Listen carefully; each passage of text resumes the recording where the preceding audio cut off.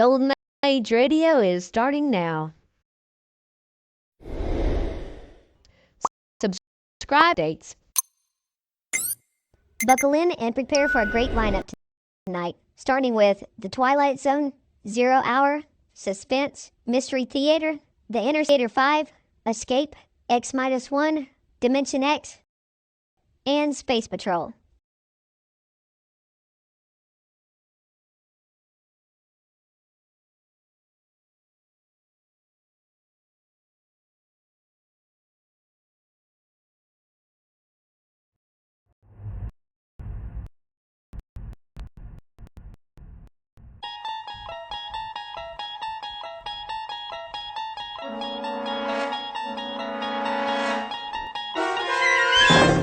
You unlock this door with the key of imagination. Beyond it is another dimension. A dimension of sound, a dimension of sight, a dimension of mind. You're moving into a land of both shadow and substance, of things and ideas. You've just crossed over into the Twilight Zone.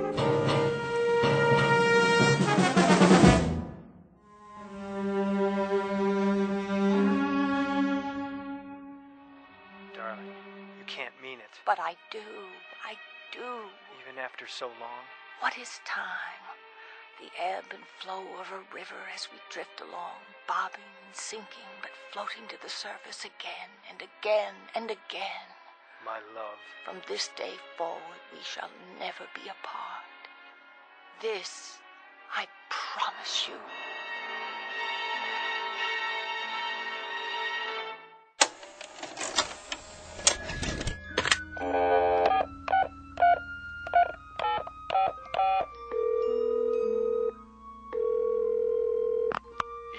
Kruger, I've got an idea. Who is this? Jordy, who do you think? Listen, this one's a winner. You know what time it is. Late. Sorry, boss, but I just watched a movie and... Movie? What movie? Remember that assignment you wanted to send me to the coast? To cover the awards, but you passed on it. Right, the Career Achievement Awards at the Academy. Jordan, surely this can wait. That's just it. It can't. Come morning, I'll be on a plane, headed for L.A. No, you won't. I'm sending the new boy. Not so fast. You remember why I passed on it? Because Pamela Morris isn't attending. As usual, so what? Well, I ran one of her pictures tonight. Her greatest performance. And this I promise you. I've forgotten the magic. There's never been anyone like her, not even close. So here's what you do. Have you been drinking? Buddy, I'm stone cold sober. Get me a ticket for the red eye out of O'Hare. Then soon as it's morning, Pacific time, call our agent and set up an interview. I'll be there with bells on. Interview about what? Are you kidding? It's Pamela Morris. Where's she been all these years? Is she still as beautiful as they say? I'll get you an exclusive. And while I'm out there, I just might cover the awards, if you ask me real nice. 'Cause you're my favorite editor. Do us both a favor. Go back to bed. I haven't been to bed. I've been watching Pamela Morris all night long. And tomorrow I'm going to meet her. No matter what. Thanks, Kruger. It'll be worth it. This I promise you. The world's most beautiful woman. Pamela Morris. In person. Introducing Jordan Herrick, syndicated columnist, whose work appears in more than 100 newspapers. By nature a cynic, a disbeliever, and a jaded commentator on the movie business, caught up for the moment in a lovely vision. He's not sure whether that vision is merely a dream, but he'll soon find out. Her name is Pamela Morris, renowned star and femme fatale, not seen in public for many years, whose legendary beauty is remembered by millions. Mr. Herrick is correct about one thing. Tomorrow he will make her acquaintance in person. But what he does not know is that the face he gazes upon may actually be a reflection, beamed his way directly from the Twilight Zone. And now, The Twilight Zone, and our story, Queen of the Nile, starring Kate Jackson, with Stacy Keach as your narrator.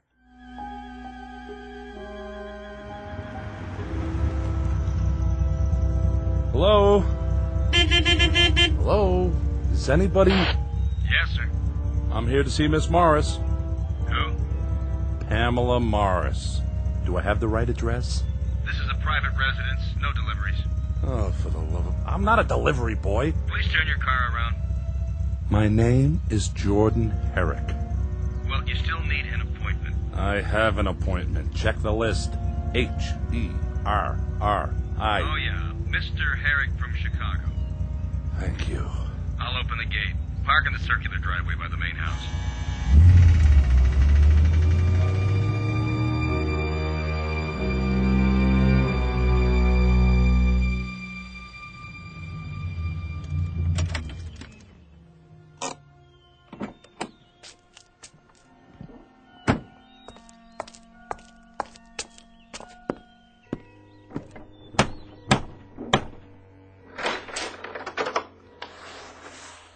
Yes?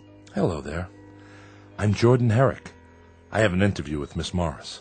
You're early. Am I? Well, if she's not ready, I can wait. This way. Well, well. This is impressive. Take your coat, sir. That portrait on the wall. Your coat? Here. Who painted it, may I ask? I'll tell Miss Morris you're here. Yes, you do that. What's the signature on the canvas? No. Can't be.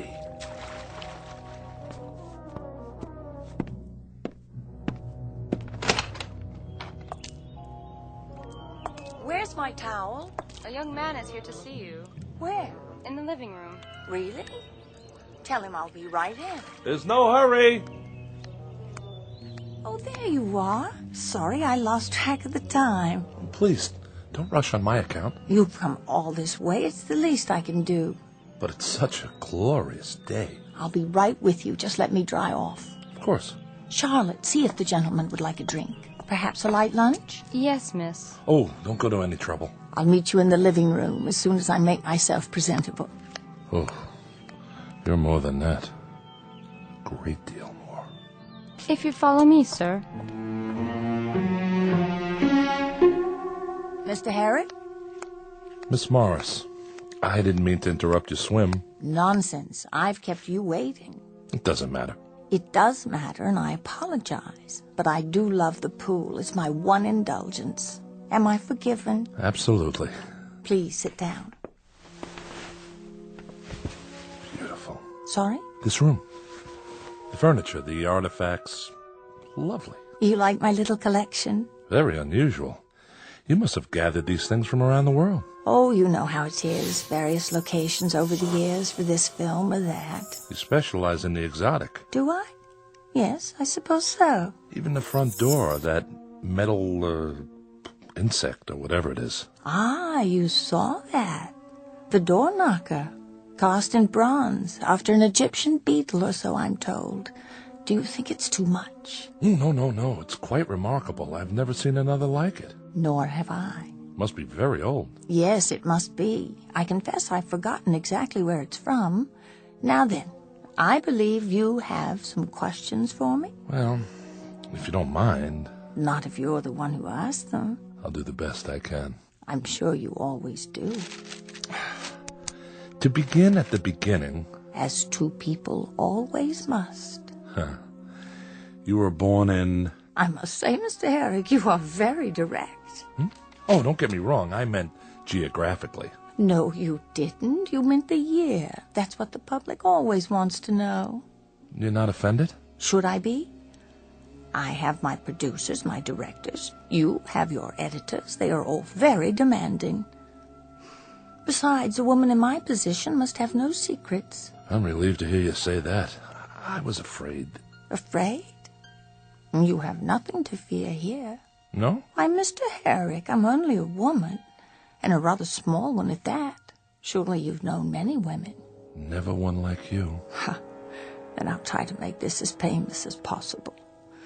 Suppose you tell me how old you think I am. That's hardly fair. Oh, come now. Especially after you saw me in my bathing attire.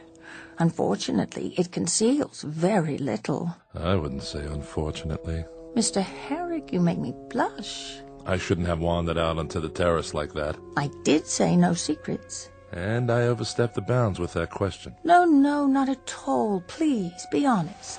Really, Here, take a good look. I'm sorry about the shirtwaist and sandals, but I didn't want to keep you waiting a moment longer. Time is so precious. You're not wearing any makeup, are you? Can you tell? There simply wasn't time. You're very beautiful.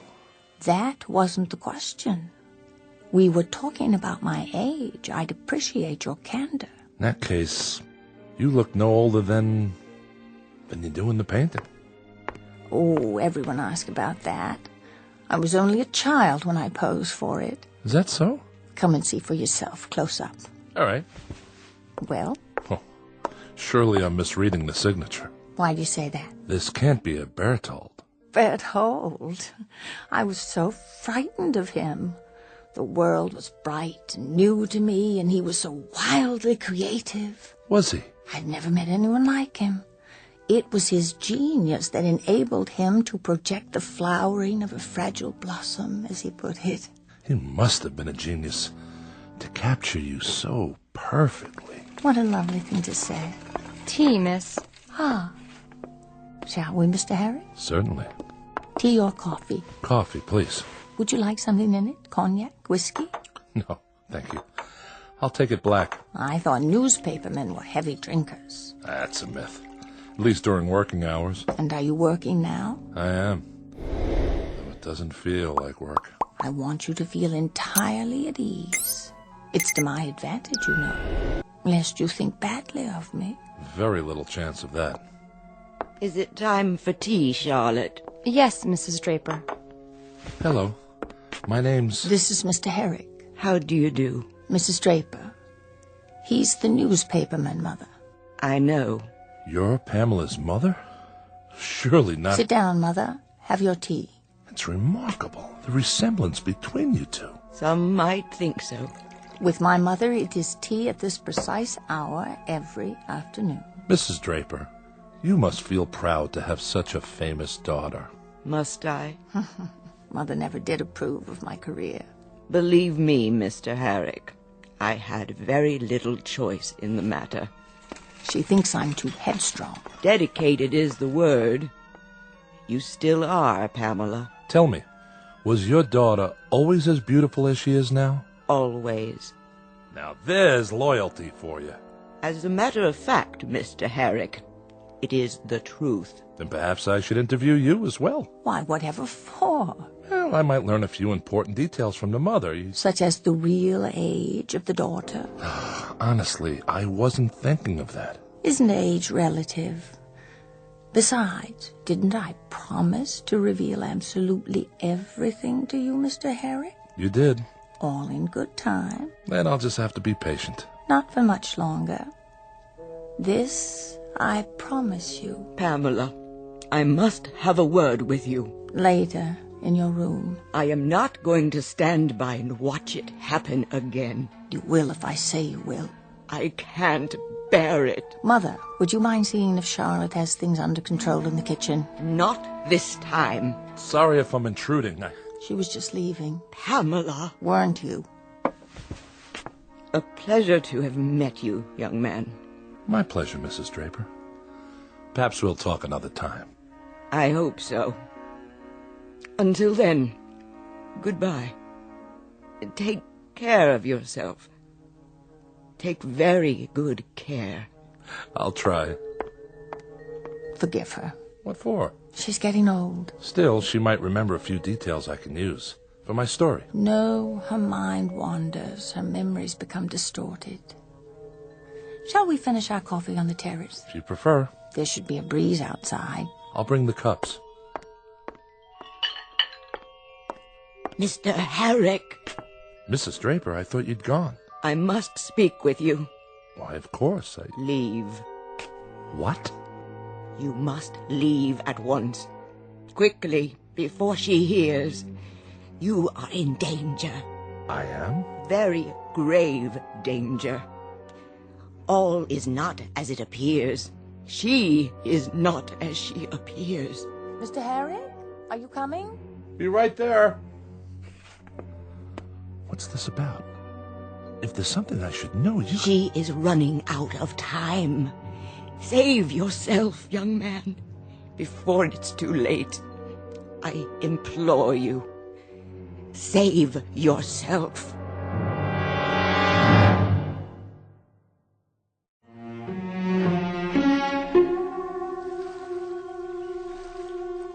Isn't it lovely out here? Quite stunning. And a perfect location. I'm trying to remember. Who owned this house before you? Oh, some ancient actor from the silent days, I think. And when did you purchase it? There you go, Mr. Herrick, still trying to trick me. I assure you it was built decades ago, long before I was born. No doubt. I love to sit here by the hour, watching the birds and the clouds, listening to the sound of the water. At night I watch the stars. Do you? But that isn't what interests you, my nocturnal habits. It'll fit nicely into the story I'm doing. The question of age is still the big thing, isn't it? I wouldn't say that. I can hear it in your voice.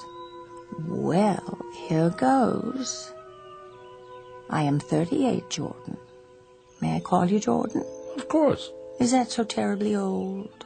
Not at all. Even in my case? Especially not in your case. The years have never been kinder to anyone. Oh, you're a dream. It's the truth. Ah, I should have realized you'd take all this down. Looks like you've already written several pages. Some advance notes. Dates mostly. Do they concern me? Indirectly. According to one article... I know you read something. A column by one of those stupid, jealous women. If you don't mind me asking... Fire away. If you're 38, how could you have starred in a movie made, let me see, 29 years ago? I can't believe it. Jordan Herrick taken in by the printed word. Tell me, do you always believe everything you read? Then set me straight. The movie was Trails West, is that correct? Darling, it couldn't have been me. I would have had to be 9 years old, don't you see? It's an old mistake. I've run across it before. Once something like that gets into the books, it's hard to erase. Well, according to our files, your co-star was John Bradley. Was it? You were in love with him. I never even met him. Your files are in error. That's possible. Almost 30 years ago. Why, I don't believe I'd even seen a movie yet. I wasn't allowed. My parents were very strict. Oh? We were poor. We lived in Iowa. My father's business was failing. It was a few years later that I set out for Hollywood, a star-struck girl in her teens, following the same trail blazed by so many hopefuls. I was extremely lucky. You must have been. You made Queen of the Nile with Charles Danforth. When you were 14? Juliet was 12. It's such an important production. Is that so much harder to believe than my true age today? You see, no one knew I was only 14. If they had, I would have been taken off the picture. I matured early. Indeed you did. I've seen the film. Have you? Shot on location, wasn't it? Oh, yes. No studio backlots then. A fabulous experience. I learned so much. And that was when you began collecting? What? The interior of your house. I take it the trip inspired the decor. I call it early Egyptian. I suppose it's silly of me, but how could I resist? It was my first big break, and I was far from home with more money than I'd ever seen before. I'm just glad it wasn't one of those horror pictures, or I'd probably have the place filled with caskets. No, I much prefer it this way. But really, you know, the fact is that I still feel 14 in some respects. No, let me be more precise. Sitting here with you, I feel new. I know it sounds foolish, but I want to live, Jordan. I want to savor all there is in this life. Is that so wrong? No. Come Come here and look at the view. You can see practically the entire city from here. The canyons, the pools. They look so blue from here. Don't they? Such a perfect color. Reminds me of something. Me too. Your eyes. You are too good to be true. But do you see what I mean? The world is such a magnificent place, full of so many wonders, too many to know in one lifetime. Maybe that's what makes life so precious. Because it's so brief. Does it have to be? If we live fully, tasting everything that's placed before us like a magnificent offering. Two people, alive to the moment and each other. Yes. I'm being foolish again saying such things. Oh, on the contrary. We've only just met. Hardly seems possible. That's because you've seen my films, each a time capsule, preserved, unchanging. There's something more, something that's very much alive right now. It's just that I so seldom get the chance to speak my mind, to air my dreams. That's true for everyone. Is it? It is for me. If I could know there's another who feels the same way, who wants to know life to the fullest. I think it's time for you to start believing. I don't dare. What are you worried about? You were so understanding, so simpatico. Don't stand too close. No, you don't like it. Move to the edge of the hillside. You might fall. Oh, Jordan, I already have. No. What's wrong? What must you think of me? Don't turn away. Look at me. It's as much my fault as yours. I wanted to kiss you from the first moment I saw you. You're very sweet, very real. But you really must go. Why? Because I say so. But we can see each other again, if you like. What about tonight? Dinner? Very well, shall we say? 8 o'clock?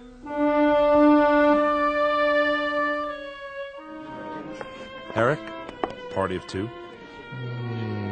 Not for an hour, at the very least. I have a reservation. I'm sure you do. If you care to wait on the bar. Hello, Armand. Miss Morris. It's been a while, hasn't it? I should say so. We've missed you. How about that reservation? The old table, I presume? That would be divine. Claude? Yes, Armand. Prepare that corner booth. But it is occupied by another couple. Then move them. Tout de suite. Yes, sir.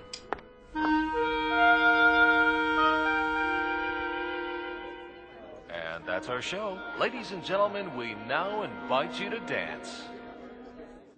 Darling, I don't know when I've had such a wonderful time, but it is getting late. Is it? I should call home to see how Mother's doing. Oh, don't tell me there's a curfew. It isn't that, but I do worry. Excuse me? Yes? Miss Morris, can I have your autograph? Of course, dear. Thank you, Miss Morris. Will that do? Will it? You should charge for those things. That's the 10th one tonight. Darling, is something the matter? No. Nothing. We're to have no secrets between us, remember? I was just thinking about your mother. Something she said. When? Earlier today, she took me aside. I could have sworn she was trying to warn me. Only I'm not sure of what. Jordan, my mother is disturbed. You must believe me. I do. But her words stick in my mind. She feels responsible. For what? My father's death. They were returning from a party she was driving, and the car went off the road. Father was killed. I'm sorry. Since then, she's been suspicious, furtive, imagining all sorts of terrible things. I've tried to help her, but the doctors say it's hopeless. She's deeply depressed. She should be in an institution, but I can't bear the thought of... I shouldn't have brought it up. Let's change the subject. Yes, let's. Now then, I told you about me. What about you? What do you want to know? Where did you grow up? Chicago.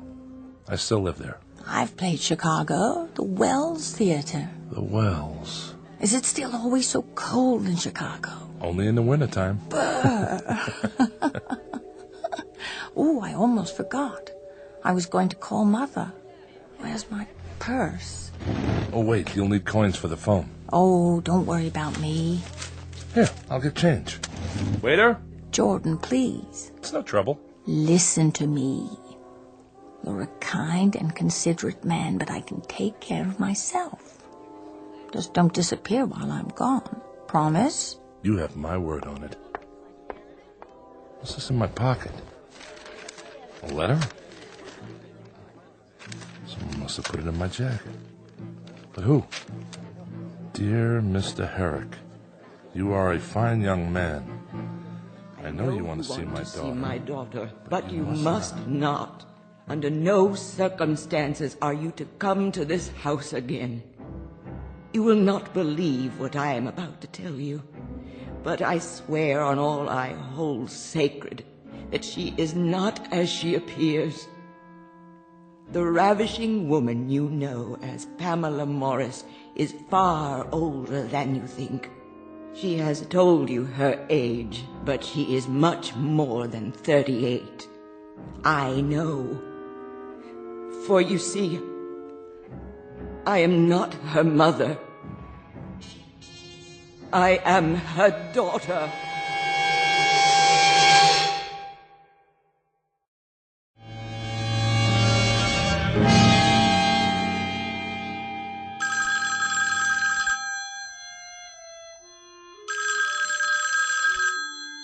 Morning. Jordan? Oh, I was just about to phone you. Were you? I overslept after last night. I was afraid you wouldn't call. I wasn't sure you wanted me to. Oh, now you're teasing me. I had the most wonderful evening. So did I. It was heavenly, Jordan. Every minute of it. Will I see you today? Wild horses wouldn't keep me away. You don't have to fly back? Not just yet. I'll tell Kruger I'm onto something here.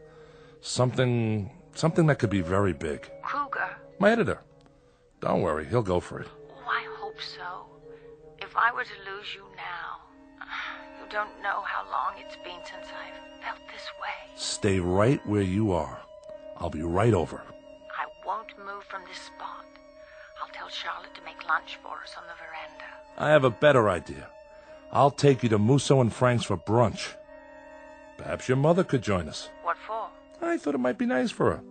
To get her out of the house for a change. Mother's not feeling well this morning. Oh, nothing serious, I hope.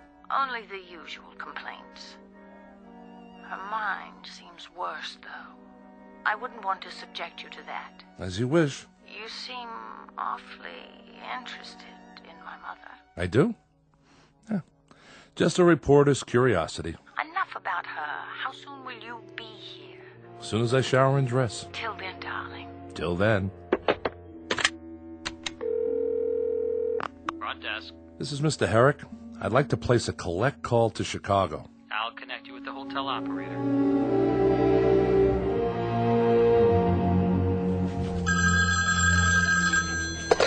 Kruger. Hey, old buddy.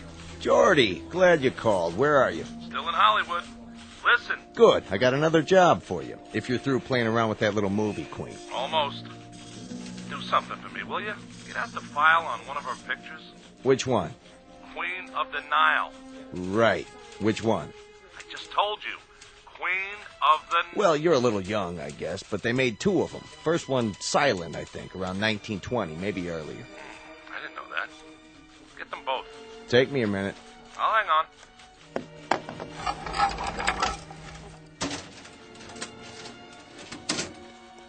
Here it is.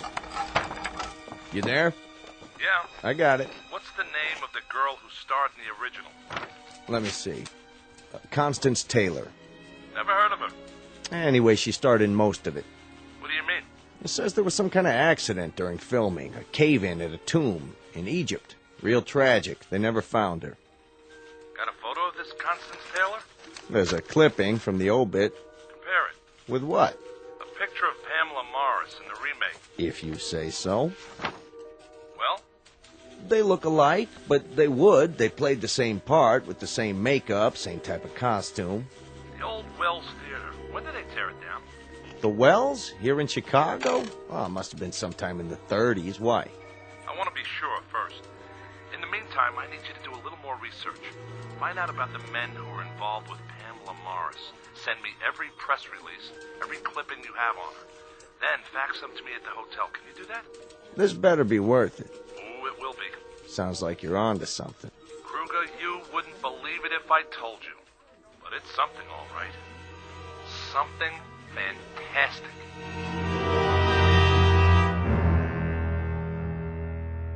Well? It's all true, Mr. Herrick. Every bit of it. But don't show it to her. Leave here at once. This picture. Is it Pamela? Yes. Yes. Please, Mr. Herrick. You don't know how it is. January 12th, 1933. Gladys Gregory and Kester Roberts at the Wells Theater. On roadshow tour, fresh from their Broadway success in Honeymoon Deferred. She had many different names. But she herself hasn't changed in what? 50, 60 years? At least 80. The sum total of my life. You can't imagine what it was like to see her always so fresh and beautiful, while my mirror image grew seared and yellowed with age.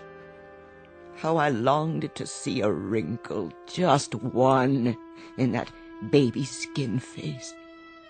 But she stayed young, and it was I who grew bent and gnarled, withered by the weight of the years. Is it any wonder that I hate her so? Hard to imagine hating her. Take one last look, Mr. Herrick, and then go. How old is she, really? She is ageless. Perhaps eternal. That's true. What is her secret? What woman would not sell her soul to know? Surely you have some idea. It has to do with the motif of this room. The artifacts? The scarabs. The scarabide beetle, to be exact. The Egyptian symbol for everlasting life from the banks of the Nile. Mrs. Draper, if you hate her so... Why do I stay? What else could I do? After Pamela and my husband. Go on. Tell me the rest. Charlotte? I cannot. You must go. What about those other men? John Bradley, Charles Danforth, Wesley Harrington. Don't ask about them. Charlotte, was that Mr. Herrick's car in the driveway? I thought I heard... Oh, Jordan. I knew it was you. I could hardly wait. Hello, Pamela. What's she doing here? Pamela. How nice of you to drop in, Mr. Herrick. Has my mother been entertaining you? Yes, she has. Tea, Miss Morris. Thank you, Charlotte. What wild tales have you been spinning, Mother? I'm beginning to think they're not wild tales at all. Oh? For one thing, the Wells Theater where you played was torn down years ago. Many, many years.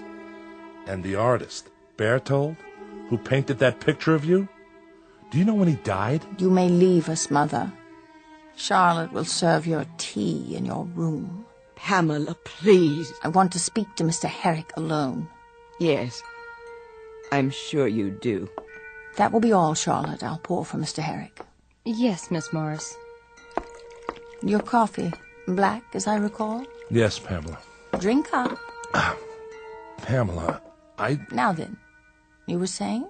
Please understand, Oh, I do. I'm a reporter. It's my job to gather facts. And last night, that was part of your research? Last night was special. Believe me. My, look at all these newspaper clippings. Let me explain. You've compiled quite a dossier on me. What is it you want? Money? You think I'm a blackmailer? Well, if that's not it, what do you want? The truth. It comes down to this. I told you it isn't about money. I understand. Why are you opening the wall safe? You want the truth, Mr. Herrick, and you shall have it. Come here. What have you done? Just a little white pill in your coffee. You drugged me. Don't worry. It's only a sedative. Well, why? I'm about to show you the secret. Don't you want to see what's in the box? Very well. I'll bring it to you. What is that? A rare Egyptian scarab, Mr. Herrick. Secret of eternity. Where did you... Get it? From the pharaohs, who understood its power. Pharaohs? I told you, Mr. Herrick. I was once Queen of the Nile. That was only a movie. Was it? Oh, yes, but I'm talking about the real thing. You were? Not were. Am. Oh. Sit down. It's easier that way. Let me open your shirt. You'll feel a slight sting as it penetrates your flesh. Then when it's fed, when it's filled itself with your life force. Please. Please. There. Now I simply remove it and place it on my skin so that it can reverse the process. Let me see. This leg should do nicely. Do you think I have nice legs, Mr. Harry? Oh, but you can't speak. You can't do anything, can you? A pity the art of mummification no longer exists, because in a few more seconds, there will simply be nothing left to hold your body together anymore.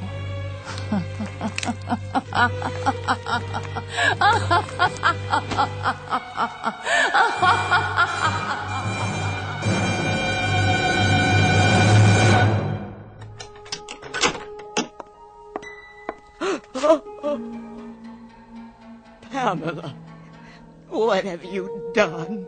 I've told you, Viola, never come in until I call you if you want to live another day. No, I can't bear it.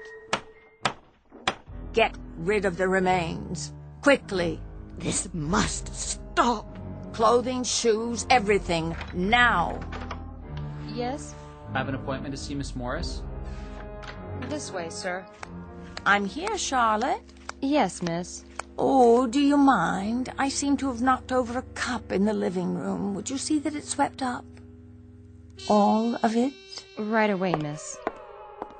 If I've come at a bad time... Nonsense. You must be Mr. Jackson. Yes, I called the other day. And I told you to come out when you could. Did you think I'd forget? Well, I didn't want to intrude. I must say, you look spectacular. Do I? Radiant, if you don't mind me saying. It's the weather. I so love the sun and the pool. I'm constantly refreshed. It reminds me of the location for one of my films. We shot it on the banks of the Nile River, the ancient source of life, or so I'm told. Queen of the Nile. I've seen it. Have you? But you're so young. Come. We'll have coffee on the veranda.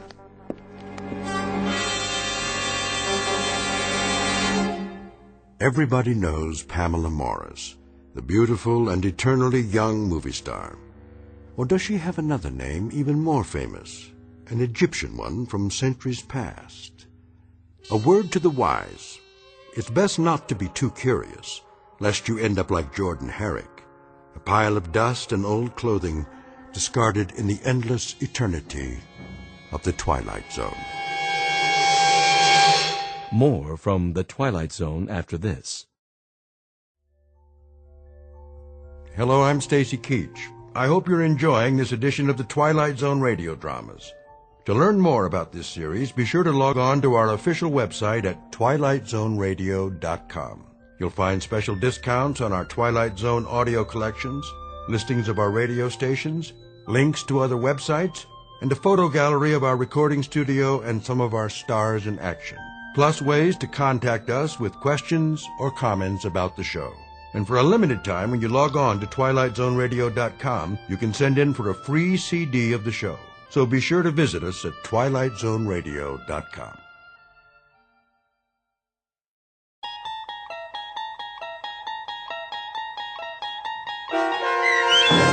Queen of the Nile, starring Kate Jackson with Stacy Keach as your narrator, was adapted for radio by Dennis Etchison and based on a script by Jerry Saul. Heard in the cast were Mike Starr, Doug James, Jeff Lupetin, Linda Ryder, David Darlow, Sarah Marks, Christian Stolte, Bob Dunsworth, Carl Amari, Vince Amari, and Roger Wolski. To learn more about the Twilight Zone radio dramas and to obtain audio cassettes and CDs of these programs, visit our website at twilightzoneradio.com. The producers of The Twilight Zone wish to thank CBS Enterprises, Carol Serling, Dennis Etchison, Dick Brescia Associates, Claire Simon Casting, Terry Jennings, XM Satellite Radio, Sirius Satellite Radio, our sponsors, and our radio affiliates for helping make this series possible.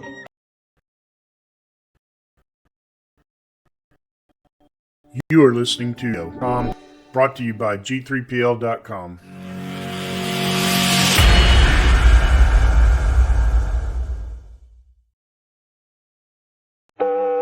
I'm Rod Serling.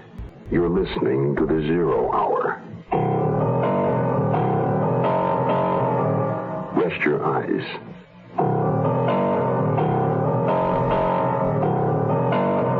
Exercise your imagination.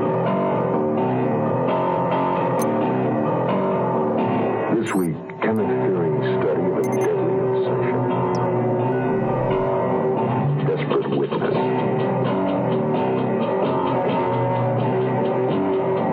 Starring Richard Crenna. Keenan Wynn.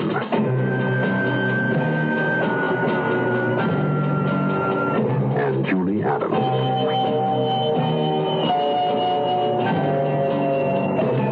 Elliot Lewis's production of The Zero Hour.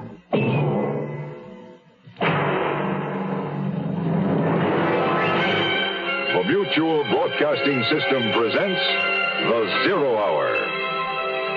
Sponsored in part by General Motors, Delco Electronics, and Sign-Off. This is The Zero Hour on Mutual Radio.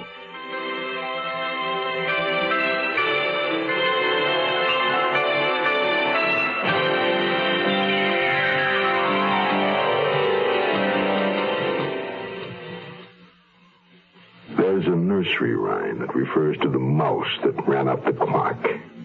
That clock is marking time, and time stops for no man. George Stroud, executive editor of Crime Waves magazine, will now conduct a search for a man who saw someone enter an apartment building the night of a murder. A desperate witness he alone knows to be himself. Our story will continue in a moment. Absolutely. Thank you. Good old Harry. What a host. When Harry throws a party, nobody goes thirsty. Here, let me freshen up that drink. Good old Harry is such a great host. How come Bill and Jean had such a terrible fight? I want to go home right now. Oh, it's a great fight. I don't care. Such a drink. I want to go home right now. How come Bob had a little trouble driving home? And how come everybody who felt so good last night feels so bad this morning? Maybe good old Harry is not such a great host after all. Maybe good old Harry is a pusher, a neighborhood pusher. Harry pushes alcohol. So if you serve alcohol, please, don't be a pusher. And if you're a guest, don't let good old Harry or anyone else push you into drinking more than you want. A public service message from this station and the National Institute on Alcohol Abuse and Alcoholism.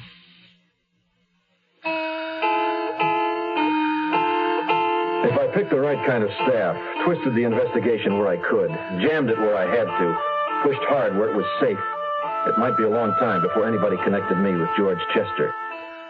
Hopefully before that I could turn suspicion where it belonged, to the real murderer, Janet. Roy Cordett got them all together for me. I'd rely on Roy the heaviest. His office was next to mine. Also, he had the most analytical mind, so I wanted to keep my eye on him. I was behind my desk, playing it cool, a secure executive as they all trooped in. Good morning, Ed Olin, Don Clausmeyer, Leon Temple, Nat Sterling, and Roy. I've briefed everybody, George, to drop whatever they're currently doing. Fine. Thanks, Roy. You're all being asked to take on a a rather strange job. Has to be done quickly and quietly. I know I can rely on you. We've been given a blank check as far as the resources of the organization are concerned. If we need help on your particular assignments, just ask. Raid any department you need. Something special, come to me or to Roy here, who's second in command. What's it about? We're looking for somebody, Leon. Oh. Right now, we'll call him X. We don't know much about him. His name may be George Chester. It's possible he's in advertising. That'll be your assignment, Nat. Combing ad agencies, clubs, PR offices, newspapers, etc., etc., etc. Leon, check all real estate registers, tax records, public utilities, phone books of cities within, say, 400 miles for a George Chester. Yeah. Take all the people you need to help you. I've got it. Now, all we've got is a name, and we're not even sure of that. We haven't even got a good description of him. Just say he's of average height, say 5'9" to 11, average build, probably between 140 and 190. That's not much to go on. Well, he's apparently a regular of a place on 3rd Avenue called Gill's. He was supposedly there last Saturday afternoon with a woman that we know to be a good-looking blonde. That's all we know about her. Now, that'll be your job, Ed. Find this joint, whatever it is, and when you do, stay there until our Mr. X comes into it. Now, on the same evening, our subject went into an antique shop, also on 3rd Avenue. That'll be your gig, Don. All you've told us about this man took place last Saturday. Wasn't that the night Pauline Dulles was killed? She's connected with Janeth. He was in Washington. Is that what this is about? No connection. Not as far as I know. It's purely a big-time business scandal that Hagen himself and a few others have been digging into. Now it's due to break. Yeah, well, I just thought it's quite a coincidence. No. Do we make inquiries about the blonde woman who was with this guy? Yeah, you'll all have to do that. But we're not looking for the woman or any other outside person. It's the man we want. Only the man. All right? Yeah. No more questions? Sure. I suppose you intellectual tramps get out of here and get to work. Okay. Bye. They were gone, except Roy. His was the sharpest, most analytical mind. My greatest hazard. I could feel the wheels in his head turning. I waited while he walked around the desk, then crossed to the wall, facing it, hands thrust into his pockets. He leaned against the wall, staring at the carpet. George, this is a crazy affair. I can't help feeling Don hit the nail on the head. How do you mean? There's a curious connection there, the fact that all of this happened last Saturday. I don't understand. Well, I don't mean it has any connection with Pauline Dulles' murder. Of course it hasn't. That'd be a little too obvious, but I can't help thinking there's something. I don't know what. Something happened last week on Friday or Saturday, perhaps while Janeth was in Washington, that would really explain why we're looking for this mysterious art-collecting stranger at this particular moment and in such a hurry. What do you think? Sounds logical. There's a rumor that Janeth Enterprises is in real financial trouble. That's why he went to Washington. Did you know that? No, I didn't. Well, it's confidential. Don't ask me how I learned of it, but Janeth could be fighting a buyout or a merger. He was standing against the wall, and I was suddenly aware of the picture above his head as though it screamed at me. My whole staff out looking for a man who collected Pattersons? Well, the Pattersons stared right back at me. It had hung on my wall so long I no longer saw it. I bought it at the Lewis Galleries 2 years back, a profile of two faces showing only the brow, eyes, nose, lips, chins, facing each other in confrontation. In style, unmistakably Patterson. The artist called it Study in Fury. I keep thinking the man we're looking for could very well be tied to the Janeth Donahue group. Janeth Donahue? Yeah, off the record, they're the ones trying to break Janeth Enterprises. You think I ought to, on the side, follow up on that? Good idea. Good idea, Roy. Hell of a good hunch. Follow it up and stick with it. He was hooked for now on a false lead. I held my breath as he moved from the wall. He didn't glance at the Patterson painting. Closed the door and went back to his own office. When he was gone, I sat for a long time, feeling the aftershock and beads of perspiration all over me. That painting staring at me all the time I had given orders to find me. It was dangerous, but it would have to stay there. No one had noticed it, but if I moved it, its absence would cry out like a banshee. Now it would have to stay there on the wall, even though at any moment someone might make the connection. I'd always always liked that painting. Now it was a threat. And that Patterson I'd taken home, my wife had seen it.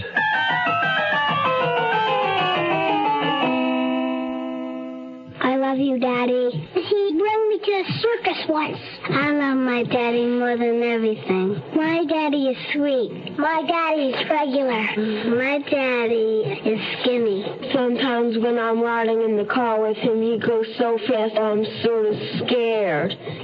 Slow down, Daddy. And you might skid and drive the car off the road. Why are you going so fast, Daddy? When Daddy drives, I worry because he has lots of crashes. A policeman can come right around the corner, and my dad might get arrested. I'm scared. Oh, if you're worried about him. I get scared because he goes so fast. If you don't care about your own safety, remember that those who love you do. Please, slow down. This message was brought to you by the General Motors Corporation. We'll return to our story in a moment. Here's a tip from your Better Business Bureau. Spring and summer are the seasons when most people plan vacations and they go flying off all over the place. And of course, they bring back a peck of precious pictures. Many camera stores are beginning to paste notices to their counters warning people that airline security measures may ruin photographic film in checked baggage.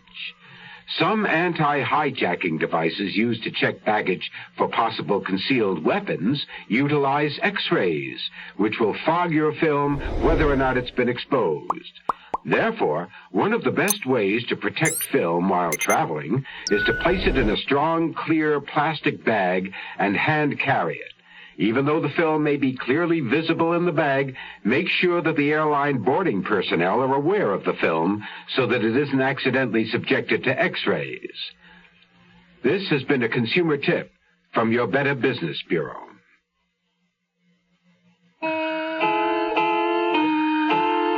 Once I got over the initial shock of having dispatched an army of leg men to track myself down, I began to feel more secure. I had one great advantage. I alone knew where each one of them was at all times. I could evaluate the bits and pieces they brought me, could divert their direction, keep them from comparing notes, and discredit anything that got too close for comfort. I'd be under the big clock from now on. It was a desperate race between the police, Janet, and myself. Would the police get to me before they got to Janet? Could I get to Janet before Hagen got to me? I sent Maverson to cover the police. I couldn't send one of my own staff. They were too crime-wise. Maverson was an intellectual on Futureway's staff. Send him to cover a murder story, he'd end up writing a philosophical piece about prison reform. He'd been on staff 10 years, probably hadn't spoken 100 consecutive words to anybody. Anything Maverson dug up would be for my ears only. And that's what I wanted. He came into my office, his plump face, as usual, vague. His expression an eternal puzzlement. They took me off my assignment, and I was doing a piece on molecular structure. Emery, I'm involved in a special outside job. The whole staff's working on it. But at the same time, one of the most sensational murders of the year has occurred. Pauline Delos. You must have read the newspaper account. Oh, I believe I glanced at it. Oh, isn't she, Jenna's lady friend? Wasn't she? Right. Well, this special assignment's taking all our time around here, but we can't let crime waves be left at the post. We can't let a big story like the Delos murder get away from us. Well, I'm sorry. I don't understand where I'd fit in. Look, the usual policy would be to break it, give it a big play, 20 or 30 leg men. This time, since my guys are busy, we'll do the reverse. I want you to go in there quietly, alone. You want me to cover it? A totally different approach. Fresh. You'll bring it something new, sensitive, not the usual expose. I want you to keep this assignment to yourself because I still haven't sold it upstairs, you know what I mean? Well, a crime story, that's so out of my experience. Start at Center Street, Homicide Bureau. Pick up everything as and when it happens. Phone it in to me, and me only, everything. I want to be kept up to date on every phase of the Delos story. Well, now, will this be all right with Hagen? You know, he put me on Futureway. Don't worry, now, I'll fix it with Hagen. And I'll fix it with Janet, too. That's the beauty of a monolithic organization. The right hand doesn't suspect what the left hand's doing. By the time Hagen found out about Mafferson, I'd either be in the clear, or it'd be too late for me anyway. I rode down to the garage, got into my car, and drove off, intending to go straight home and get rid of that painting I'd bought. But I turned down a side street, and I found myself heading toward Pauline's apartment. It was the first I'd been there since that night. All this energy spent trying to plot my own survival, and I hadn't really stopped to think about her. The image of that beautiful neck, broken, and perfect body, lifeless. I had to pull over to the curb, pull myself together, force my mind to look for a weakness, a flaw in Janeth's alibi. There had to be one. I went back over Saturday night, every step. I'd just taken Pauline home. My car's parked around the corner. I let her off. Not going into the lobby, so far as anyone in the building knows, I don't exist. I'm a distance off. I see Janeth drive up. He gets out of his car. He catches up with Pauline. He goes in with her. And what did he do after that? He killed her. Then he had to get away. He'd sent his chauffeur on. Now, how'd he get to Steve Hagen's?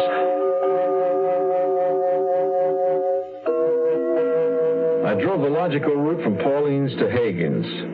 Saw two nearby cab stands.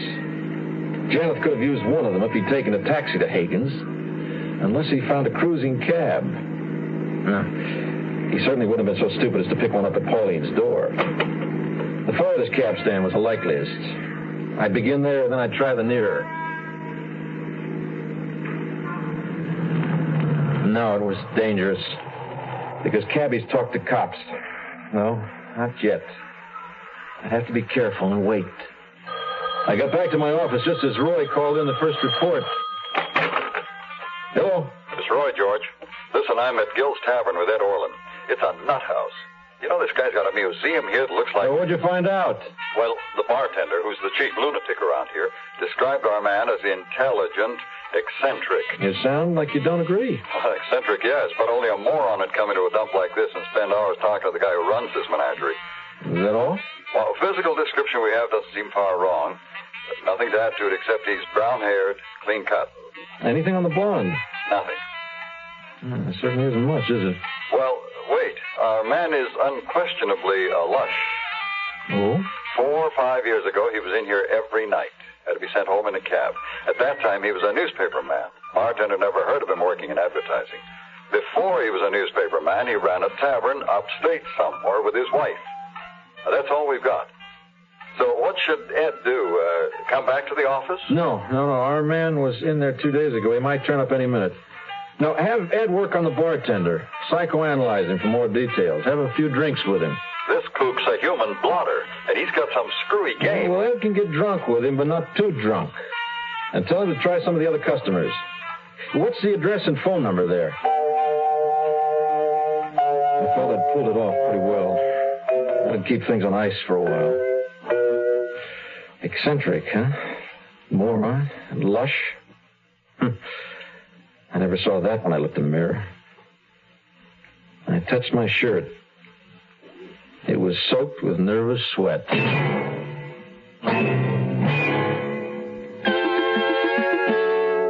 If you're in the market for a new Chevrolet, Pontiac, Buick, Oldsmobile, or Cadillac, you can make it a real sensation in stereo sound when you order a Delco sound system factory installed. AM with stereo tape, AM/FM stereo, and AM/FM stereo with 8-track tape are just some of the systems available. Delco stereo. We think you deserve it on a GM car. Delco Electronics is the sound of General Motors. Sinus flares up. Sometimes your whole face aches. When you need occasional help, get Sign-Off tablets, the sinus medicine. Sign-Off works with a full dose of pure aspirin for sinus headache, plus a sinus drainer for congestion. That's how Sign-Off helps sinus pain while you drain. Remember, for best relief and safety, take Sign-Off only as directed. Sineoff. The sinus medicine in the bright red box. The Zero Hour continues after this. जी हाँ, ये खानदानी मंसूबा बंदी का मरकज है. Mais oui, c'est le centre de planning familial. Yes, this is the family planning center. There are family planning centers in more than 100 countries today. The women who come to these centers can't afford to go to private doctors, but they want to plan their children, when they're going to have them, and how many they're going to have. The trouble is, there aren't enough centers. Just in the United States, there are nearly 5 million women who have no way of getting modern family planning help. And that's nothing compared with the world problem. Some countries don't have enough family planning centers. Some don't have any at all. This year, again, many women will have babies not because they want to, but because they have no choice. Sad for them. Sad for the world. With family planning help, these women too will have babies only when they choose. So that all the people of the world may have this freedom of choice, support Planned Parenthood.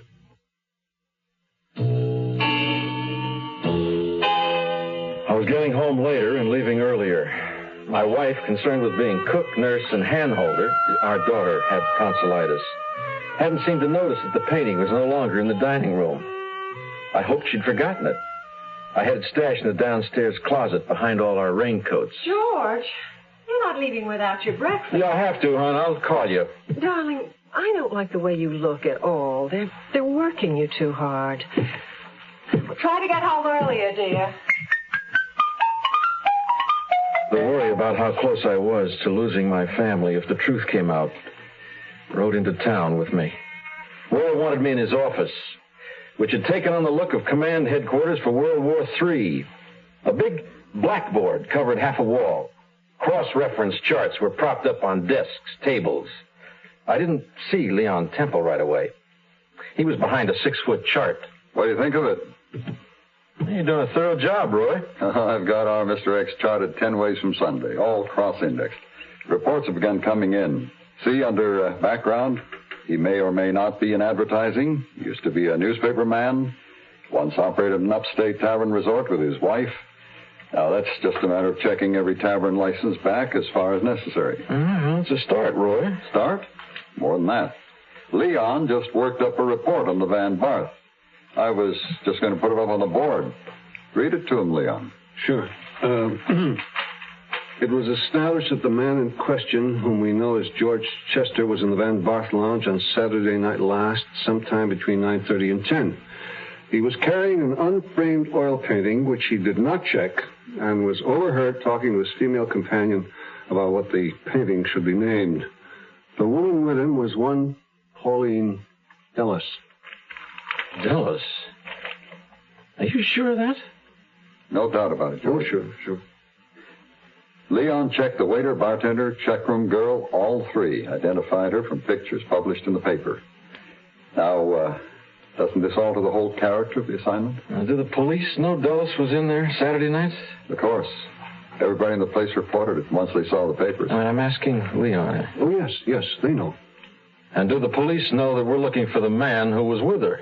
Well, I didn't give them any information. I followed your exact instructions. So that's it, and just that they were there. Oh, no. There's evidence. When they left the cocktail lounge of the Van Barth, our subject left something behind. What? What did he leave? Subject's handkerchief. I've got it here in the envelope. The lady spilled her drink. I see that. I wouldn't touch it, George. We may be able to raise a fingerprint. From a handkerchief? I doubt that. Anyway, if they can, I imagine it already has plenty. The waiters, the cashiers, yours. One more set won't matter. Well, even without fingerprints, it can probably be traced. There's a laundry mark on it. Yeah, well, I'll send it to the lab, Roy. You go on with what you're doing. At least I'd publicly handled the handkerchief. Back in my office, I closed the door of my desk on it, just as Don Klausmeyer came in. I've got some interesting information, George. Any luck with the painting? Yeah, real luck. You know, I found the artist. Oh? She lives in a loft, paradise for rats and termites. Got 4 kids, never was married. The first of the women's livers. Ah, that's all very interesting. What's it got to do with our man? Just this. She's the customer who bid unsuccessfully for her own picture that night. A friend saw her canvas in the shop window and told her. She tried to buy it back, but she'd been broke for years and couldn't match our guy's bid. But she did give a detailed description of him. You know, the artist's eye and all that. Let's have it. Yeah, I got the old girl on tape, had it transcribed. Here, let me read it to you. All right. I quote Patterson. The bum that outbid me for my own paintings was a smug, self-satisfied creep just like 10 million other rubber-stamped sub-executives. Brown hair, line of gray at the temple, brown eyes, high cheekbones, symmetrical lean features. Face looks like he'd scrubbed and shaved it 5 times a day. Has one of those $10 hairstylings just over the edge of the ear and curling at the nape of the neck. More establishment than hippie.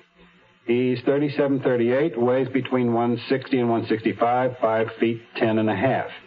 Gray tweed suit, wide red and black necktie striped with white, wears a wide gold wedding band. A good deal of an exhibitionist. Imagines he's Omar Sharif, and that's what he plays at being. The woman with him was beautiful, if you like lesbians in standard Park Avenue models. He knows pictures, especially the works of L. Patterson, which he doubtless collects, but only for their snob appeal. Otherwise, he's a totally obnoxious man, unquote. Oh, she didn't miss much, huh? May or may not be a good description. Her opinion, a little biased. You know, George, when I was poking around that studio loft she lives in, looking at acres of her pictures, they all had kind of the same feel. And it reminded me of something I've seen somewhere else quite recently. I was staring straight over his head at Louise Patterson's Study in Fury on the wall behind him. The only trouble is, I can't remember what it is or where I saw it. Well, it'll come back to you. Don't worry about it. I'll see you tomorrow. I took him by the arm and ushered him out so he wouldn't have a chance to turn and look at the painting on the wall. I thought of its mate, the temptation of Judas, in the downstairs closet at home behind our raincoats. It could be discovered, and easily, if they ever caught up with me. If anyone ever got that far, I was finished anyway. Janet and Steve Hagen would take care of that.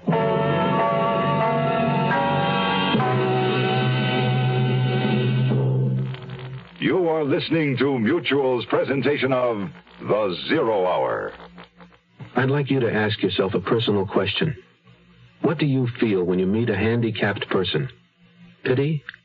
Admiration? Fear?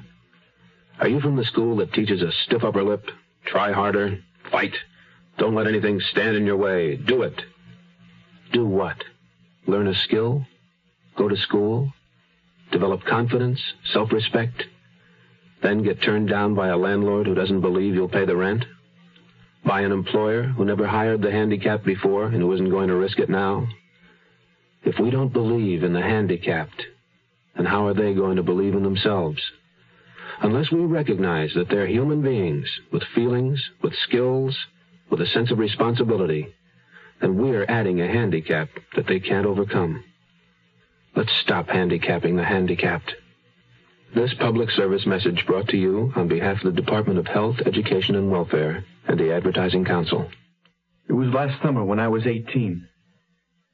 I was in love with a girl named Kathy. Kathy was 18, too. It was the happiest summer of my life. I had never been that happy before. I know I'll never be that happy again. It was warm and beautiful, and so we bought a few bottles of wine and drove into the country. We drank the wine and held each other, laughed. It must have been the stars and the wine and the warm wind. Nobody else was on the road. The top was down and we were singing, and I didn't even see the tree until I hit it. Kathy died. I killed Kathy. Stop driving drunk. Stop killing each other. Write to Drunk Driver, Department Y, Box 1969, Washington, D.C., for more information on drinking and driving. A public service message on behalf of the U.S. Department of Transportation. Tomorrow at this time, rest your eyes and listen here to this week's continuing study in suspense, Desperate Witness. I'm Rod Serling. Today's episode brought to you in part by General Motors, Delco Electronics, and Sign-Off. This is the Zero Hour on Mutual Radio.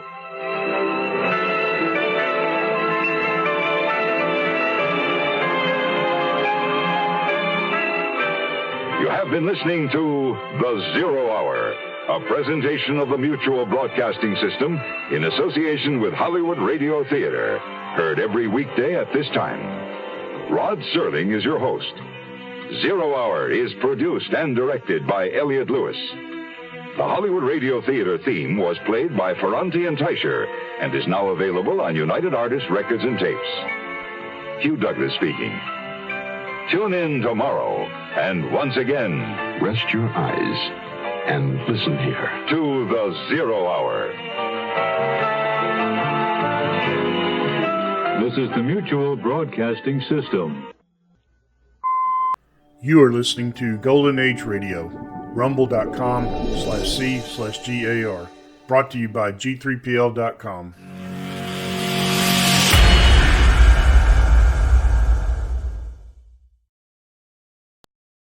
Now, Roma Wines present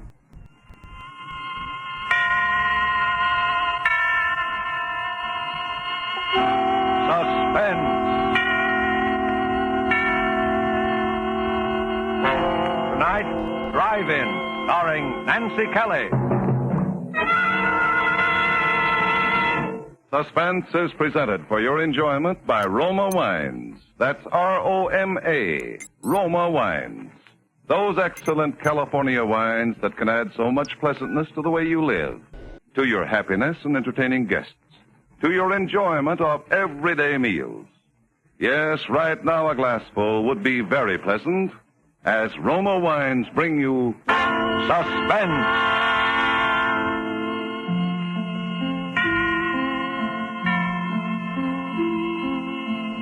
This is the Man in Black, here for the Roma Wine Company of Fresno, California, who tonight from Hollywood bring you as star Miss Nancy Kelly in the suspenseful narrative of a Hollywood working girl who one rainy midnight found death sitting beside her on the ride home.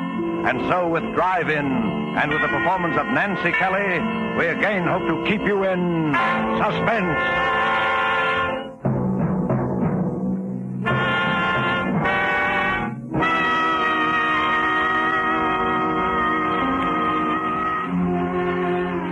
I wish I hadn't let Ruth talk me into serving that last car that came into the drive-in that rainy night. It was late. I was tired. I'd been on my feet all day carrying heavy trays, hopping to it when impatient people glared their headlights on and off in my eyes. And heaven knows there are a lot of impatient people in Hollywood. These car hops don't have an easy time of it. Talk about your mail carriers. Well, we're the same. Raining or blowing or boiling hot, we've got to get through with that tray or know the reason why. Tired, hungry people who sit back in their car and expect $1 million worth of service for a 10-cent tip. Why do we do it?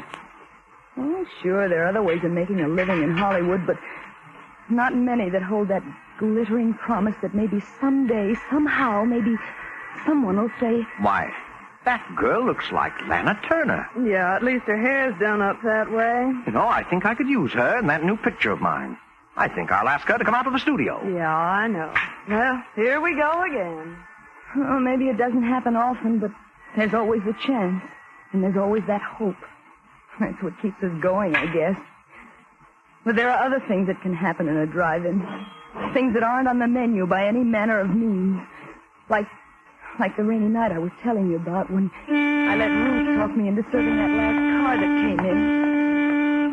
Oh, Mildred, please take his order. I've got 3 other cars and I'm waiting for French fries. look at the clock, will you? It's near midnight. I'm off duty. Oh, please, Mildred, just as one more, will you? I'll do the same for you sometime. But Ruth, oh, what's the matter with him? Can't he read? Please do not honk your horn. It looks clear enough to me. Well, it's the doctor's car, see? He's probably in a rush. Anyway, you got nobody waiting. Oh, all right. Gee, thanks a lot. It was true. No one was waiting for me. Only the bus that'd take me to Glendale, where I lived alone in an apartment. So I buttoned up my raincoat and I took a menu over to the car. Good evening. Never mind the menu. Just some black coffee, a pot of it, and a ham sandwich. Please hurry it. When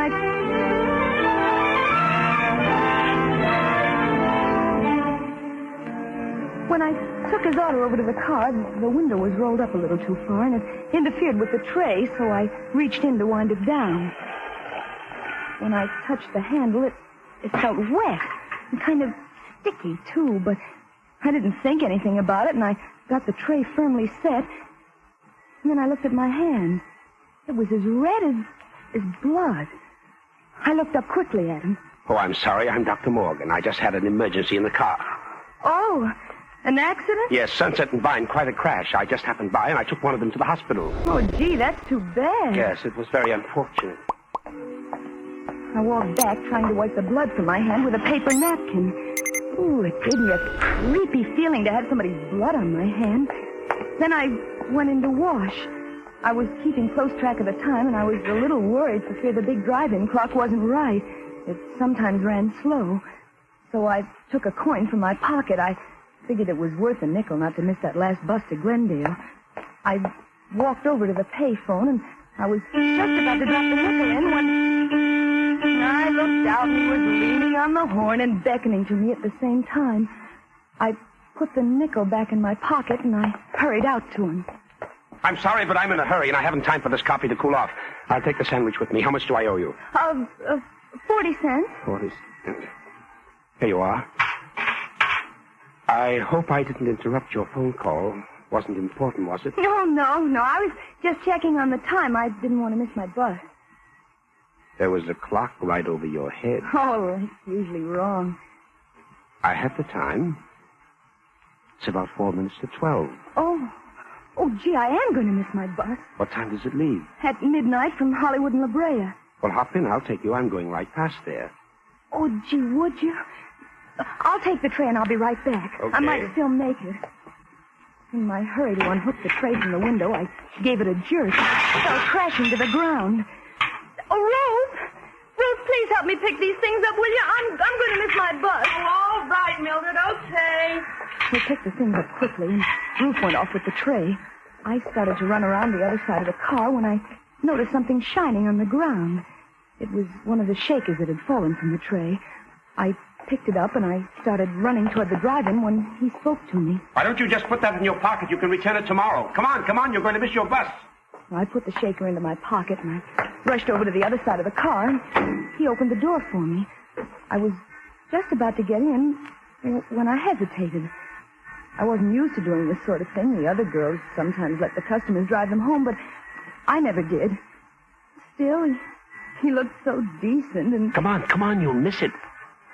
Then he reached out as if to help me in. And I thought then that he was really concerned about my missing the bus, for... Well, he seemed to pull me into the car. And the first thing I knew, I was sitting beside him. And the door slammed. And we were driving off. I was a little uneasy, but then I thought, no, it's only a few blocks, and I won't be in the car long. I suppose you're in a hurry because someone's waiting for you. Oh, no, I live alone, but I'd hate to walk back to Glendale in this rain. You won't have to walk. Well, this is very nice of you. I appreciate it. Not at all. Would you mind rolling up that window on your side? There's a draft. Oh, of course. You can let me off at that corner over there. All right. Anywhere along here will be all right. This is fine. Right over there by that stop sign. Well, you're going right through that stop signal. Am I? Yes. But I'll get over there by the other one. My bus... You're turning the wrong way. Am I? Yes. This goes up to Laurel Canyon. Does it?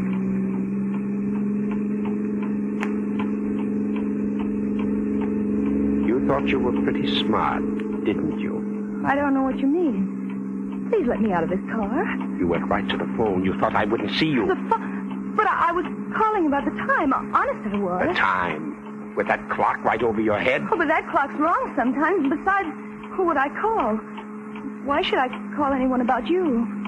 You were calling the police. Oh, no. Honest, I wasn't. Let me out of this car. You were going to catch a bus.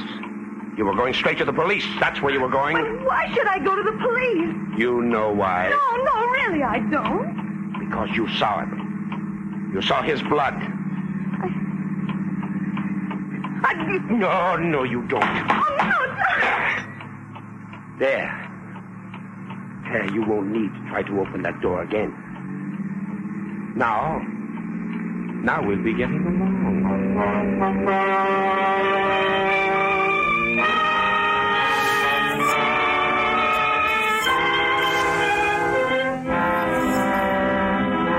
Tonight for Suspense, Roma Wines are bringing you as star Miss Nancy Kelly, whom you have heard in the prologue to Drive-In by Mel Dinelli and Muriel Roy Bolton. Tonight's tale of Suspense.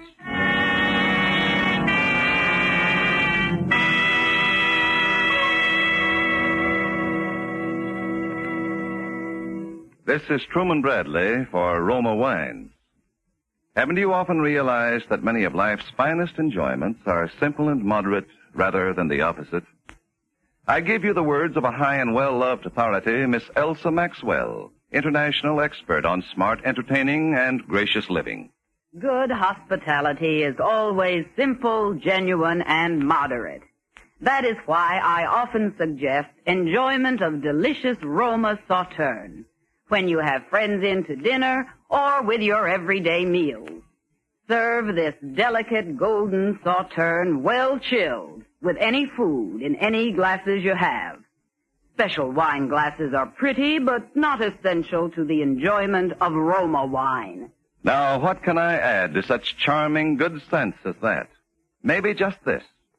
Roma Sauterne and all Roma wines are the best that California's magnificent sun-ripened grapes can provide, in glorious color, fragrance, and flavor, protected for you by the ancient wine skill of Roma's famed wineries. That's why Roma wines and Roma quality do not vary, never fall short, but are always enjoyable.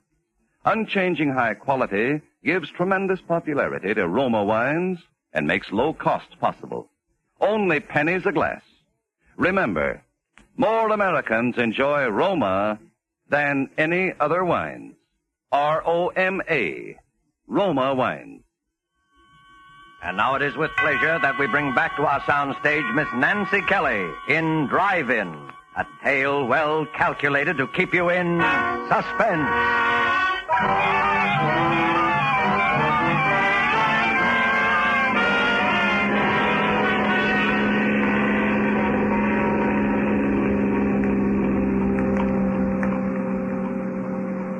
After I made that last try to get out, and he broke the handle of the door, all the strength seemed to go out of my body.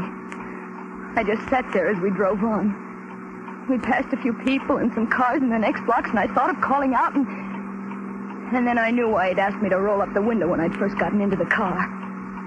And then we were at the mouth of the canyon, and I could see the road dark and lonely up ahead. The car twisted and swerved. My arm ached from his strong fingers that had dug into it when I tried to jump out. I looked at him from the corner of my eye. He hadn't seemed like a criminal back at the drive-in, and he didn't seem like one now. His jaw was black from needing a shave, and still his face, well, it wasn't like a criminal's at all. It was so tired. Quit staring at me. Look, I didn't know anything about you. Honest, I didn't. Please let me go. You know something about me now. I won't tell anybody. Whatever it is, I promise you I won't. A woman's promises. Remind me to tell you a story about a woman and a promise. Let me out. Please let me out right here. It's a long way back to Glendale. Well, that's all the better. It'll take me hours to get back, and you'll be miles away by then. I'm not taking any chances with you, kid. Please. Oh, please let me out. I've got to get back. You said no one was waiting for you. You live alone, don't you? No one will miss you. We both heard the siren then. He looked quickly into the rear vision mirror. Then he took a gun from his pocket, and he turned to me. If that's for us, and we're stopped, remember this. I've used this gun before tonight, and I can use it again if I have to. If I'm taken, you'll go first. But now listen, I'm a doctor, and you're a nurse, and we're headed on an emergency. If you want to live, you won't try to pull anything. Now remember that. Remember it.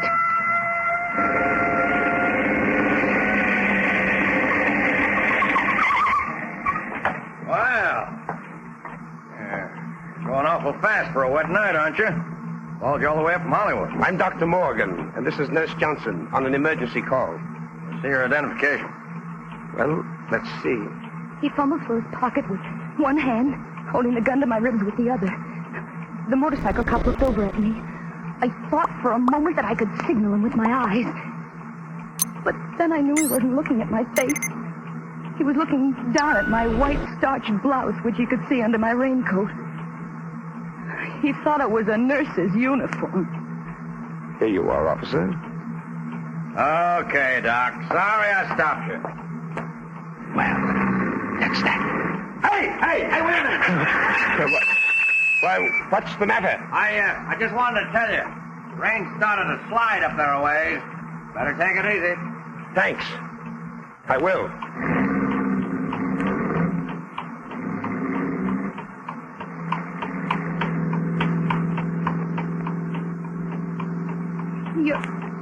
You're not Dr. Morgan, are you?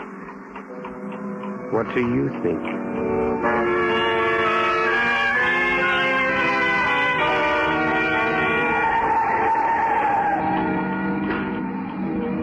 Then we came to the landslide. It wasn't a big one, but it had made a terrible mess of the road. He didn't slow down, and the car swerved crazily as it slipped from one side of the highway to the other. Suddenly, it felt as though the whole rear end had slipped out. I looked over at him. He was tense. His knuckles turned white as he clutched the wheel. He shoved the car into reverse. I hoped it would never move. And it didn't. We were stuck. Hopelessly stuck. Oh, have all the luck. Suddenly the car was filled with light. A car had come around the curve behind us. This might be my chance. Remember, I still have this gun. Now don't try anything. Hey! We're stuck here. Could you give us a push? Thank you very much. Well, have some California hospitality. Oh, I'll have to get out. I'll have to put something under the wheel. You stay here. There were some bushes by the side of the road. If I could reach them, I could perhaps run up the side of the hill and hide. Then in the morning, I could make my way back down the canyon.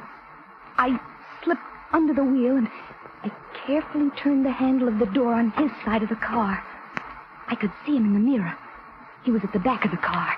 I eased the door gently open. I put one foot out. I was just sliding out when I heard him. You're not going anyplace. Come here. Give me that raincoat. Why? I need something dry to stuff under this wheel. Oh, but You won't be needing it. I hesitated a moment, but he practically ripped it off my back. He wound it into a ball, and bending down, he stuffed it under the wheel. The gun. It stuck out of his back pocket. If I could get it, if I could lay my hands on it. I held my breath, and I reached out.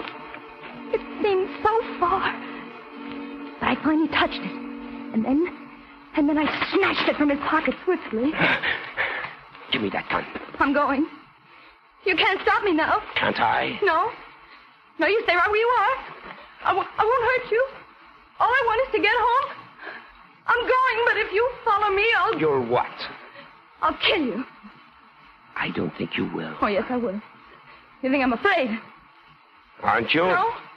No, I don't care what happens to you. You're a murderer. You killed somebody. I thought you didn't know anything about I didn't, but I do now, and I'm going to tell the police.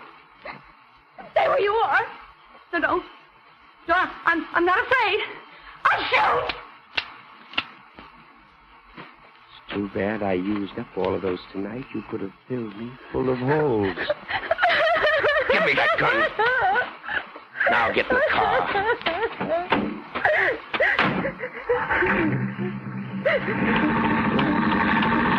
That's better.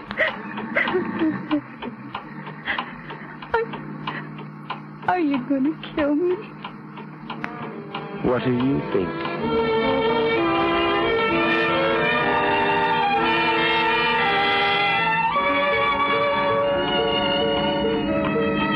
We were nearing the top of the canyon now. The road was very steep. The rain had let up. It was just drizzling now. Even though he hadn't answered my question, I knew the answer. He was going to kill me. I wouldn't get back home tonight. Not tonight or any other night. It was funny. I sometimes used to hate that little apartment of mine where nothing ever happened. But tonight... And then, for some reason, I thought about Ruth. What would she say tomorrow when I didn't show up at work? And then I wondered where they'd find my body. Well, here we are. Lookout Mountain, the top of the world. Suddenly, we came over the crest of the hill, and way down below, the city stretched out for miles. Millions of lights glittering in the rain. For a moment, I forgot everything. It was the most beautiful sight I'd ever seen.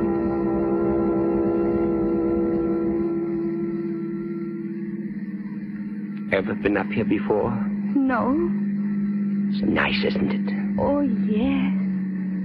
I used to come up here with a girl once. We used to sit and talk for hours. Come on. We'll get a better view if we get out. I knew it was foolish to argue, so I followed him. But as he walked over towards the edge, I became frightened. It was such a steep drop. Well, come on. I'm afraid to get so close to the edge. You won't fall. Look. That's Los Angeles over there. That bright line of lights is Western Avenue. I went to school somewhere along in there. I used to get into all sorts of trouble at school. But I got by. I managed. And everyone said I'd grow out of it. And over that way, towards the ocean, that's Westwood. That's where she lived. This girl I was telling you about. That was the best part of my life, I guess. That's when they said marriage and a wife would straighten me out. Marriage and a wife would straighten me out in Westwood, they said.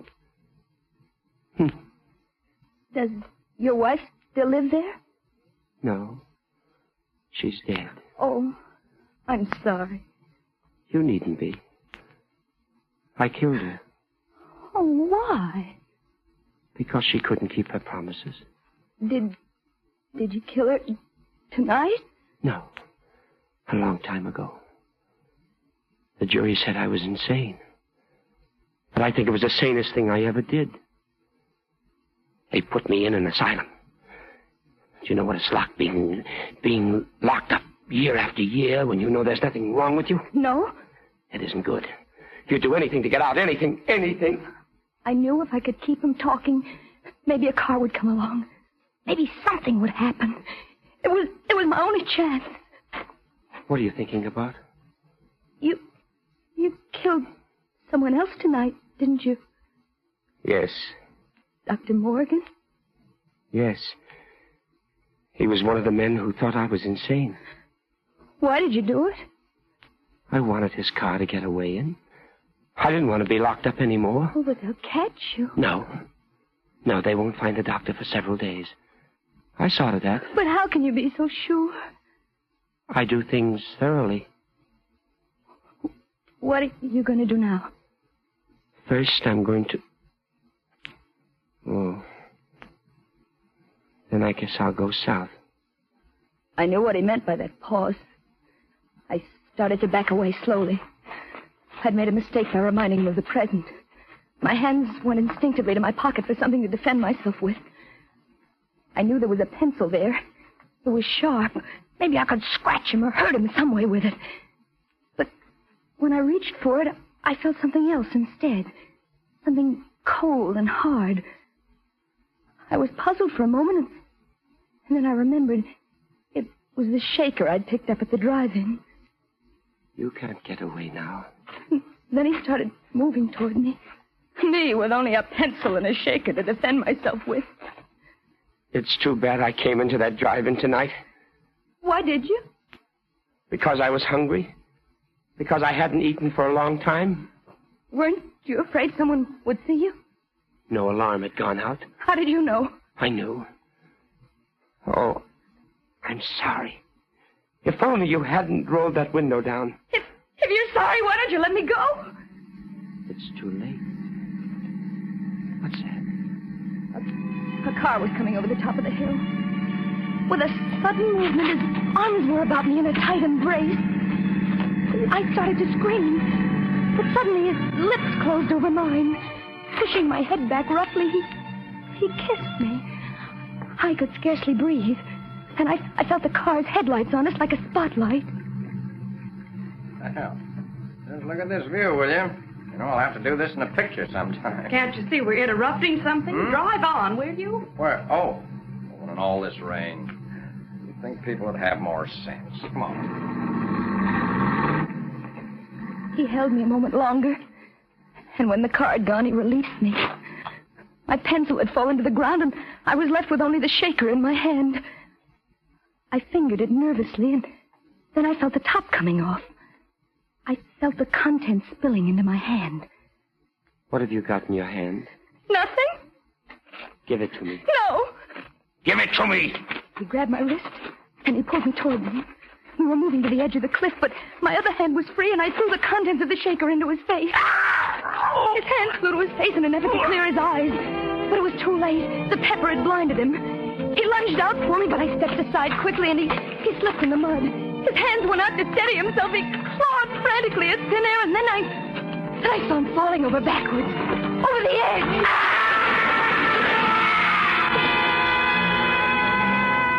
And my strength gave away, and I felt myself sinking down to the ground.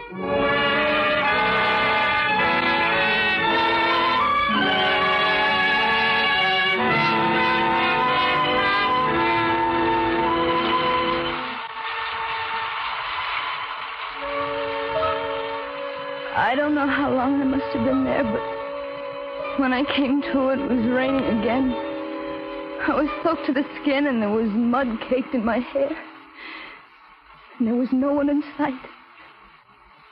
The lights of Los Angeles stretched out in a pattern peacefully below, and I knew that somewhere at the foot of those hills was Glendale and my apartment. I rose slowly to my feet, and I started back toward the road. And somehow, everything that had happened seemed unreal. Like a dream. Everything except the way he kissed me to keep me from crying out.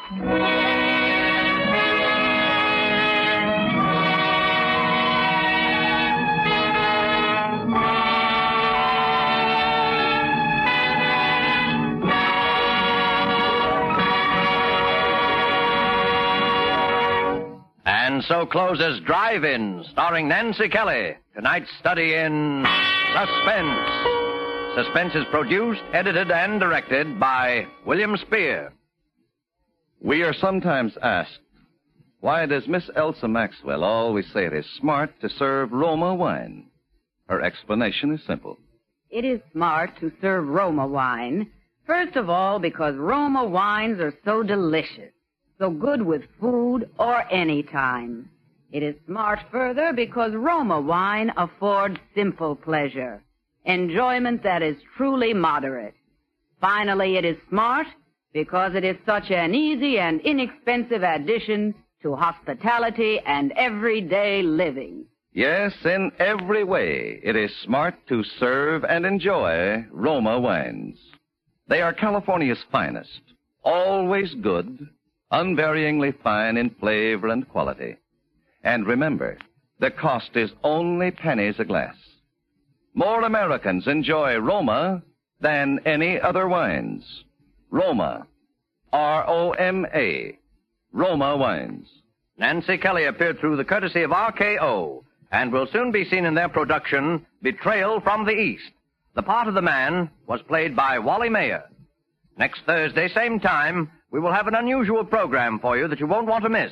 It will bring you, in his first appearance as a dramatic actor, Mr. Frank Sinatra. And appearing with Mr. Sinatra will be that incomparable actress, Miss Agnes Moorehead. Don't miss them next week on Suspense. Presented by Roma Wines, R-O-M-A. Made in California for enjoyment throughout the world. This is CBS, the Columbia Broadcasting System.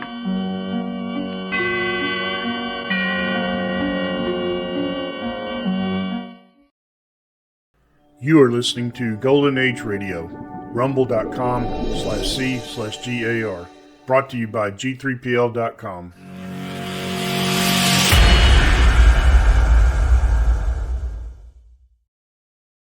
Now, Mystery Theater.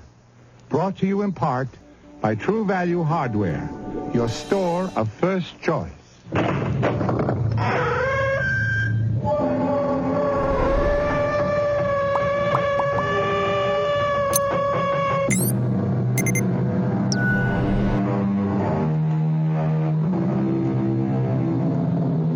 Come in. Welcome. I'm E.G. Marshall. I'm so glad you're here. You, in person, in the flesh, bone, blood, and tissue. It's all very cozy, very comforting to think of you listening at your ease to the weird little tale we're about to bring you. But where is the rest of you? The other part of you? Where is your astral body? You didn't know you had one? What is an astral body? Well, according to the largest dictionary we could find, it is a subtle counterpart of the physical body, accompanying, but not usually, separated from it. Now, the key word here is usually, for some swear that the astral body can, and on occasion does, separate itself from the physical body and go wandering off on its own. Mother? Yes, dear? Is he with you now? He just left. But he was there. Yes. Mother, what you saw was Adam's astral body. Are you telling me I saw a ghost? It's happened again. You saw Adam, Mother, but it wasn't Adam in the flesh. Not the flesh that was lying beside me in our bed. A very different kind of flesh. Maybe not flesh at all.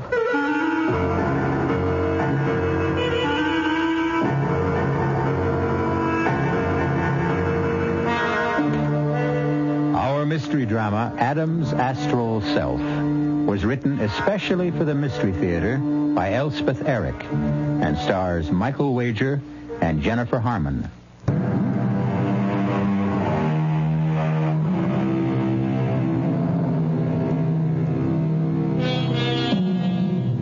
This is the story of an actor named Adam Farr. An actor is someone whose whole effort is to become someone else, all the while remaining out of necessity himself. The character he portrays or becomes is therefore a sort of second self, living for the moment within the actor's body. Any actor can pretend. Only a very great actor can become. The second self of a great actor has a power and a pliancy that is often quite incomprehensible, and Adam Farr was a very great actor. We bring you now an account of the many strange things that happened to him, or that he made happen to himself and to others. Ooh, Adam. Ooh, Adam, it's cold. We need another blanket. Would you get up and get one? I can't get to sleep. Adam? Adam, I'm freezing. Please get a... Adam? Adam, don't pretend with me. Please, Adam. Oh, Adam. Oh, dear.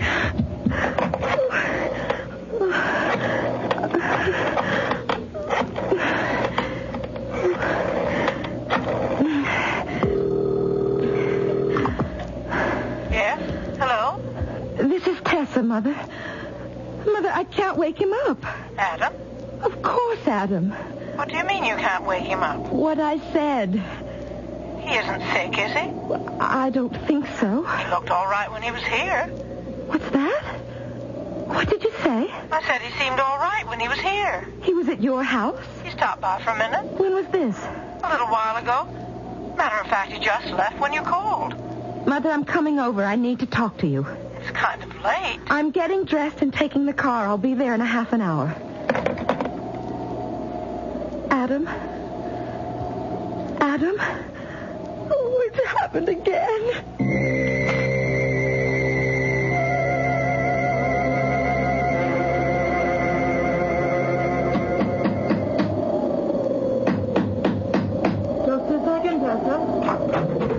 Come in, darling. Sorry to disturb you, Mother. It's all right. Give me your coat. I'll hang it up. Is it snowing? No, but it's about to. Come, sit down. I've got a fire going. Now, what's got you so upset? When was Adam here, Mother? I told you on the phone about an hour ago. He was only here for a minute or two. I was at the piano practicing some Chopin etudes. I looked up, and there he was. I must say I was surprised to see him so late at night, and such a bad night at that. But he smiled at me and motioned me to go on playing. And I did, and then we exchanged a few words. What did Adam say? Heavens, I don't remember. Tessa, what is it? What's the matter? It may interest you to know that Adam was in bed with me, in our bedroom, in our house, the entire time. Since right after dinner, lying right beside me. He must have got up after you went to sleep. I didn't go to sleep. We had a late dinner, then I cued him in his lines for the new play, and then we went to bed. A little later, I felt cold. I couldn't get to sleep. It was so cold, and I asked him to get up and get an extra blanket to put over us. I couldn't rouse him, and that's when I called you. He was here. I saw him. What you saw, Mother, was Adam's astral body. Are you telling me I saw a ghost? You saw Adam, Mother, but it wasn't Adam in the flesh. Not the flesh that was lying beside me in our bed. A very different kind of flesh. Maybe not flesh at all. Anyway, that's how Adam explains it. Explains what? It's not the first time it's happened. Remember when he was doing that play about Napoleon? He went to Corsica to see where Napoleon was born. I don't remember Adam going to Corsica. He didn't go to Corsica. He was rehearsing the play. He projected himself to Corsica. Astrally. You mean he imagined himself in Corsica? He went to Corsica. How could he if he was here? By an act of his unconscious will. Well, that's what he says, anyway. Tessa, dear, Adam is an actor. A very great actor. He did a lot of research on Napoleon before he did that play. Maybe he imagined. Oh, that's what I thought when he told me that he'd been there. But after the play opened, I talked to one of the actors, a bit player, who was born in Corsica. His mother still lives there, and he said his mother had seen Adam in Corsica, crossing a little footbridge. She recognized him from all the films he'd made, and she asked if she might take his picture. You're not saying. I'm saying she did take his picture and sent it to her son, and he showed it to me. A picture of Adam standing on a little footbridge in Corsica. You recognized him? It really was Adam? It wasn't a very good picture, but it was Adam, all right. I showed it to him, and he said yes. He remembered the bridge and the woman and having his picture taken. He said he was there. I said I didn't believe him. The man in the picture must have been his double, and he laughed and said, yes, it was his double, his etheric double. In other words, his astral body, A spirit body shaped just like his own physical body. The same size. A body that could detach itself and move about wherever he wanted it to go. I never told you about this because I didn't want to frighten you, but now It doesn't frighten me. It frightens me. I think it would be lovely to have an astral body and go floating about in it. Adam says everyone has an astral body. So I suppose anyone can go floating about in it if they've a mind to. Personally, I wonder if I could. Adam says that when people die, you can see the astral body hovering over the earthly one. But that's marvelous. Well, I'm glad you think so. Because I'm leaving him, Mother. I want you to stay with Jonathan until I find a place to live. You want to leave a wonderful man like Adam? Do you know he thinks he can fly? Really? Really fly? By himself? Well, he hasn't quite got the knack of it yet, but he says that because he hasn't learned to concentrate correctly. I used to think I could fly. Mother, will you do it? Come live at your house? Or let Jonathan come live here with you? I think it would be best if I came and stayed at your house. When were you planning to leave? Well, just as soon as I've told Adam.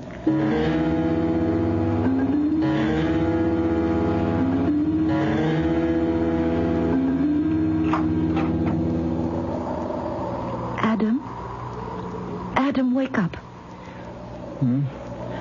Oh, what time is it? What are you doing up? I want to talk to you, Adam. Huh? Hey, it's still dark out. I'll turn a light on. Got your clothes on. Where you been? Or are you going someplace? I've been at my mother's house. You went to see Maida? What for? Adam, were you at her house earlier this evening? Yes. I was there for a minute. She was playing a Chopin etude, one I liked. I wanted to hear it more clearly. You knew she was playing Chopin before you went to her house?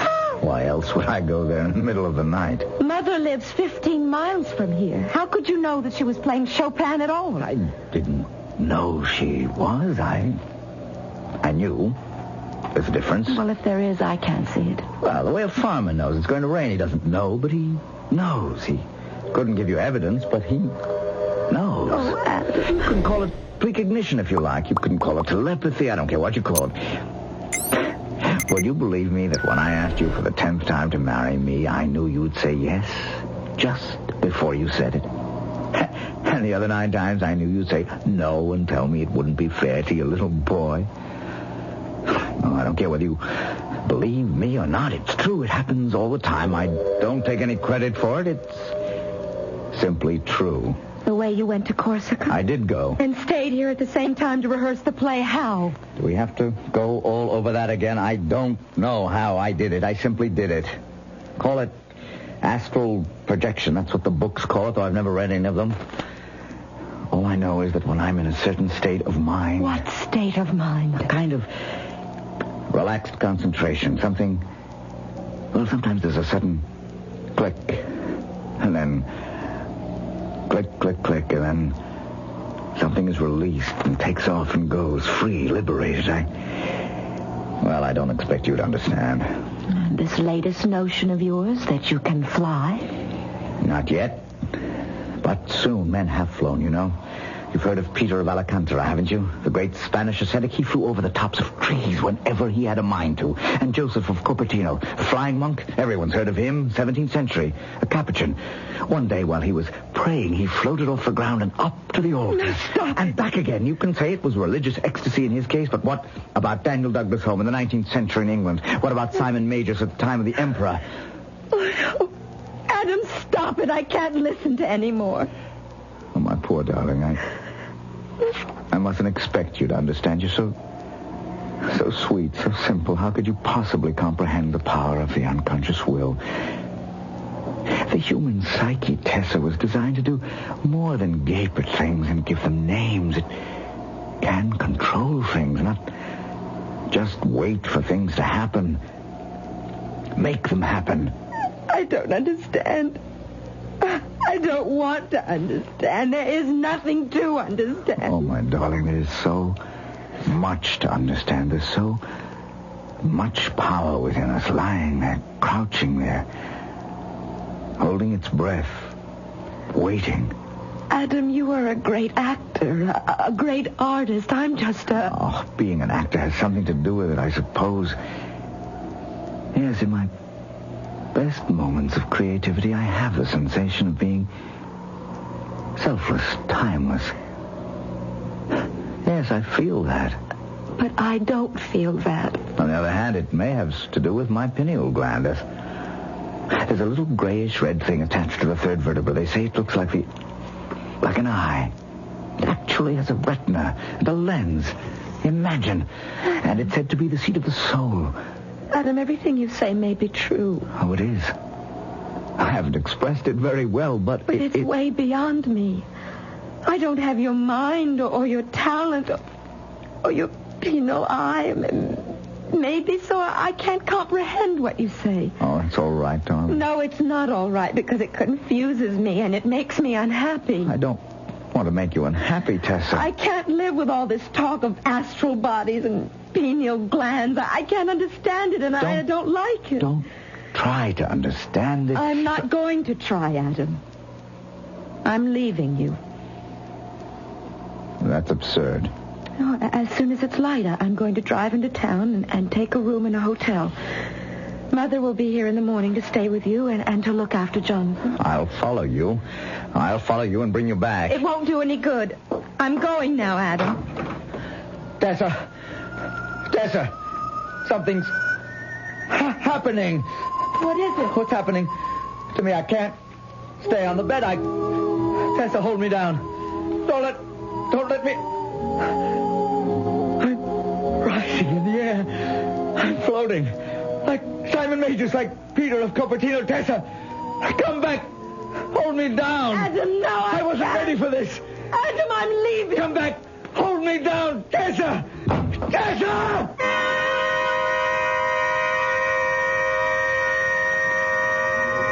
But Tessa has gone, and Adam continues to rise steadily from his bed. Perhaps it is better to fancify that one can defy gravity, if only one wanted to, than to discover that one is actually doing it when one doesn't much want to. We'll return shortly for Act 2.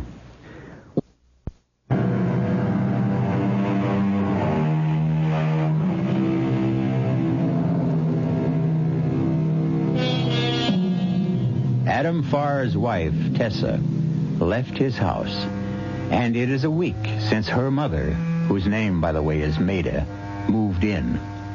Adam, as we know, is endowed not only with a great acting talent, but also with a peripatetic soul, which on previous occasions has seen fit to take flight from his stationary body.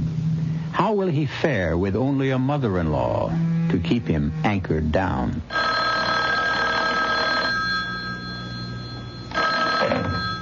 Mr. Farr's residence. Mother? Tessa, I thought you'd never call. Where are you? Well, that's what I called to tell you, but I don't want Adam to know. Well, Adam's upstairs. I hope he hasn't picked up the extension. He never does things like that. Are you all right? I'm fine. I'm in a motel about a mile out of town on Route 9. The Valley Motel, Cabin 6. Is it a nice place? Nice enough. There aren't very many people here. It's out of season, but it's okay. How's everything with you? Oh, all right. A little tense, maybe. Adam goes into rehearsal next week, you know. I know. That always makes him tense. But he's managed to stay in his physical body, if that's what you're worried about. Well, I wasn't worried exactly. I just wanted to be sure you were all right. And Jonathan, how's Jonathan? Jonathan's fine. Has he asked about me? I told him you went on a little trip for your health. Tessa, I'd better hang up. I think Adam's coming downstairs. Okay. Was that Tessa? Were you listening in on the bedroom phone? I wouldn't do a thing like that. That's what Tessa said. So it was Tessa. Well, yes, it was. Did she say anything about coming back? No. She's with a man, Maida. No, she's not. I saw her. You couldn't have seen her. You don't even know where she is. In my mind, I saw her with a man. Well, your mind is mistaken. It never is. Maida, I need her back. I go into rehearsal next week. She knows that. Maybe she's forgotten. No, she hasn't. Did she say something about it on the phone? No, but I did. You do realize how important it is to have her back with me before rehearsals start, don't you, Maida? I suppose I do. It's vital.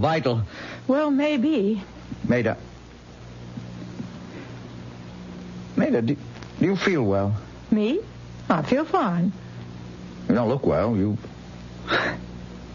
look as though you're coming down with something. Well, I'm not. It must be this terrible weather we're having. I don't mind it. Drafty old house. This is a nice house. I like... God bless you. I've always liked this house. You're catching a cold. I'm not. Adam, what are you trying to do?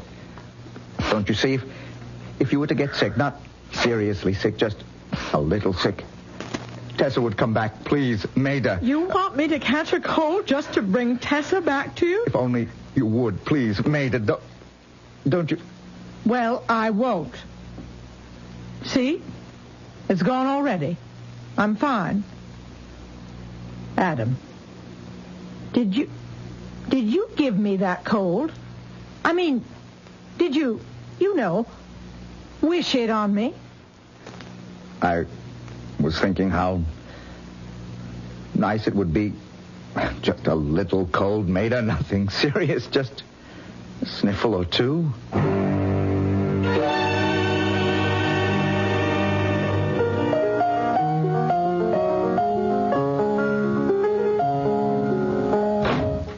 Is that you, Adam? Yep.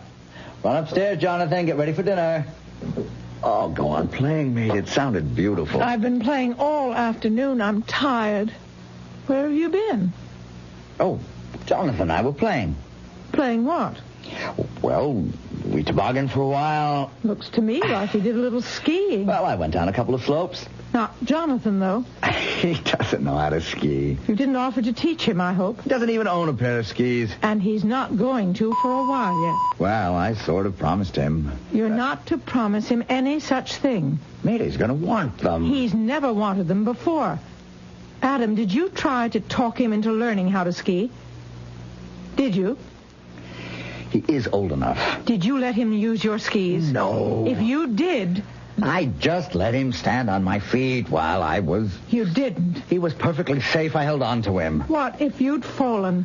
Jonathan could have broken an arm or a leg. He could have been killed. Oh, not killed, mate. I'm a good skier. Oh, just a broken bone or two. Is that your idea? At his age, it wouldn't have been serious. And a cold at my age wouldn't be serious either. Well, no. But either one would serve to bring Tessa home. Is that it? Maida, rehearsals start next week.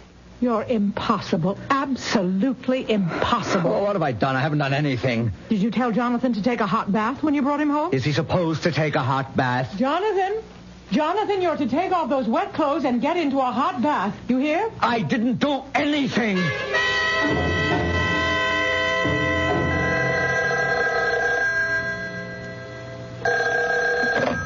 Hello? Tessa, I had to call you. Yes, Mother. I don't know if I should tell you this, but your fool husband has some sort of idea that if I got sick, you'd come home. Are you sick? No, I'm not sick. Adam tried to give me a cold, but I caught on right away and put a stop to it. Well, Mother, if you're sick, I'm not sick. I'm not sick. Now, if you just listen. Adam thinks that if I got a little cold or something, or if Jonathan were to break an arm or a leg, you'd come home. Well, I would. That's why I'm calling you. I'm not sick, and Jonathan is perfectly fine, and we're both going to stay that way. So you're not to worry, you hear me? Not to worry. Oh, I hear him coming downstairs now, so I'll hang up. Goodbye. Bye, Mother. For goodness sake. Your mother, huh? Yes. No trouble, I hope. Well, she just called up to tell me everything's fine. Oh, that was very nice of her. Well, yes, it was. You look worried. You want to tell me about it? I know we only met last night, but I feel I've known you for years. It's my husband. He goes into rehearsal next week, and he's always a little, difficult just before he goes into rehearsal. He's a marvelous actor. Yes, he is. I remember him in that play about Napoleon. The Man from Corsica. Yes, I saw it twice. Then he made the movie. I saw that 3 times. And all his other plays and all his pictures. Oh, my. What an actor. Yes, what an actor. It must be fascinating to live with a man like that. Fascinating? Well, what a personality. Wow. Yes, wow. Makes me wonder how you can stand spending time with somebody like me. I mean, what's the percentage? Oh, Philip, you're a very nice man. Very, very nice. Oh, yes, perhaps, but next to your husband. Why do you have to say next to my husband, next to anybody? Why can't you be all by yourself? You're good enough. Oh, I don't know if I'd go that far. I would, anytime. Speaking of next to your husband, you know, I was there last night. What? You were there? Yes, standing right next to him. In my dream. I had a dream about him. Of course, I recognized him right away from his movies and all, but I must say I never thought I'd meet him. Not even in a dream. What happened in the dream? Did he give you his autograph or what? No, nothing like that. Not much of anything happened. I was right here in this room, or maybe it was in my own room. These motel rooms all look alike, and I turned around and there he was. Oh, I was so impressed. Even in my sleep, I was so impressed I couldn't get my mouth open to say anything. I just looked at him. And he looked back at me and... oh, boy. Did he look sad. Sad? Yes. Sort of shook his head like he couldn't stand it, or he was sorry for me or something. He was so sad. Philip, then what happened? I woke up. Huh. Crazy kind of a dream to have, wasn't it? I must be nuts. You think so? Not you, Philip. Not you. No, not you.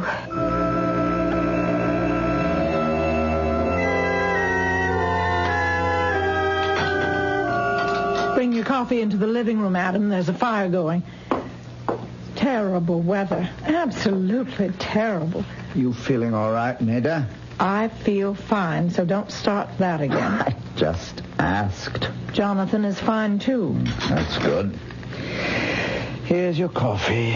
Whatever gave you the idea you could make either one of us sick? Just by thinking of it.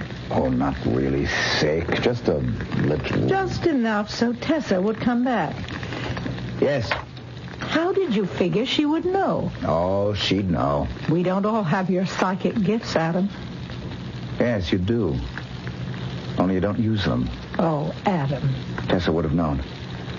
There's a good deal of telepathy between Tessa and me. I'd know if she was sick. That doesn't mean it works both ways. It must work both ways. It must. Don't count on it. Mate, if I could only convince you. There's a huge reservoir of feeling in us all. And that feeling is full of power and resources, cleverness, inspiration. Every man and woman alive possesses it, not just geniuses and mystics and philosophers. Everyone has it. The meanest of us. But most of us won't use it. We let it lie dormant while we coast down the slide of our humdrum days toward the grave. You may have it, Adam. You are, after all, a very great actor. I don't act by myself. I don't act for myself. I act in front of people, for people, and they react. Something profound in me is rousing something profound in them. The thing that's in me is calling to the same thing in them. Oh, what's the use? You don't want to understand. It's all so futile and so tiring. Adam, I may as well tell you, I phoned Tessa and told her. Told her what? Your little plot to make me come down with something, or Jonathan. I felt she should know. That's all right. You thought you were doing the right thing. I'm glad you're not angry. Doesn't make any difference. It's perfectly clear my powers are failing anyway. If they weren't, you'd have got sick, or Jonathan would have had a little accident, and Tessa would have come home, no matter what you did or didn't do. You mean you're beginning to lose faith in yourself? I guess I am. You don't think anymore that you can fly? Tessa would only come home. Well, she won't. She'll never come home, and I'm lost. Adam, what's the matter? I don't feel well. What is it? I don't feel at all well. Adam, why, you have a fever. Your head is hot. I'm sick. I'm burning up. I'm going to call the doctor. No. Maida, come back here. I don't want a doctor. But you need I don't need anything. I'm sick. I have a fever. I think it's a very high fever. Yes, I am sick. I'm very sick. And now my wife will come home.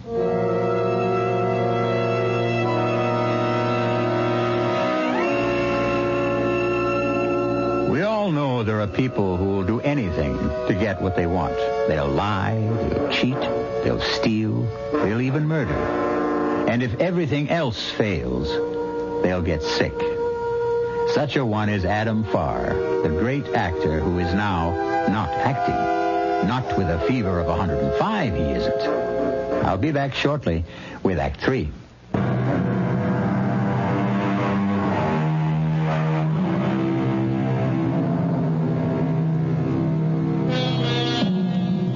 After unsuccessful attempts to confer telepathically a small ailment on his mother-in-law and a minor injury on his stepson in order to bring his wife home, Adam Farr, actor extraordinary, has now come down with a raging fever, which we assume he conferred upon himself.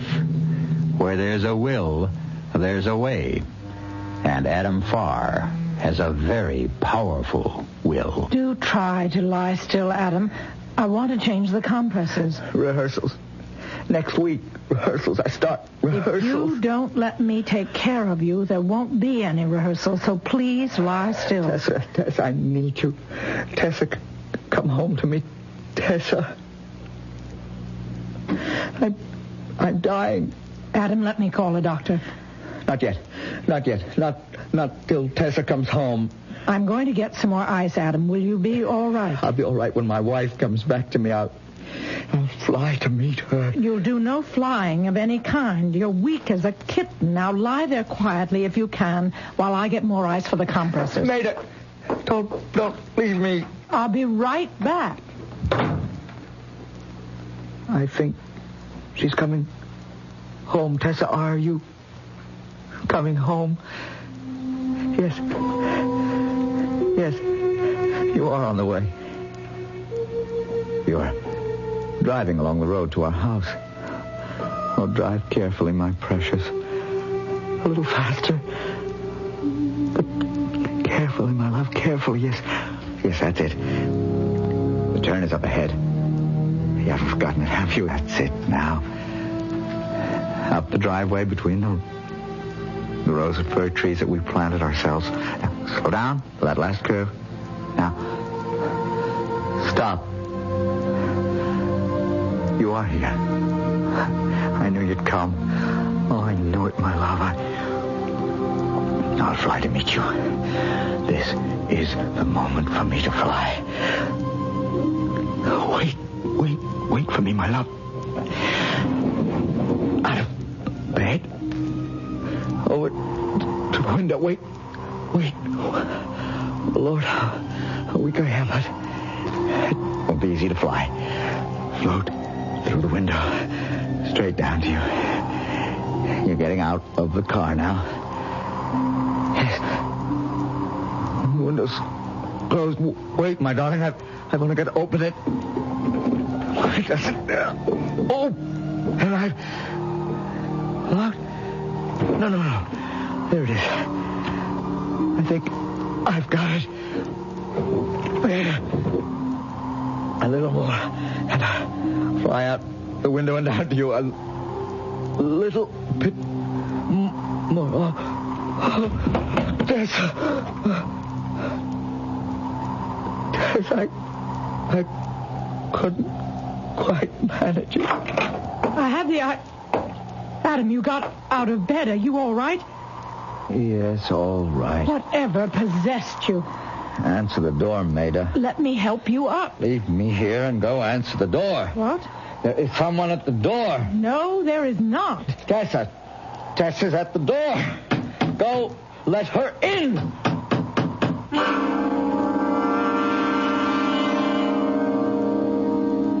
Tess, it was uncanny. There's no other word for it. I'd gone to get some ice from the kitchen. I suppose that's why I didn't hear the car drive up. When I went back, he was lying on the floor by the window. It was open a few inches. He must have opened it. Heaven knows what he was trying to do. Whatever it was, the effort was too much for him, and he collapsed. I tried to get him back into bed, but he said never mind to answer the door. I thought, well, now he's really delirious because there wasn't a sound. He said there's someone at the door. I said, no, there's no one. He said Tessa's come home. And then we heard the door knocker. Oh, Mother. We both know by now Adam's a very strange man. You know I told you on the phone he wanted me to develop a cold or Jonathan to have a little accident just to bring you home. Well, it never occurred to me he'd make himself sick, but he did. And look, it brought you home. I suppose we should go up and see how he is. Yes, we should. I left him lying on the floor. He seemed perfectly lucid and very calm. I was the one who was frantic when I heard the knock at the door. Well, now you've got some idea what it's like living with a man like Adam. Yes, I have. Well, he got himself back in bed anyway. That's good. Adam? He's sleeping. It's the first time he's slept since he took sick. Adam? Adam? It's Tessa. I'm here. Adam? What's the matter with him? It's like the other times. You mean? His astral body has gone someplace else. Gone? Where? Heaven only knows.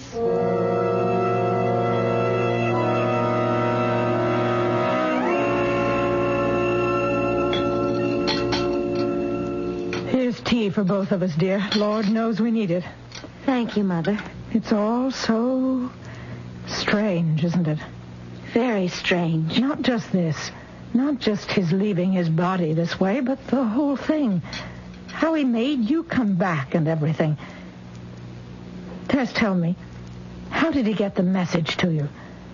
How did the telepathy work? It didn't. What do you mean it didn't? You're here. I'm not here because of Adam, Mother. You're not? I'm not here because he's sick. I had no idea there was anything wrong with him. But you're here? Why did... I came back to tell him that the separation's final. Permanent. Mother, I've met a man. A very nice man. He'll be here pretty soon. You'll meet him. I hope you like him. Well, of course, if He's a very ordinary man. There's nothing unusual about Philip. He's like 100 million other men. You love him? I think I do. Of course, I've only known him a short time. He was staying at the motel. We were almost the only people there. We spent a lot of time together. And, oh, Mother, it was so restful, so peaceful. Well, darling, of course I don't want to influence you, but do you know how much Adam loves you?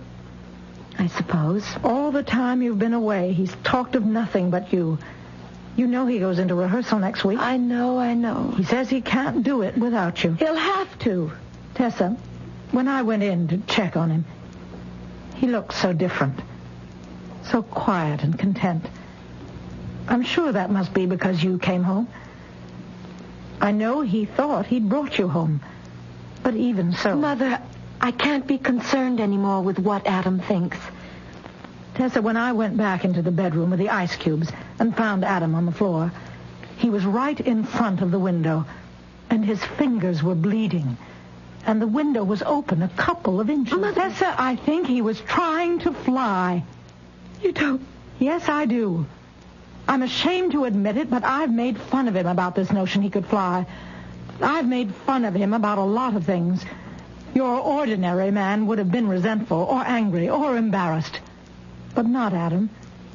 He was very sweet, very humble. Humble?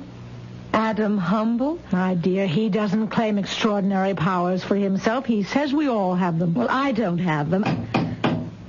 Oh, that must be Philip. Now, be nice to him, Mother. Well, of course. Come in, Philip. Yes, thank you. Philip, this is my mother. How do you do? My daughter's been telling me about you. Hello. Will you have some tea, Philip? No, thank you. Tessa. Well, come sit down anyway. Tessa, I've got to tell you something.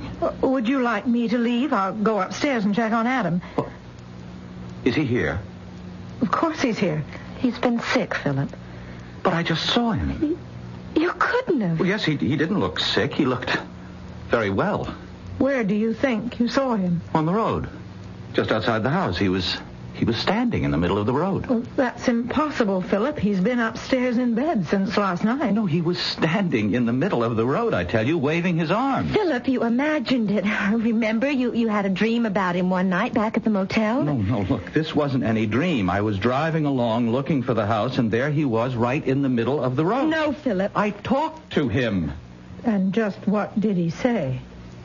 He said that if I took his wife away from him, he'd kill me. Oh, Philip. But you must understand, Philip, that wasn't the real Adam Farr who said that. Well, then who was it? It was the astral Adam Farr. I don't understand. What's that, his stand-in? Well, something like that. Tessa, I don't want you to think he scared me or anything like that. I mean, it was sort of sudden and it was spooky, but I still want you to come away with me. I mean, I'll take my chances if you will. Tessa? Will you? Will you, Tessa? I don't know. We can go a long ways away from here. Well, let me think about it. All right. If you want to. Go back to the motel. I'll call you in a day or two. All right. I'll be there. And whatever you decide, I know you'll decide the right thing. I hope so. I'll be right by the phone. I'll have my meals sent in. Call me any time of the day or night. I'll show you to the door, Philip. Tessa, remember, I love you. I'll remember. I'll be waiting for your call. She'll call you. Wait, Philip. Wait. He's gone. Call him back. I'm going with him. You're sure? Yes, I'm sure. I'm going to get my coat. Tell him to wait for me. If you're sure. Philip?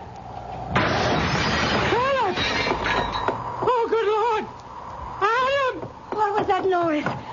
Look there! Oh, no. It's Adam and Philip. They're not moving, either of them. Well, what happened? Adam jumped from the bedroom window.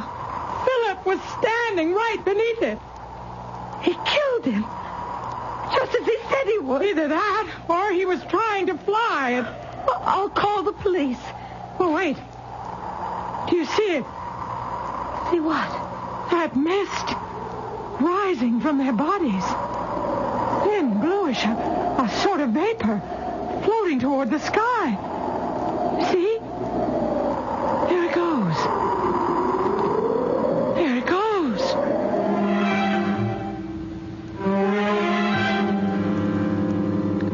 A spirit of the same size and shape as the physical body, which can detach itself and move about in space and time. In the last moment of life, it detaches itself in the form of a thin bluish vapor and moves upward. That is how Adam Farr would describe the astral self. And for all I know, he's perfectly right. Anyway, it's pleasant to think so. I'll be back shortly.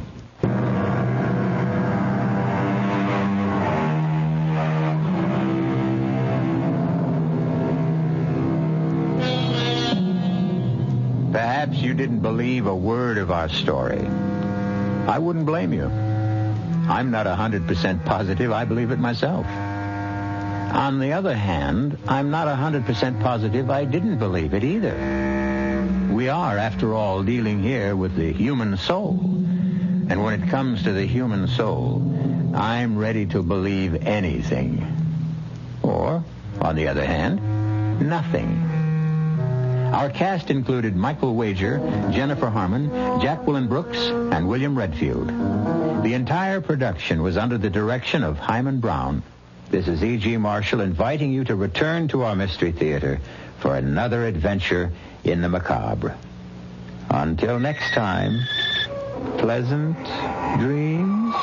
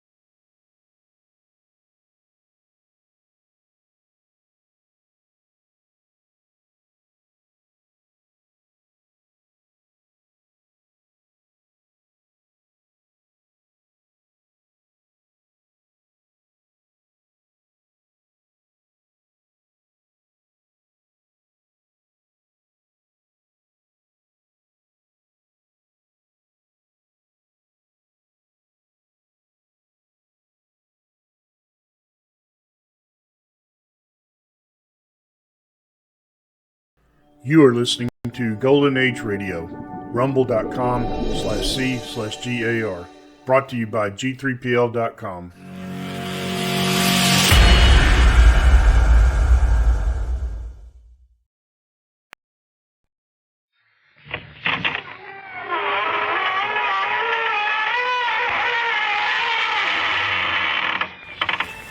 Good evening, friends of the inner sanctum. This is your host, bidding you welcome to another little jam session behind the squeaking door. We're introducing a new kind of music. It's called Swing and Slay. And believe me, it really sends you straight to the gallows. What's that? Oh, you have a friend who wants to join. Why, certainly. All he has to do is tear off the top of a clue and send it to the Spook of the Month Club. We'll call for him.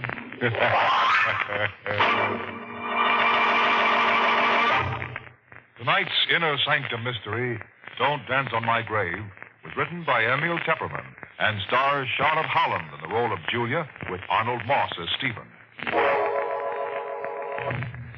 Now, are you in the mood for a tale of madness and mystery? Good. The setting for our story tonight is a great old house, sitting on the crest of a gentle slope where it overlooks the countryside. Usually, in the sunlight, it's quaint and beautiful.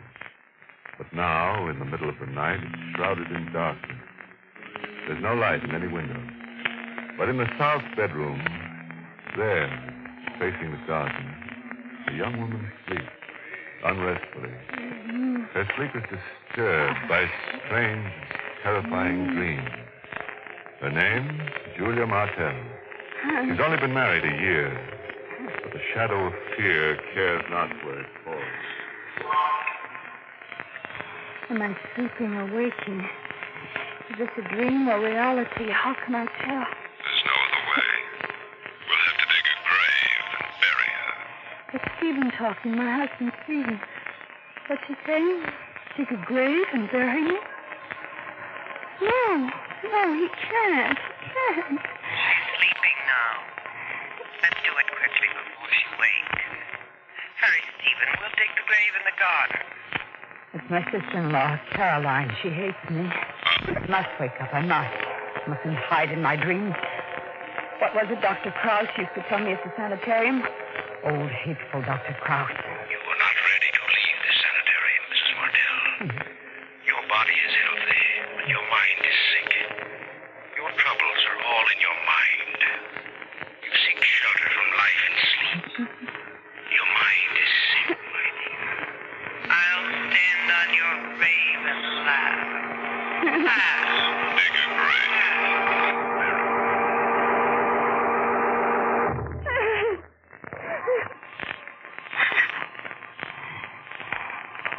A dream. I must have had a dream. Terrible dream.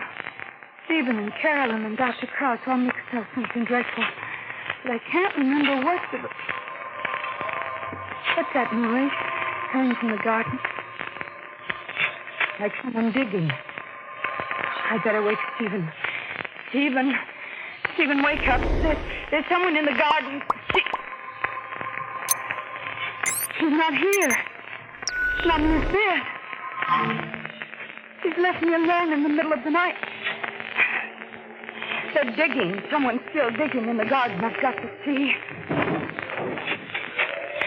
So dark. No moon, but I can see them digging in the garden. And Stephen and his sister Caroline. Caroline, who hates me. But what are they digging in the garden in the middle of the night? What? No. Long and shallow. A grave. My grave. She'll come for me. Come to get me. Put me in my grave. I've got to hide quickly. But they can never find me. Where can I hide? Closet. No, they shouldn't look there. Under the bed. No. My head is so tight. It's so tight. No place to hide. Oh, I feel so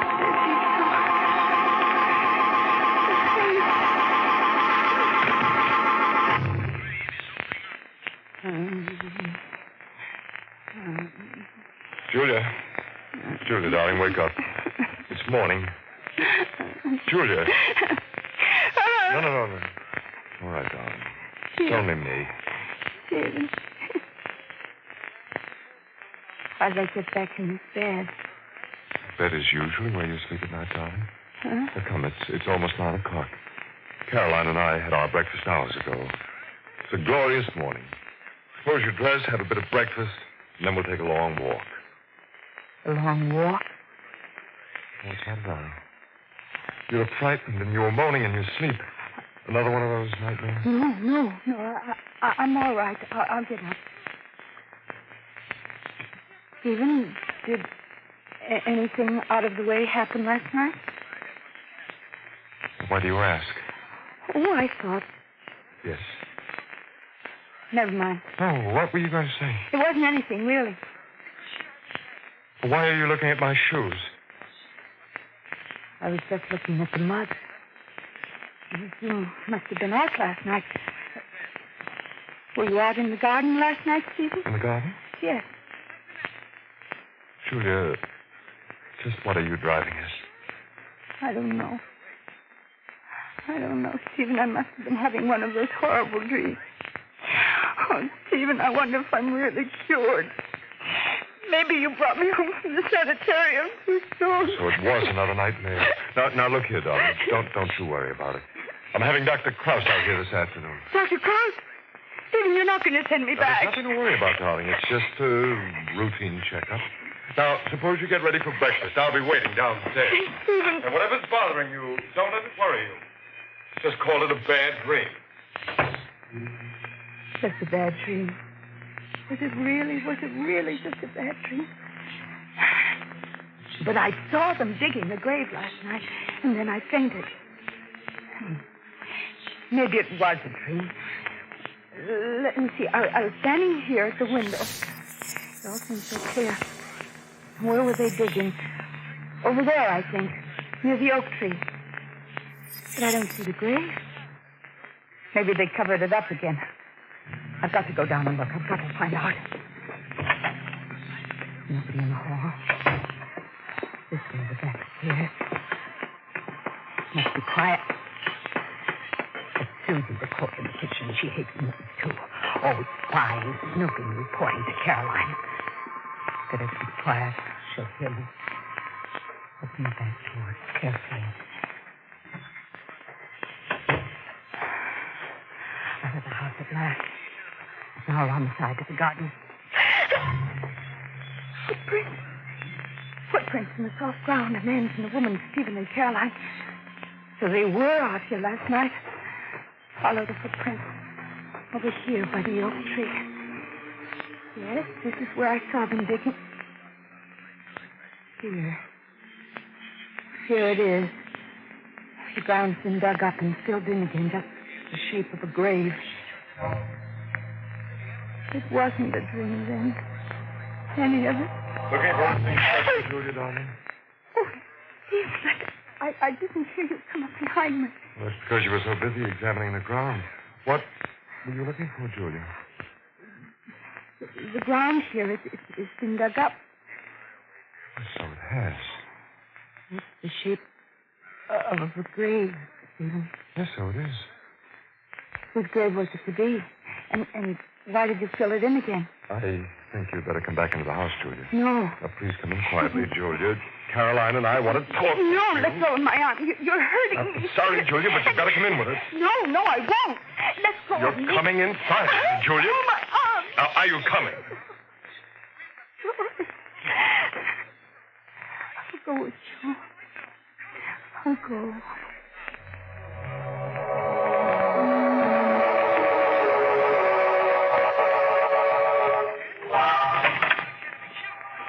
Ah, that's a good girl, Julia.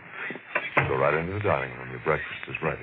I want me breakfast. You've got to eat something now. Now, sit here. What is it to be? The last meal of the condemned woman? Oh, Julia, darling.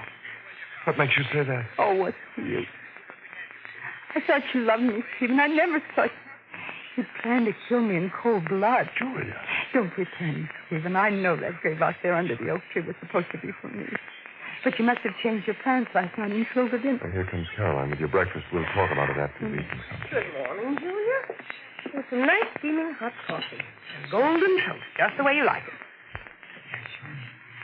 Coffee tastes bitter. What are you and Susan up to? Why, Julia. Julia has some strange idea that we want to kill her. Oh, now, Julia, you know Susan and I love you. Do you? Please, Julia, drink the coffee. You'll feel different after you've had it. I brewed it myself, good and strong, the way you like it. You brewed it? What's the matter with Susie? Why didn't Susie make my breakfast? I heard her in the kitchen before. Well, why don't you answer? That wasn't Susie you heard in the kitchen, Julia. It was Caroline. Yes, dear. I made the breakfast this morning. Well, where's Susie? Why are you both looking at me like that? Stephen, what is it? Caroline. Don't you know where Susie is? Nothing.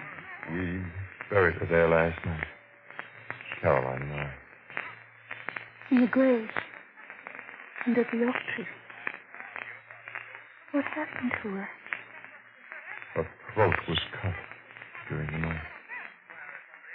Throat? Who did it? Don't you know?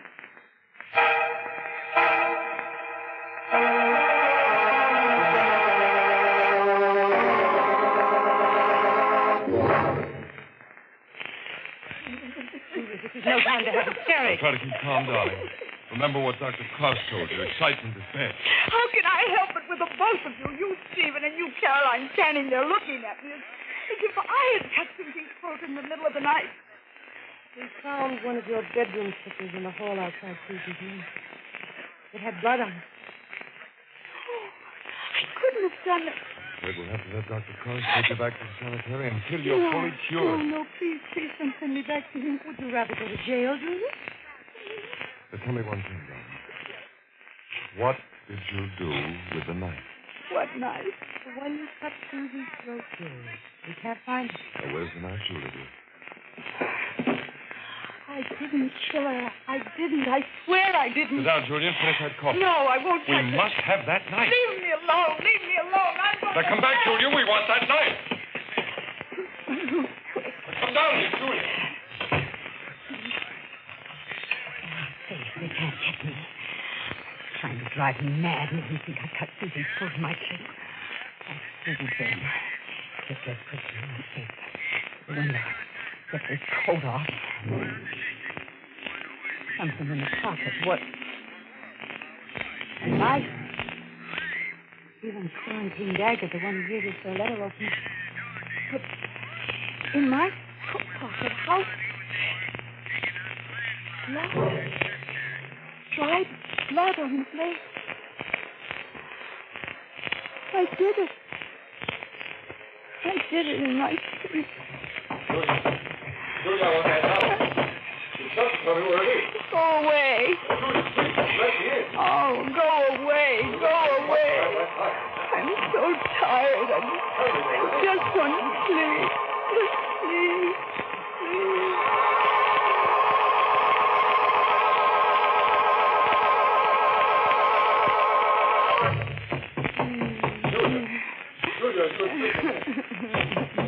Julia, wake up. Julia, Dr. Carson, he wants to talk to you. Let us think. Listen, why can't you leave me alone? Open up, Julia, we'll break the door down. What do I do? You open the door. What do I do? We gotta tell you this is your last chance. Tonight. I'll show them. They say I killed Susie with this knife. Well, I'll show them. Well, thank heaven you're being reasonable, Julia. Look out, Stephen. She has the knife. Yes, I have the knife, Caroline. Don't come any closer. My dear Julia, you must realize that we are your friends. Stay where you are, Dr. Cross. And you too, Caroline. Not one of you is coming into this room. Julia, darling, Dr. Cross has come all the way from the city to talk to you. He thinks he can help you. Help me? By taking me back to that sanitarium. My dear, I will do only what is best for you. But first you must give me the knife. Oh, Julia! Did the knife cut your hand, Dr. Cross? I'm so sorry. I warned you not to do. Did she hurt you, Doctor? No, Caroline. It's only a scratch. Julia, you must realize that you're not acting for your own good. You're in serious mental trouble. So why do you insist on fighting this trouble alone? You're all so anxious to help me, aren't you? Well, I don't want anything from anybody. Just leave me alone. You want to be left alone so you can go back to sleep. You've been sleeping all day, Doctor. Leave me alone. Sleep will not help you, Julia. Your dreams are no longer quiet and peaceful. They're full of violence and terror. Oh, no. You cannot find safety anywhere but with me. You understand? I can help you to cure the sickness of your mind. Give me the knife. No. Get out! All of you! Go away! Leave me alone! Julia, you've got to listen. You never open the door to anyone. My head is so tight. I could only fall asleep again. I'll put the knife down there on the floor. Now I can sleep.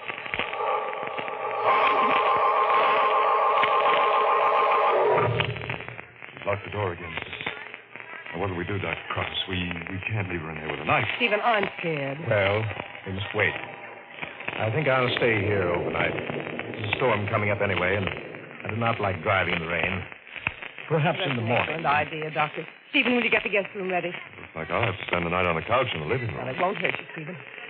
I don't think any of us will be able to sleep much tonight.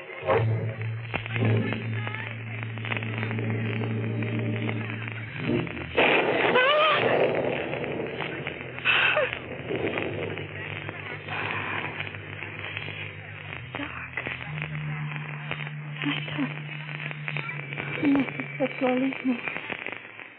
Thunder woke me up. What time is it? The lamp's here. 3:00. Middle of the night. Well, there's my chance. Escape in the storm with that knife. It's here on the floor. I'll take it along. Blood. The blade wet with fresh blood. Whose blood? Mine? Stephen, Caroline, Dr. Crosby? But how? I was asleep. In my sleep. Yes, my sleep. The door. Locked. She's still in the lock. Nobody could have gotten in. I must have opened the door, gone out, and... got to find out. I'll take the knife along. Nothing in the hall. Let's see. Stephen said he'd be sleeping on the couch in the living room down the stairs by bending room. Yes, there he is, sound asleep on the couch. He's alive, thank heaven. No, Caroline. She's across the hall. Open the door carefully. There she is. Sleeping. She's alive, too. Out the guest room. Down the hall. Here. Got the scarf on the bed. Is she asleep? His head. Twitch. His throat. No! What's doing out here with this knife? What's happened? Look at that! Dr. Coles, you cut his nose! Give me that knife! Take it! Sure, what's on? Wait, he's done it again. Dr. Coles this time. Julia, did you do it? Did you do it in your sleep? I must have. When I woke up, there was fresh blood on the blade. And my door was locked. The key was in the lock. Nobody could have gotten it. I must have killed him, then gone back and locked the door. All in my sleep. Oh, Jesus. At least she gave up the knife. Just a minute. Caroline. What? Your shoes, Caroline. They're full of mud in your stockings. They're soaking wet. Oh, that. I heard the garage doors banging in the wind. They kept me awake, so I dressed and went out and closed them. The storm caught me on the way back. I see. I was almost positive I'd locked those garage doors. Stephen, she's lying. What do you mean? I saw you in bed just a minute ago under the blanket. Why did you get into bed fully dressed with wet shoes and stockings? Julia, dear, your imagination must be running wild. Stephen, please believe me. I saw her in bed under the blanket. She was pretending to be asleep. Julia, I don't know what to believe. You've been doing such strange things lately. I'm asking you to believe that it was Caroline who killed Dr. Cross, not I. But how? Well, don't you see, Stephen? She did go out of the house, but not to close the garage door. She must have got the ladder from the garage and placed it against my window. Then she climbed into my room while I was asleep and took the knife. She killed Dr. Cross, then climbed back and left the knife, and then the storm started and she got her feet wet. It would have been all right if I hadn't been awakened by the thunder and found the bloody knife. But it left me no time to undress. And when she heard me in the hall, she slipped under the blanket and pretended to be asleep. A very pretty theory, my dear Julia, except that you didn't see me in bed. Well, we could prove that very easily. What? I said we could prove very easily whether or not you were in bed. By looking at your bed, Caroline. If Julia really did see you in bed, then the sheets and the blankets would be wet and mud-stained. Stephen! So we go and look. Never mind. I did it. I killed Cross. And you killed Susie, too, and tried to blame it on me. Stephen, I did it for your sake. I had to bring you to your senses somehow. You never should have married this woman. And all the things that I thought about Julia, they're all untrue. You had no right to bring her into this house. You're the one who's insane. I was insane to think I could change Stephen's mind. That was a mistake I made, Julia. I should have killed you first. But it isn't too late. I've got the knife, and I'll do it now. Stop it, Caroline. Let go of my wrist. Drop that knife, Caroline. I'm going to kill her. Let go, Stephen. I'll get you. Stephen, let go. Now, come back here, Julia. I'll get you. She slipped and fell on the knife. Caroline. Blade. Right under a heart. Oh, Stephen. Rest your hand my shoulder, darling. The nightmare is over.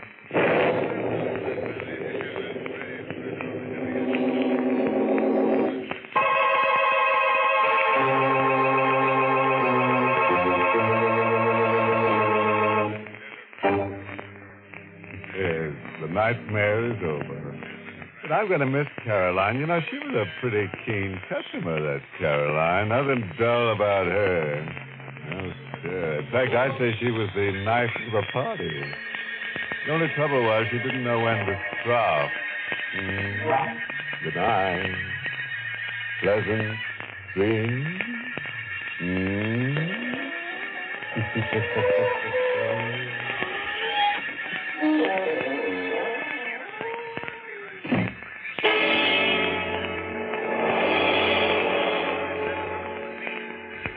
This is the United States Armed Forces Radio Service, the voice of information and education.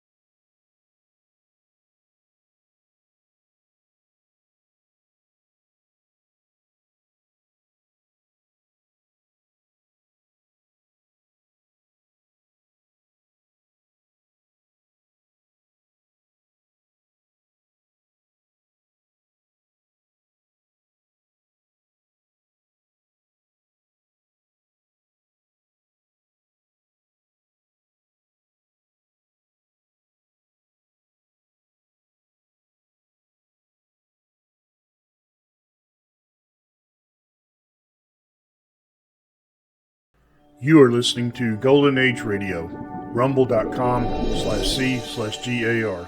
Brought to you by G3PL.com.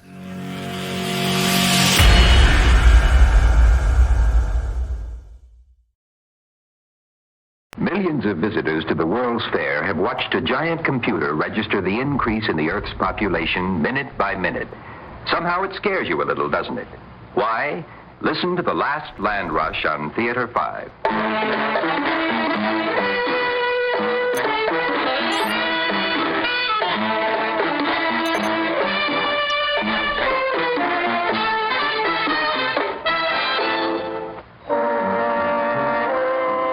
Theater 5 presents The Last Land Rush. Attention, all citizens. Attention, all citizens. To do its part in alleviating the ever-expanding population explosion, the Department of Public Resources is pleased to announce that all grass divider strips on all public highways, parkways, and byways will be thrown open to private ownership. In keeping with the traditions and spirit that made this country great, the means of acquisition will follow the rules and regulations laid down over 100 years ago during the great Oklahoma land rush. On the 31st day of this month, all interested citizens will line the edge of the highways and wait for the starting gun. Any citizen can own any area he can stake and hold from noon of that day to noon of the following day. Further details will be announced over the system as they develop. This is a progress report in keeping with our policy of building a better world through communication and understanding.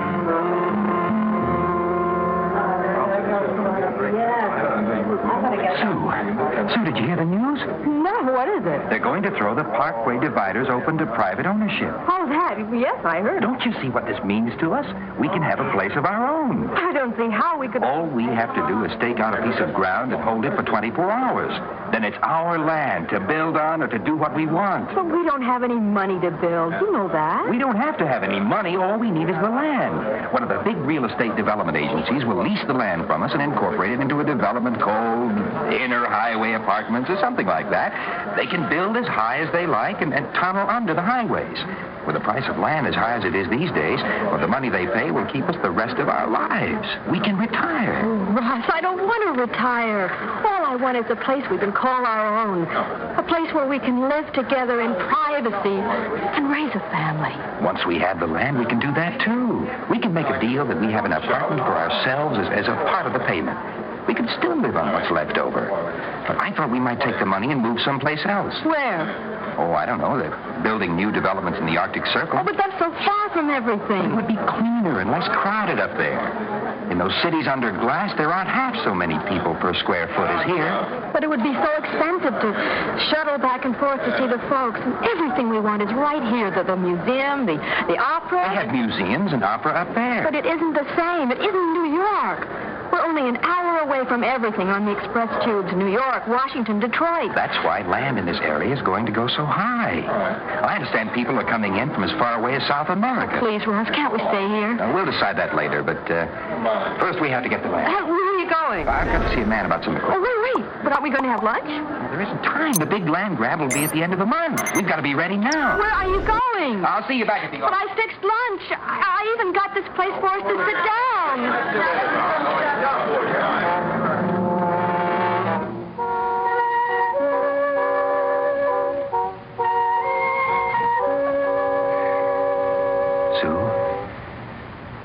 Sue? Oh, what do you want?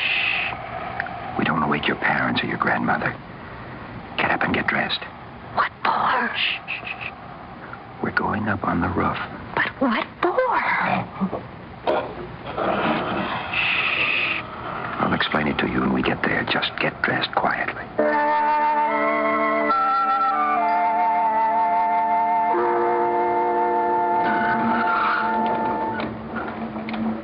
Lock this so nobody will disturb us. Ross, what have you got under that blanket? Check to see if anybody's up here. Okay. We're alone. Oh, no. No, there's a family sleeping over there. Well, I'm afraid this is as private as it's going to get. Let's move over to the other side of the road. Oh, Ross, they have nothing over them or anything. What does it rain? They're probably just here for the land grab. They don't intend to stay. Oh, and did you see that family on the second landing of the stairs? That baby looked half starved to death. Sue, you can't think about that. There's too many people. This should be good enough. What are you doing? Tying a rope to this nail. But what for? We're going to make a lot of noise up here, and I want to get rid of the evidence as quickly as possible. The end of this rope just reaches down to our bedroom window. Now, what do you have in this blanket? Open it and see. All right. I still don't understand. What are these? Submachine guns. What? Submachine guns. They used to use them years ago during the early 1900s. I still don't understand. Getting across the superhighway will only be half the problem. Staking out the land and holding it will be the other half. According to the rules and regulations, you can't use any modern-day weapons, but you can use anything made before the Second World War to protect your claim. Oh. I got these from an antique shop owner I know. But what are we going to do with them? They're a very effective weapon against a large number of people at close range. But they're difficult to hold on target. We'll have to practice firing them so they won't fly out of our hands the first time we fire. You mean me? What? I'm sorry, Sue. The day they give that Parkway land away is not going to be pretty. You're going to have to get used to that. Oh, Ross, I don't think I could kill anybody. Sue, listen to me. Once we get across that parkway to the grass divider, I'll have to stake out the ground. Now, I could be rushed from behind, and you'll have to be ready to defend me. All right, Ross. I'll try. Now, how do you hold it? Ow. First of all, you've got to remember to bear down on it as you fire. Okay. It bucks up, and I spray bullets in the air if you don't bear down. Like this? No. So heavy. Now, hold the butt of the gun close into your waist, like this. Okay. Now, aim it for the skylight on the next building. I'll try. We'll fire one burst together and then throw the guns over the side. Are you ready? Yes. Now, don't forget to pull down hard on the forward grip. Okay. Okay, let's go. Quick, over the side. What's going on? What's going on? Huh? Quick, over the side. What's the town? I don't know. I never heard anything like it before. It sounded to me like it came from the other building. What was it, Charles? Oh, somebody set up a commotion next door. Hush, children. Now, it's all right. I wonder what it was. I never heard anything like it before. Neither have I. It sounded like an explosion of some kind. Well, I guess everything's all right. Good night. You think people will have a little more consideration? Hey, you think they would, wouldn't you? Good girl, Susie. You hit your target.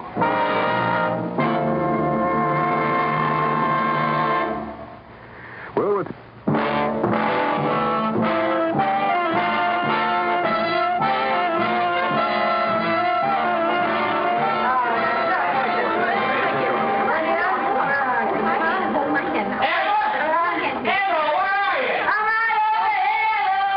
I've never seen so many people before. Hold my hand so we don't get separated. All right. Where do you think they all came from? All over. Canada, Bolivia, Houston. Look. There's a man from our building. Yeah, most of them are from right around here. Oh.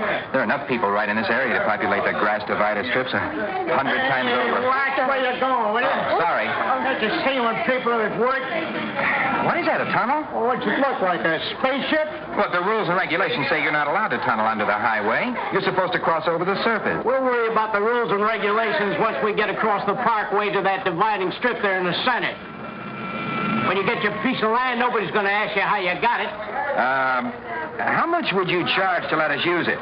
Forget it. Me and my buddies built this, and we're the only ones going to use it. Now move out of here, will you? You're kicking sand in a hole. This way, sir. Aren't we going to try and get closer to the edge of the highway?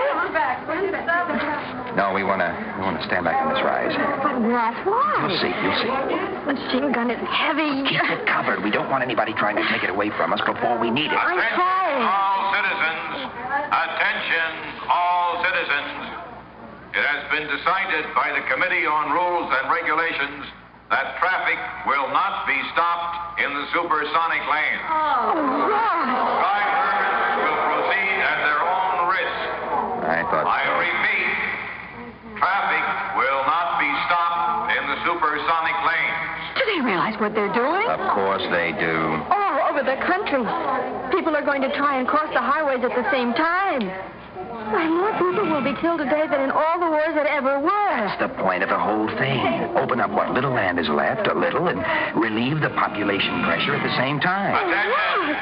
Attention, all citizens wishing to synchronize their watches with the atomic clock at Greenwich. The time is now 11:52 and 3 seconds. The countdown will start at 11:59 and 45 seconds. The signal gun will be fired at 12 noon. No citizen will attempt to cross the highways before that time. Any contestant attempting to do so will be destroyed by the highway controls. Thank you. Come on, let's move back this way. Away from the highway? We'll be the last ones across. The first ones will be hit by cars. We'll wait until enough of them are out there to stop traffic. Then we won't have to worry about that. This should be good now. You, gonna cross to the big land grab, lady? What? Oh, yes. Sue, let's move on. I thought so with all that fancy equipment you got on. And boots and knapsacks and all. Oh, are you going across? If we can. Originally, my husband and me was going, but we got separated in the crowd. Now it's just me and the kids. Sue, I think we ought to move over here further. I guess we'll try and get across and maybe hold on to something. Maybe if we get a piece of land, he'll find us. It's going to be tough. With 2 kids and a baby. Sue, come on. Well, I wish you luck. Same to you, lady. Ross, why did you pull me away like that for? Because you can't afford to get involved with any of these people. And why not? Because once we get to the highway island, it will be everyone for himself. Stay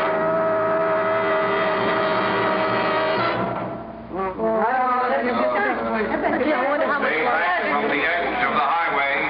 All contestants must stay off the highway until the starting gun is sounded. Violators will be destroyed. It is now 45 seconds before the hour. We will start the countdown in exactly 30 seconds. Remember, you must stake your claim in the prescribed manner with ropes and stakes and hold it against all comers until noontime tomorrow. Please stay back of the curb until you hear the gun. Stay back until you hear the gun fired. 15 seconds. 14, 13, 12. Stay back of the line. 8, 7, 6, 5, 4, 3, 2, 1. Nobody's moving. They're all afraid. Oh, it feels like the calm before the storm. Something's got to be done to start them off. All right, everybody. There's the land. Let's go. Stay back, Sue. Let's go! Look, they started.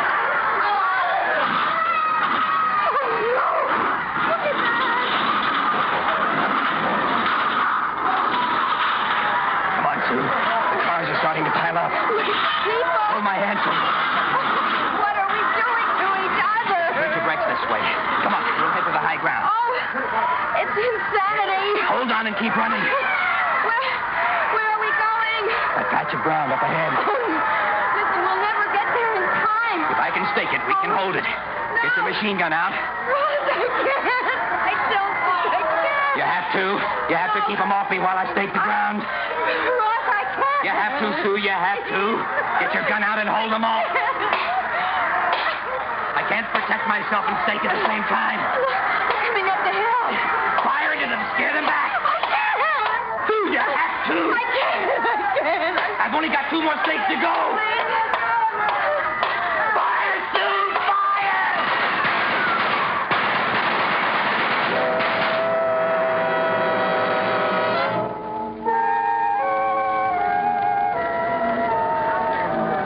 Ross, how many people do you think we killed today? I don't know. 100? 2? Sue, don't think about it. Try and get some sleep. I'll keep the fire going. All right. You'll need to be fresh for tomorrow. Hello there. Who's there? Hello. You there by the fire. Ross, it's the woman we saw on the other side of the highway. Stay on the other side of the road. I seen your fire and I wondered if I might come over a minute and heat some water on it. My baby's sick, and I thought something warm might comfort him. No, go away. We've got nothing here for you. Oh, Ross, we can let her come in just to warm up something for the baby. No, if we do that, she'll stay until tomorrow. Oh, Ross. If she's here when the gun goes off tomorrow at noon, she'll own as much of this property as we do. Oh, please, let me near the fire. This baby's awful sick. Stay back of the rope or I'll shoot. Please let her in, Ross, for the baby. Well, suppose she doesn't leave when you want her. I'll handle it. Well, all right, but I don't like it. If we let you come near the fire, will you leave when we ask you to? Oh, yes, lady, yes. All I want is to get this baby warmed up. Hey, didn't I talk to you on the other side? Yes. Yes, you did. You two did pretty good for yourselves. What happened to the other children? Didn't you have two more? I lost them in the crossing. I told them to hang on to me, but they couldn't. Couldn't be helped. Maybe they'll turn up. Guess I could count myself lucky to be alive. Here, do you want me to take the baby? Oh, no, he's sleeping now. I guess he'll be all right now. Maybe if I could just lay down for a minute. I'm so tired. Sue. Oh, that's all right, mister. I know the rules as well as you do. I don't intend to stay past the time when the gun goes off.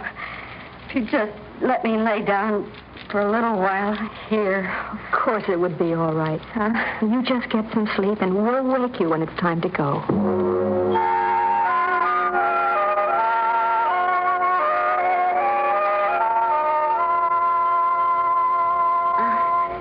Sure was good of you people to fix me breakfast and all. I never really meant to stay this long. Oh, that's all right. Oh, I really appreciate it. I just want you to know that. All land claimants. Attention, all land claimants. It is now 11:58. The noon bell will sound in exactly 2 minutes. The new land will legally become the property of those who have successfully homesteaded the highway dividing island. Oh, my goodness, I had no idea it was so late. I better be going or we'll wind up sharing ownership of this piece of ground. Here, let me help you. Oh, all right, mister, if you'd just hold the baby a minute while I tie my shawl. Look out! No, lady, you look out. If you don't want to see your boyfriend cut in two with his machine. Stand back, you two. I know how to use this thing. I watched you all day yesterday, and I'm not afraid to use it either. Mister, put that baby down. I have no right to do that. Nobody has a right to anything but what they take. Now, you've been very kind to me, so I'm not going to kill you, but get off my property before noon comes. Shoot her, Sue. She can't do that. Shoot the mother of a child? Never. She's much too uncivilized for that. She's a throwback to a different time, a different way of life. She won't shoot me, but I will shoot the two of you if you don't get off my property. The time is now 11:59 and 15 seconds. The countdown will start in exactly 15 seconds. Sue, you've got to shoot her. We'll lose everything we've worked for, everything we've dreamed of. You think you're the only one who worked and planned and dreamed? You think I want to go back to that grasping, struggling, screaming mob any more than you do? The countdown. 30, 29, 28. Get off my property. Don't just stand there. Shoot it. You heard me. I said move. 21, 20. 19, I don't want to kill the two of you, but I will if you don't move. Sue, don't be a cowardly fool. Shoot. I can't. If you're not on the other side of that rope by the time he reaches 5, I'll kill the both of you. Sue, for heaven's sake.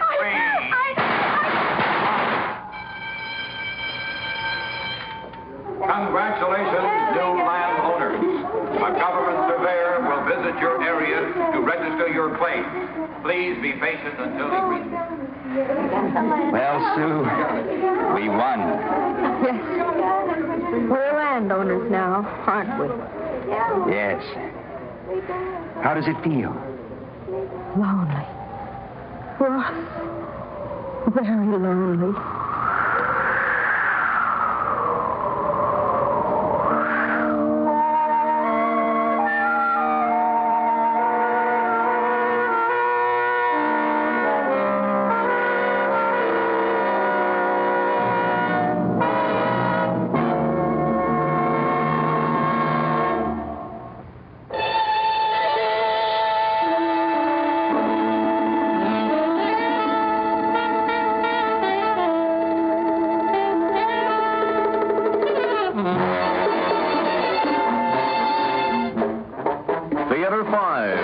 presented The Last Land Rush, written by George Bamber and directed by Ted Bell. You are listening to Golden Age Radio, rumble.com/C/GAR, brought to you by G3PL.com.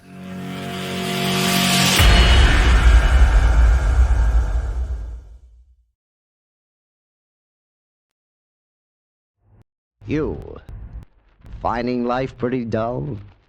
Dreaming again of exotic places? Wishing you were somewhere else?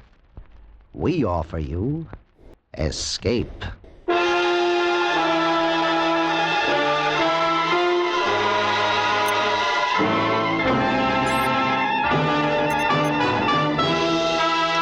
Escape, designed to free you from the four walls of today for a half hour of high adventure. Escape with us now to a train rushing through a European night and a beautiful woman who demands your help, as Anthony Ellis tells it in his exciting story, Roulette.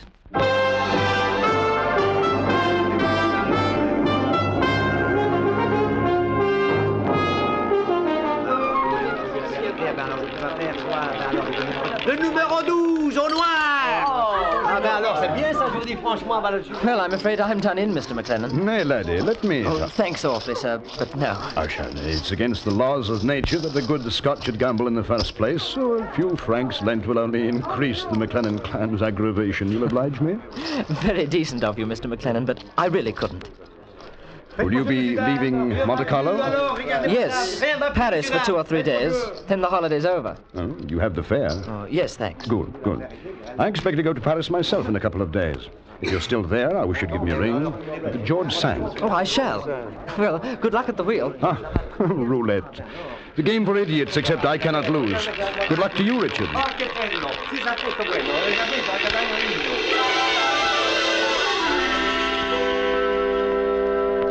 I'd been spending the summer holidays on a cycling tour of France. Father had insisted. Said it was part of my education. After 3 weeks, I'd seen half the cathedrals in the country and had developed a healthy loathing for bicycles as well. So, when I reached Avignon, I sold mine to a chap who was obliging enough to pay me far more than the blasted thing was worth. I knew the family at home would be terribly upset. But after all, I was 20, and I thought it was about time that they realized it. Trinity College was then 2 weeks away, and I decided, with the bicycle money, to have a lark in Monte Carlo. That's where I met Mr. McLennan. He was awfully decent, showed me about the place and chucked money about marvelously. I thought he was probably in some sort of black market business because he seemed quite hush-hush about everything. I had smashing luck the first 2 or 3 days at the casino, and then, well, as Father always said, gambling weakens the mind as well as the purse. When I left the roulette wheel that evening, I had just enough money for fare to Paris and home. There was a breeze blowing from the Mediterranean as I walked to my hotel. It was lovely, and I didn't have a care in the world. Monsieur, please. What? Please, may I speak to you for a moment? Oh, I say. Me? Oh, I say. I must talk to you. Really? I was watching you tonight at the casino. You lost your money, didn't you? Yes, I'm afraid so. What would you say if I told you you could get it back, and more? 50,000 francs. 50,000? Please, we cannot talk here. Is there somewhere? Well, yes, there's a cafe across the street. No, it's too dangerous. Somewhere that people are not. That people are not? You are at a hotel. Oh, yes. But wouldn't that be rather... Well, I mean... You must trust me. I'm in desperate danger. Please, hurry. We will go to your hotel.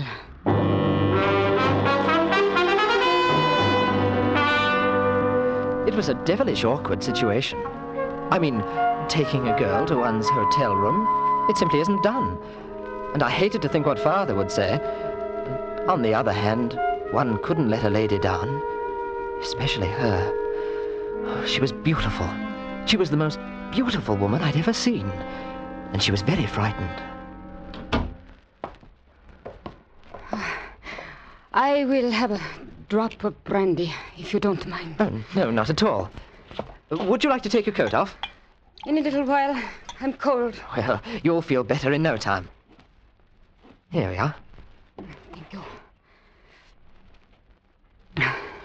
I say, that's quite good. It always chokes me to do that. You're being very kind, Mr. Oh, I'm frightfully sorry. My name is Richard Ferris. I am Tina Vallon. What a charming name. I mean, it goes, rather. It is not my true name. Oh? Mr. Ferris, I do not wish to sound melodramatic, but I need help so terribly. Oh, I'm awfully sorry. Really, I am. If there's anything But there is. I must go to Ankara. Turkey? It is of the utmost importance, and there are men who will stop at nothing to prevent me. But why? I mean... I cannot tell you. Well, what about the police?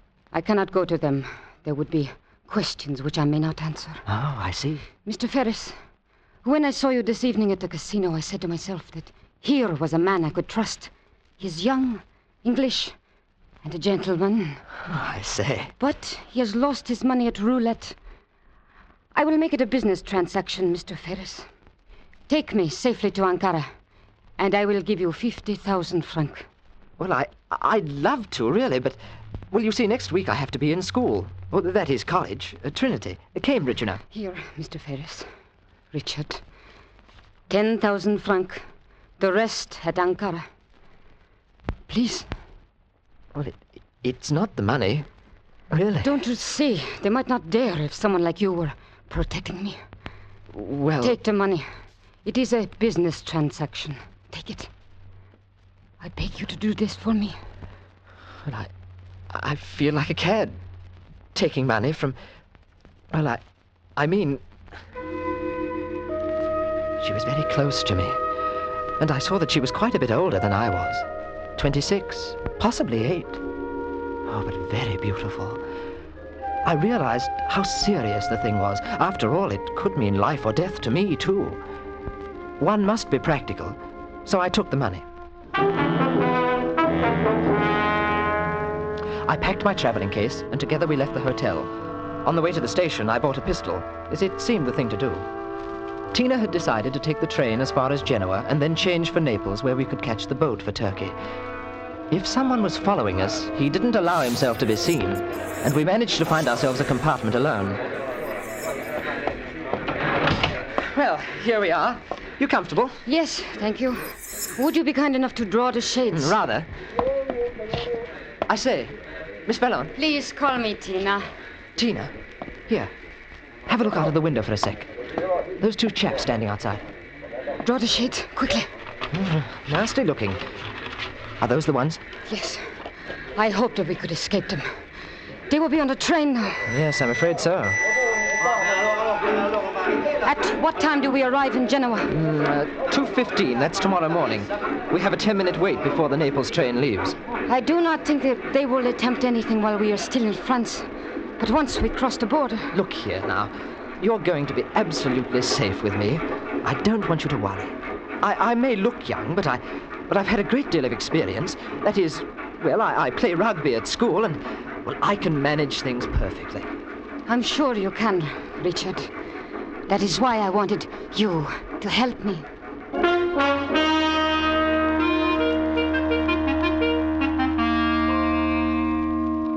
We settled down for the run to Genoa, and Tina dozed off. I just sat and looked at her. She was very lovely. Everything about her. I couldn't make up my mind where she came from. Oh, not that it mattered. But I wondered for a moment if Father would have approved. After all, she wasn't English.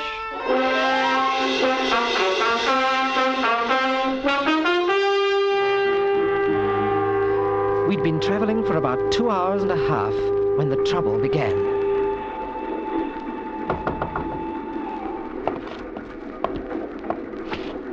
Yes? Mr. Ferris? Here? Who is it? May I have a word with you, please? I should say not. It would be advisable. Now hop it, or I'll ring for the conductor. Richard. Shh. This is not your concern, Mr. Ferris. We have no desire to harm you. Oh, I'll bet you haven't. Just tell the lady that it is a long way to Ankara. Have they gone? Yes, I think so. They will try again. Look, it It really isn't any of my business, I suppose, but... Well, what is it you've done? Why should they want to kill you? Let us say that I know something that is very important. But you're so... Well, I mean... Well, how did you ever get into a muddle like this? For love, Richard. Oh. Of my country. I think that a man would be very fortunate if you ever loved him enough to have a look like that in your eyes. Perhaps someday I shall look at a man like that. You're sweet, Richard. Now I want you to have some rest. If anything happens, I'll wake you. Oh, I say I couldn't. Why, they may try. I don't think so. But if they do, I have this. I say, you're not afraid of anything, are you? Well, night-night. Wake me up when we get to Genoa.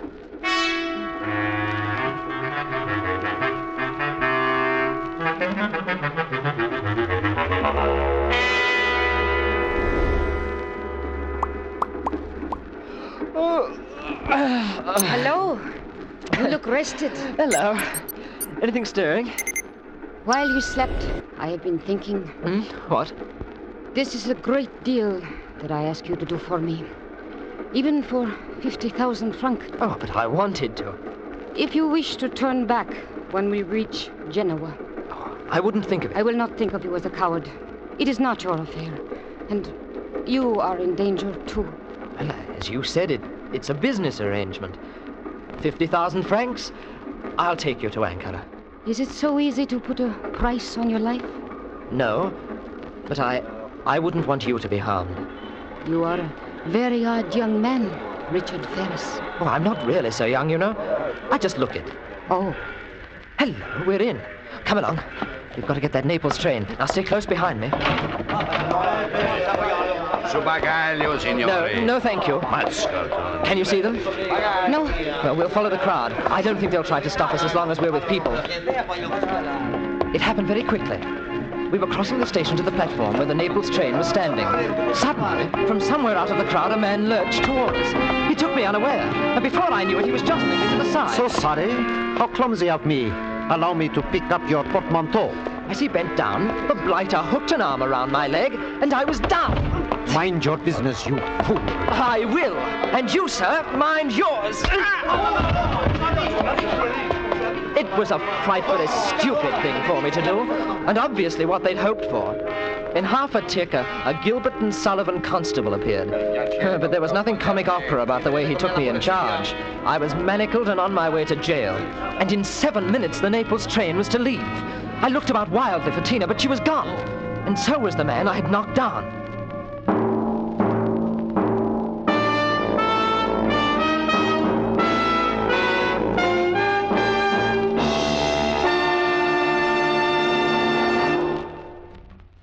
CBS wishes to remind you that 2 of its top comedy shows have returned for another great season. The Sunday night Amos and Andy and Red Skelton shows. Both programs are heard on most of these same CBS stations. Be listening tonight and every Sunday night this season for Red Skelton and Amos and Andy at CBS, the Star's Address. And now we return you to Escape.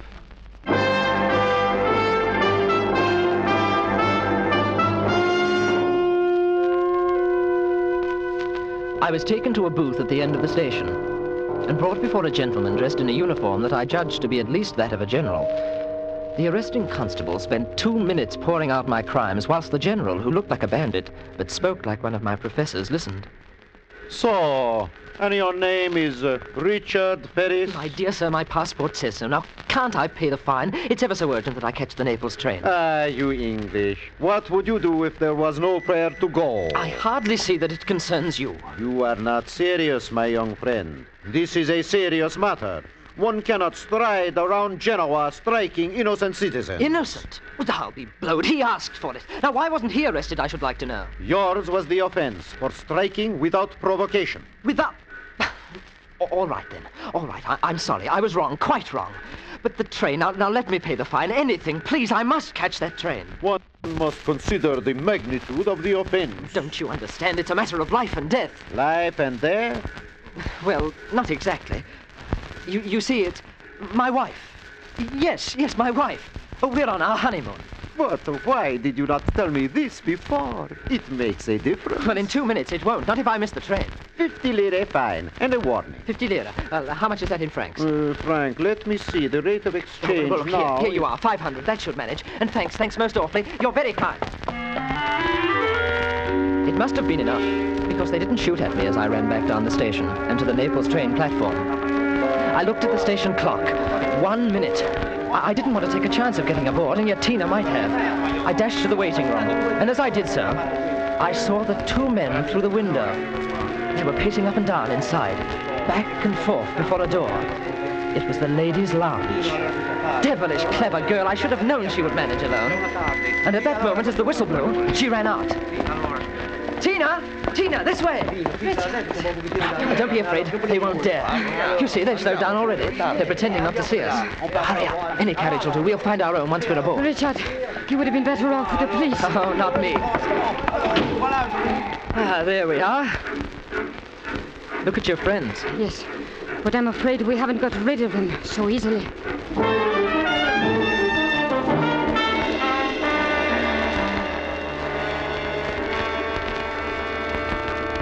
Then, how did you manage to get away from the police? It was simple. I said we were on our honeymoon. Oh. Now that you are here, I'm glad. Well, I couldn't let you down, you know. I mean, well, I'm awfully keen about you, you see. I understand. And I want to tell you something, because I trust you. Yes. If I do not reach Ankara, it is possible that you will. Oh, no, you mustn't even think of that. They will try to stop us again, possibly before we get to Naples, but most certainly on the boat. Perhaps they will not succeed, but if I cannot, I want you to take a message for me. Righto. Count on me. You must go to the Ministry of War. There is a man there named Wadis. Tell him you come from me. Yes? Tell him that the blow must fall no later than the 9th. The place will be Reswilling. Only that? Richard, what I have told you is the information that can mean death for both of us. Ah. And that's why they want to stop you. Because of that message. A message which means defeat for our enemies. What bounders? I mean the chap sending someone like you to do their dirty work. Oh, why couldn't you write or send a cable? There are people in our government who are not to be trusted. If the message fell into the wrong hands... Yes, I see. Now you know. By Jove. You really are. You're quite a girl. And you, Richard, are quite a man.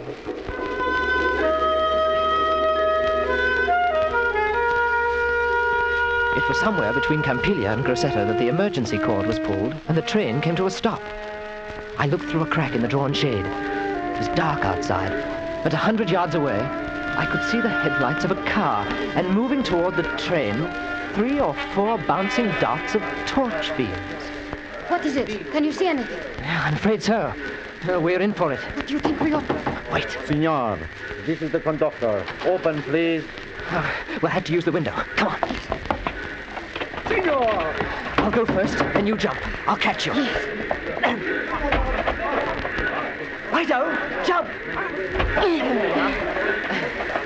They see us. The car over there. There's a searchlight. Duck down. Now, those bushes, down the lines. Try not to make any noise. Oh, that's torn it. Come on, run!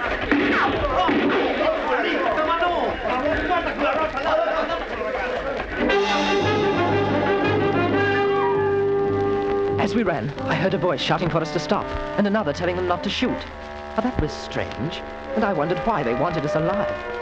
We kept going until we found a dirt road about a quarter of a mile away. It was very dark, but through some trees I saw a glimmer of light that looked like a house. We stumbled across a field to it. It is going to be difficult. They must know the country. Well, if I can rouse someone at that farm, I'll get our bearings. Is it wise? There's no other way. You might find a car there. Wait a moment. What's the matter? I thought I heard... There, you see, coming up the road. Like hounds and hares, eh? Well, they can't drive across the fields. Come on. Would it be wiser if we parted? One of us would have a chance to get through. Not yet. Blast! They must have seen us. Are you all right? Yes. Oh, if we could just get a car. Look. Behind us. Torches. 3, 4, 5. Possibly one stay behind in the car. Your friends have got quite an army.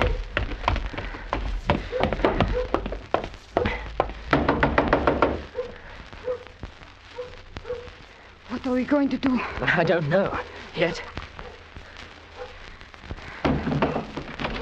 Sì, cosa vuole? Cosa vuole? We need help. Have you got a car? Lo capisco, signore, no? Oh, these foreigners. Look, do you see this? A gun. Bang, bang. Do you understand? Madonna mia! Now look, you say nothing. You haven't seen us. Cosa? He doesn't understand. Well, he knows what a gun is. That's all that matters. Come on. We'll stay behind this door. If he makes a sound... You there! Quiet! Say nothing! Shh! We may have to use guns, Tina. I'm ready.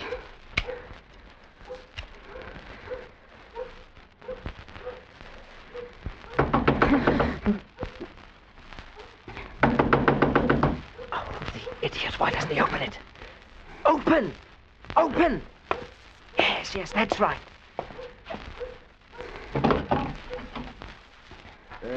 Via Jerry, signore. Cercamo per 2 uomini. Ha visto qualche persona? 2 persone? No, non se ne stanno qui, no. Una signora, un signore inglese. No, nessuno. Una spia. Potrà avere sua permissione di cercare? Ma me l'ha dato, non sono nessuno, signore. Forza sonora. Voglio cercare? Sicuro, sì. Grazie, buonanotte. Buonanotte, signore, buonanotte. Oh, good chap. Thanks. Here you are. I hope we didn't inconvenience you. Ma cosa fa? Andate via, per piacere. Tina, have a look through the curtains, will you? I can see 2. No, 3 of them. Moving on. Now, the others may have gone to the back. Signor. Sì. Do you own a car? Ma cosa? Non capisco, I knew I should signore. have swatted my Latin. A car. Did you follow? No, signore, no, non capisco. They're gone. I can't see them now. Well, we better make a run for it. If we can reach their car before they do, we might have a chance. I say, blow out the lamp before I open the door, will you? We mustn't attract any attention here. Yeah, that's it.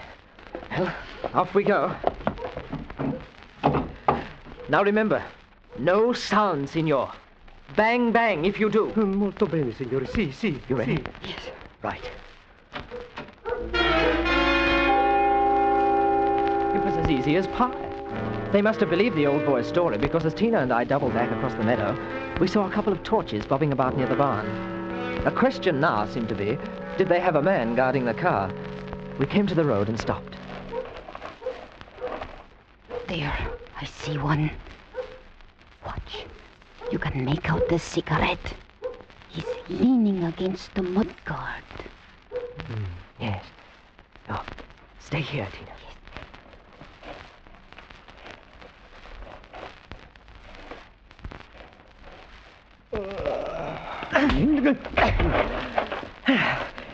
It's all right, Tina. Put him to sleep. Hop in. Yes. Put up your hands, laddie boy, and you too, miss. We want to have a little talk with you both. The searchlight had been switched on and was blinding me, but I could hear well enough, and I knew that voice.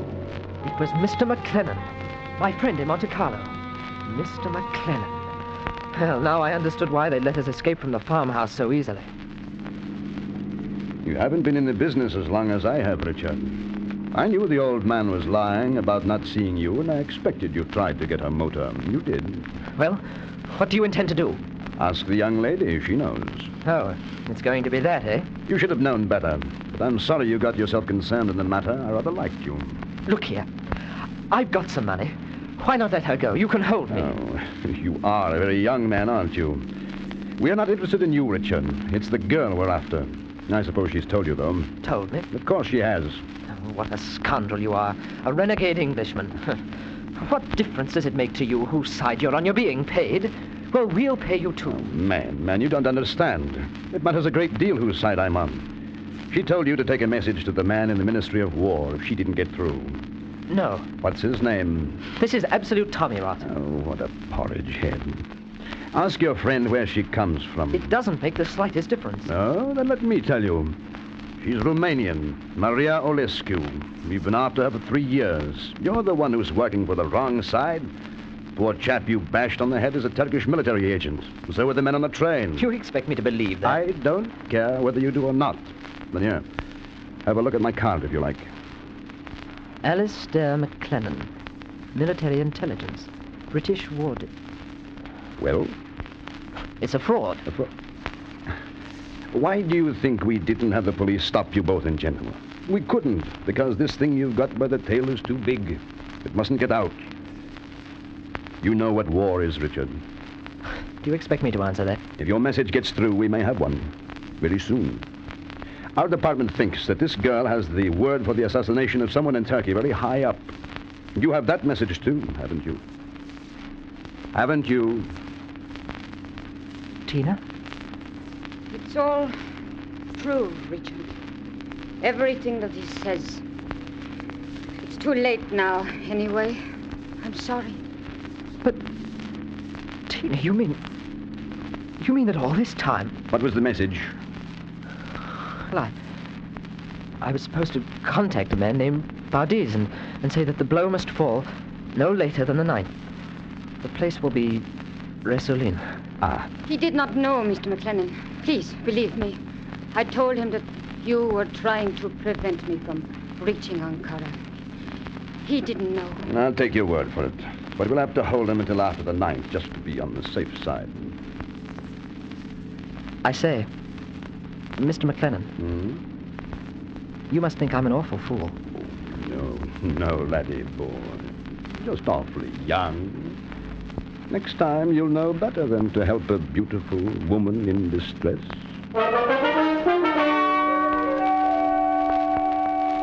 They took us back to Paris. And during the whole journey, Tina didn't speak a word, just looked out of the window. I thought of my family, of Trinity College, and England. But none of them seemed particularly important now.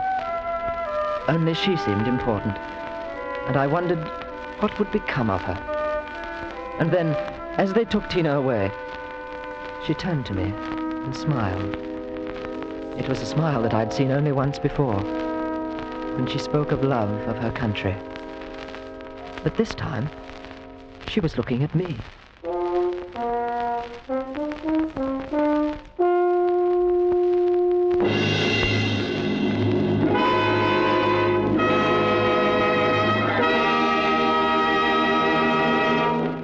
Escape is produced and directed by Norman MacDonald. Today we have brought you Roulette by Anthony Ellis, with Terry Kilburn starred as Richard. Featured in the cast were John Daner, Alberto Morin, Georgia Ellis, Lou Krugman, and Edgar Barrier. Special music was arranged and played by Ivan Ditmar. Next week, escape with us to a puppet kingdom in the heart of the Belgian Congo, and a man who challenged that kingdom because of a dream.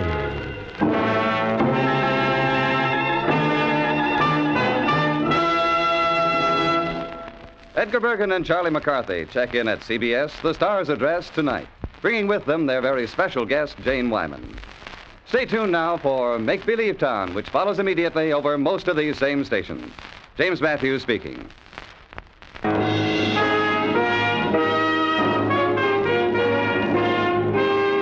This is CBS, the Columbia Broadcasting System.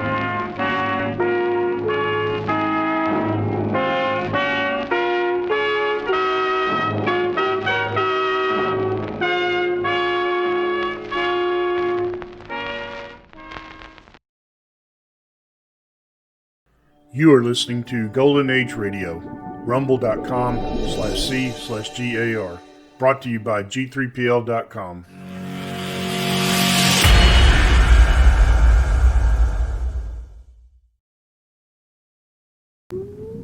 Countdown for blast off. X minus 5, 4, 3, 2, X minus 1, fire.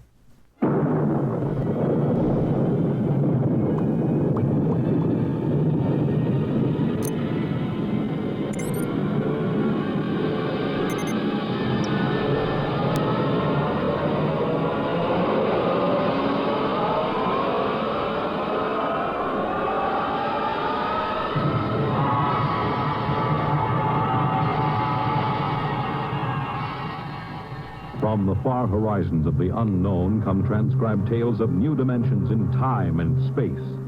These are stories of the future. Adventures in which you'll live in 1,000,000 could be years on 1,000 maybe worlds. X minus 1.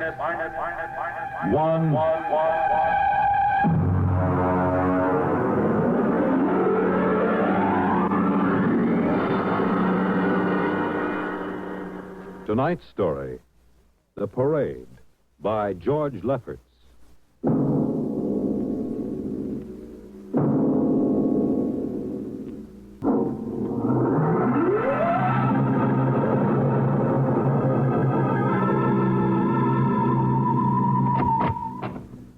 You are Mr. Sid Ryan? The same. My name is Lucia. I am a Martian. Pleased to meet you, Mr. What was that again?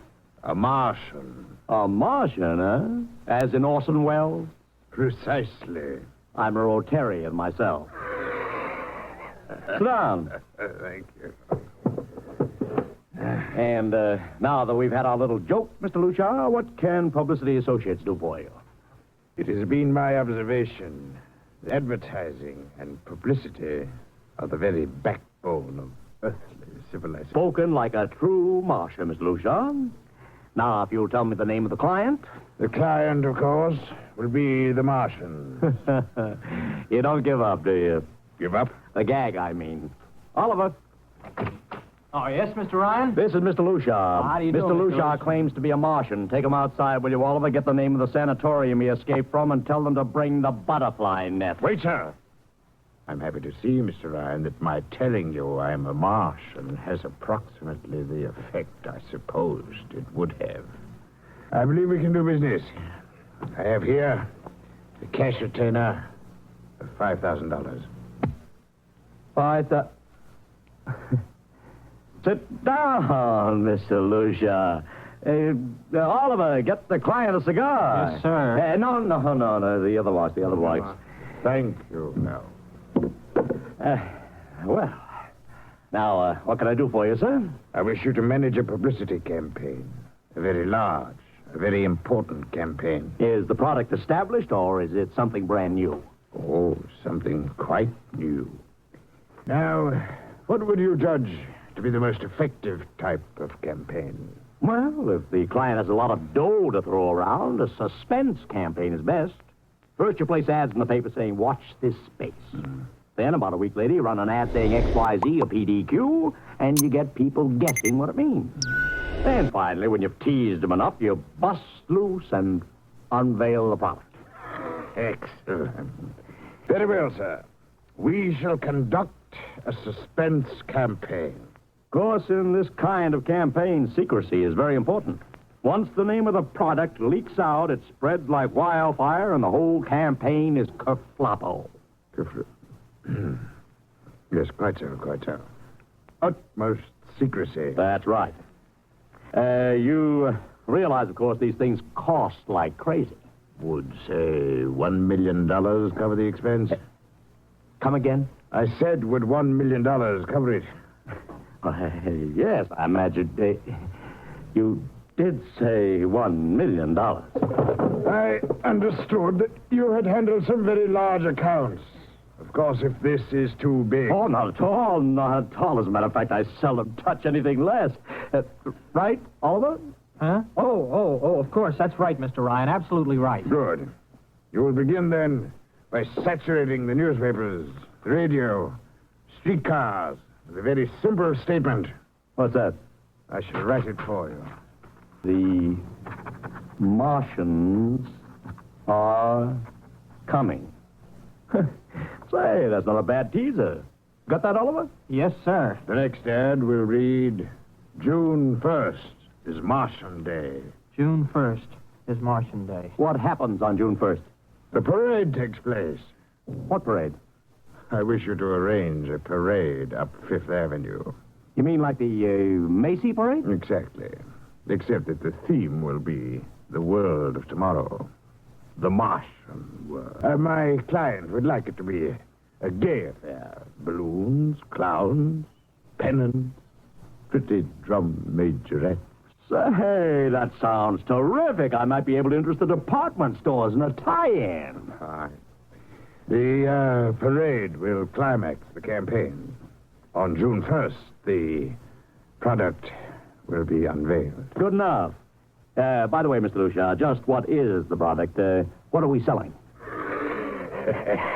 Oh, no, Mr. Ryan. Secrecy, remember. Oh, but after all all... will be revealed to you in good time, Mr. Ryan. Moment, let us say we are selling a concept. Concept? Precisely. Concept of invasion from Mars.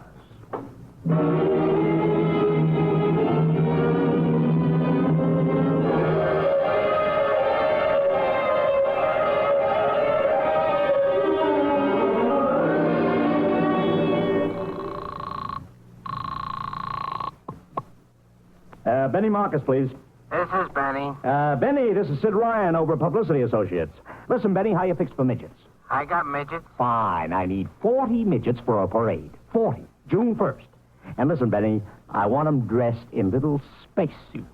What? You know, like men from Mars, okay? Midgets. And I want some movie extras, maybe 50 of them. Also rigged up like men from Mars. Make them look gruesome. Got that? Gruesome. Also, I need some horses with pretty girls on top of them. Maybe you can get that bunch from Maroney's Traveling Circus. The ones we booked for the Fireman's Parade in Albany last year. Oh, try, Sid. And never mind the expense. Just get me the talent, okay?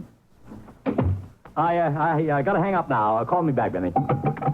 How you doing, Oliver? Oh, fine, Mr. Ryan, just fine. We got full-page ads in all the dailies and 10-second spot announcements on every local station, but it's costing a fortune. The more it costs, the bigger our percentage.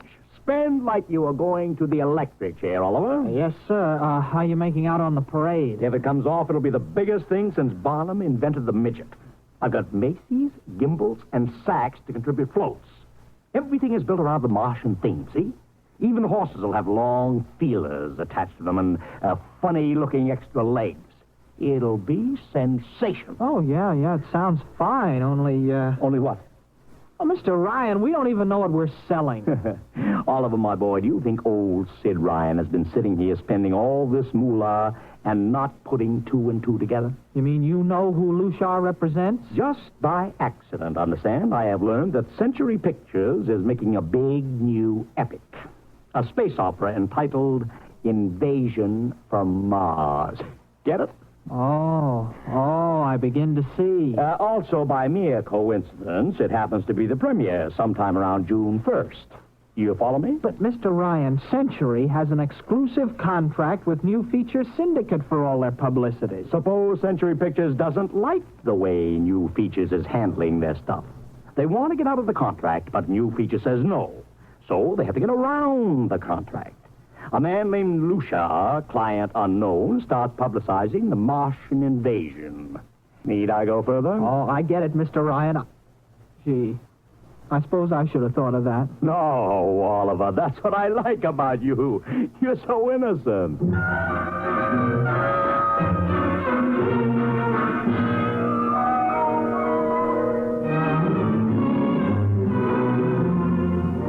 Let me talk to Commissioner Patrick, please. Sid Ryan. Hello? Commish? Sid Ryan. Oh, it's you. Well, what is it this time? If you want to drop a man off the Empire State Building into a teacup full of water, the answer is no. Also, we are not arresting any fan dancers. You know I don't handle fan dances. I want a permit for a parade, June 1st, 5th Avenue. It's a Sunday. There's no traffic. Oh, come now. Look, Ryan. Macy's gets a permit. Gimbals gets a permit. The American Legion gets a permit. The Sons of Erin march every time Morton Downey sings the Wearing the Green. Don't give me a hard time, Patrick. This is too big. I have the 5th Avenue Merchants Association behind me. Okay, Ryan. Fill out the forms. I'll pass them along to the license commissioner. That's my boy. Oh, by the way, what's the occasion? Oh, don't you read the papers, Patrick? June 1st is Martian Day.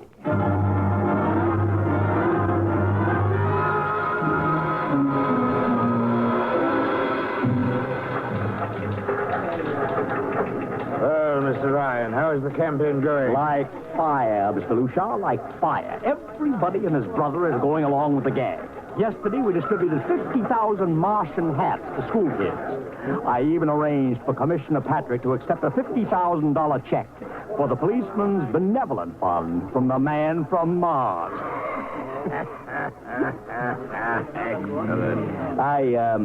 I understand Century Pictures spent over $1 million making that space opera. I beg pardon? Oh, come, Mr. Lucia. Sid Ryan wasn't born yesterday, you know.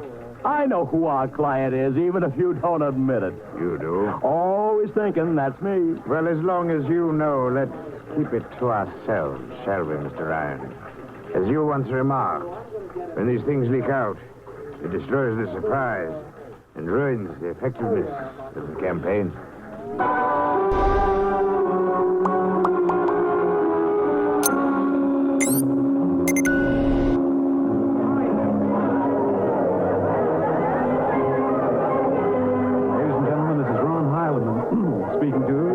Portable transmitter atop the reviewing stand for the much-heralded Martian Parade on Fifth Avenue. It's a beautiful sunlit day here in New York.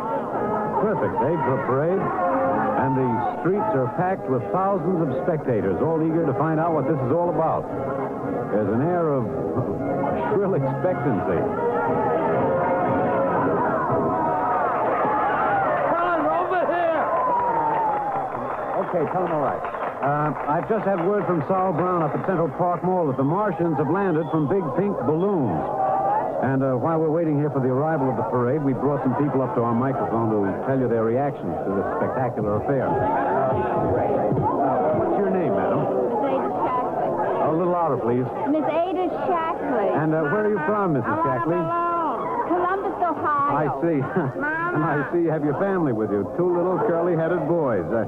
Are you in New York for your vacation? Yeah, we came for the Shriners Convention with their daddy. Well, what do you think of Martian Day, Mrs. Shackley? Well, it all seems very strange to me, but the boys have been pestering me to watch it, so we've been standing here for 2 hours. I can't make head or tail of it. Well, neither can a lot of other people, Mrs. Shackley, but judging by the thousands here already, there's a lot of curiosity. Curiosity killed a cat. Let's hope not. Thank you, Mr. Shackley. And now here they come, ladies and gentlemen. The first units of the big Martian Parade swinging down Fifth Avenue. With fanfare, colored streamers, music, confetti, floats, all the attractions of the Mardi Gras. Let's listen to the band for a minute.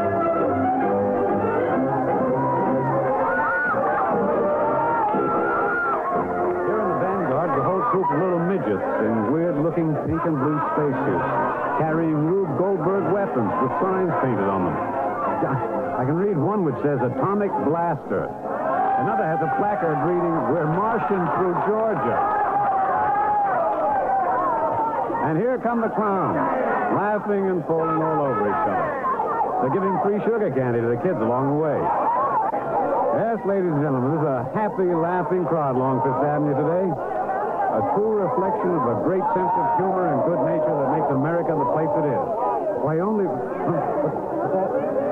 What's this? The crowd's murmuring now. They've fallen somewhat silent. There's something coming. I'll try to get it for you. What? Ladies and gentlemen, here comes the Martian contingent. This is promised as the climax of the show. And now a great hush has fallen over the crowd. It's quite a sight to see these thousands of people standing here expectantly, hearing only the great regular sigh of their mass breathing. Now here they come, ladies and gentlemen. The Martians, marching in booted, helmeted ranks, row after row of them.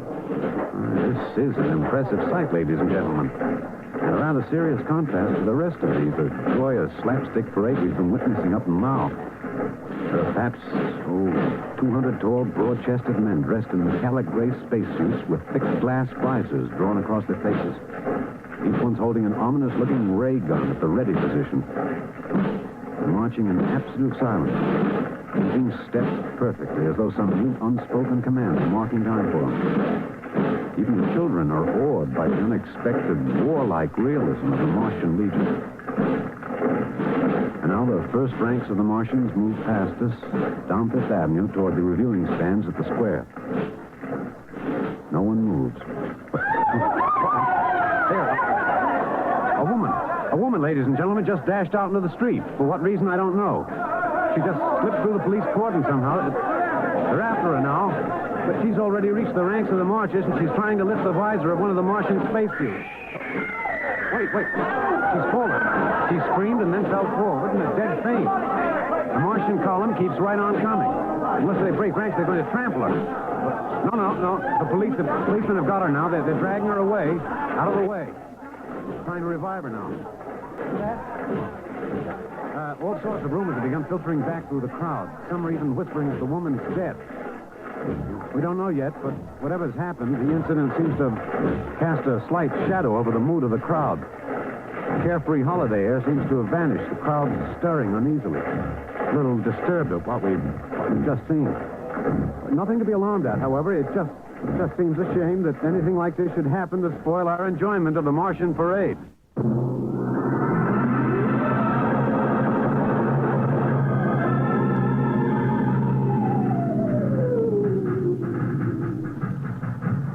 Mr. Ryan, did you see that? A woman fainted. She ran out into the street to get a close look at the Martians, then she screamed and fainted dead away. I'm well aware of that, Oliver, since I paid her $50 to do it. What? The dramatic moment, Oliver. The stock and trade of the good publicity, man. Relax. Holy smokes, you sure think of everything. For my share of this deal, roughly $100,000, I can afford to think of everything. Shut the window. Oh, okay, but don't you want to see the finish? We'll go down to the reviewing stand for the finish. Right now, I want to make a phone call. By the way, where's Lucia? I haven't seen it. Well, close the window, Oliver. Well, okay, Mr. Ryan.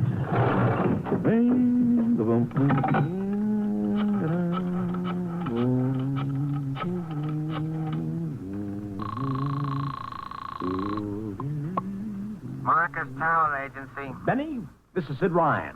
Oh, say, listen, Sid, I was going to call you. I'm awful sorry about those Martians. What do you mean, sorry? They're terrific. Don't joke, Sid. I mean it. Oh, I mean it, too. They're great.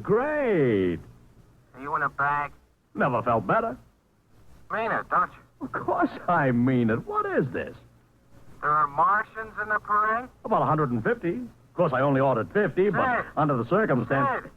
What is it? Sid, don't you know I couldn't get you a single movie extra? There's a studio strike in New York. Huh? Wait a minute. Where'd these guys come from if you didn't hire them? I don't know. Hold on.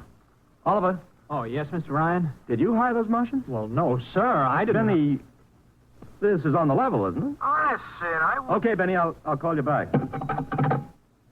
Matter, Mr. Ryan? Well, no. Just don't know. Wonder if Lucia hired them. What's Century Pictures number? Tremaine 4, 1000. Tremaine 4, 1. Century Picture, your old star. Give me Marty Sanford, your publicity director. One moment, please. Sanford. Marty, this is Sid Ryan. Oh, hello, Sid. How's it Fine. Listen, Marty, this is dead serious. On the level, get it?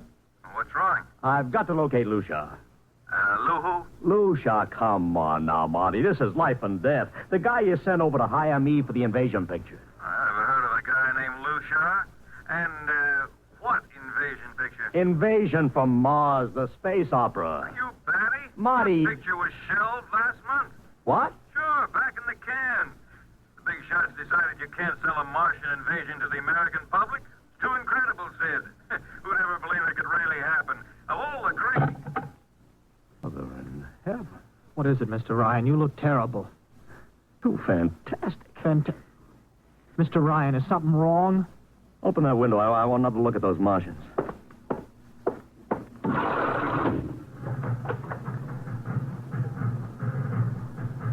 Look at them. Oliver, you were in the Army. Could 150 movie extras learn to march like that in, say, 24 hours? No. Not in 24 days, Mr. Ryan. Not a second's hesitation. Not one other step. Look at the way they carry those ray guns at the ready.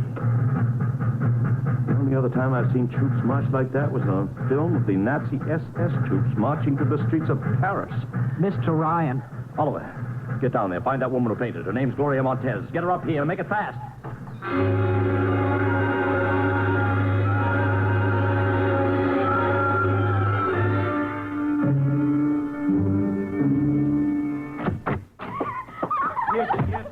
Ryan. I can't get much sense out of her. Stay away from me. Okay, Gloria. You can cut out the act and relax. It's me, Sid Ryan. Gloria, settle down. Baby, it's me, Sid. It's awful. It's so big green eyes and those feelings like a catfish. Baby, snap out of it. Listen, what happened down there? You ran out and screamed like I told you, but the fainting, that wasn't in the act.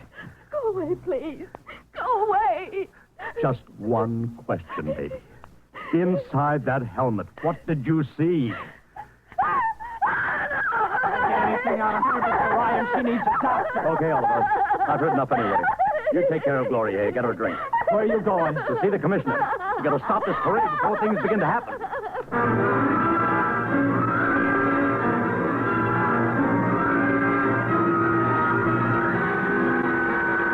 Okay, Ryan, what's the beef? Listen, Patrick, I don't know what it is, see, but something's wrong. You've got to stop that parade. I suppose you'd like the riot squad. That would get you a front-page spread on every paper in town. Now, look, Ryan, I've got no time for your cheap publicity gags. I'm a busy man. Listen, I'm trying to tell you I don't know where those Martians came from, who they are, anything about them. Oh, Ryan, I'm wise to your tricks. Now, if you let the sergeant show you out... You won't do it, huh? An honest citizen appeals for protection and you refuse? I most emphatically do. Now, beat it. All right, Patrick. I'll go right to the mayor's office. I'll have you busted flatter than a fried egg. Go ahead. I'm sure His Honor will be glad to toss you out on that phony nickel-plated skull of yours.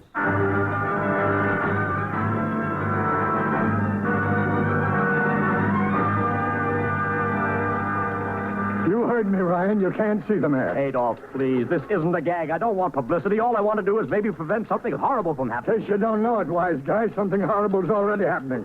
A couple of hundred little kids are in the hospital with ptomaine poisoning from that phony Martian candy you passed out. What? Or didn't you know? I didn't. We've got to stop that parade. Sure, you'd like nothing better than to start a panic now. Maybe a few hundred people get trampled to death. Think of the newspaper's face. That'd get you and your phony product. I won't stand for this, Adolf. This may be a matter of life and death. Don't get out of here quick. It'll be your death. Go on, beat it. Get out. You and your publicity stunts. Makes me sick to my stomach.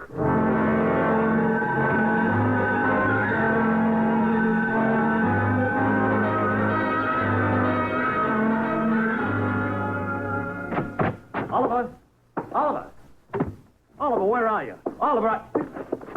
Oliver! Oliver! It is useless to scream at him, Mr. Ryan. Your friend is quite dead. Lucia. He wanted to run to the police with some story about a Martian invasion. I found it necessary to restrain him. Restrain him, you stinking murderer! Now, Mr. Ryan, collect yourself. After all our planning, it wouldn't do to have everything spoiled now, would it? Lucia, I'll start talking and talk fast, because when you get through, I'm going to take you apart piece by piece. What's this all about? Surely you know, Mr. Ryan. After all, you've been publicizing it for months. See, before colonizing your planet, the Martian government sent some of us as scouts in advance, disguised as Earthmen, of course, to study your habits, your weaknesses. We found that the people on Earth are predominantly conditioned by advertising and publicity. So we conceived the idea of treating our entire invasion as a vast publicity stunt. Clever, yes? After all, Mr. Ryan, who would suspect an invader who advertised his invasion in the newspaper, invited the public to his surprise attack, and spent millions publicizing his plans? Holy jumping. You've done very well, you see. Then there was no product. Ah, but there is a product. The product is death. What are you trying, Lucia? We Martians are a humane people, Mr. Ryan. We do not like to destroy thousands where a few hundred will suffice. In exactly 2 minutes, our troops will treat the world to a spectacle of death, which will bring the rest of your planet to its knees in horror. Nations will clamor to surrender. Perhaps, Mr. Lucia, but not if I can help. No!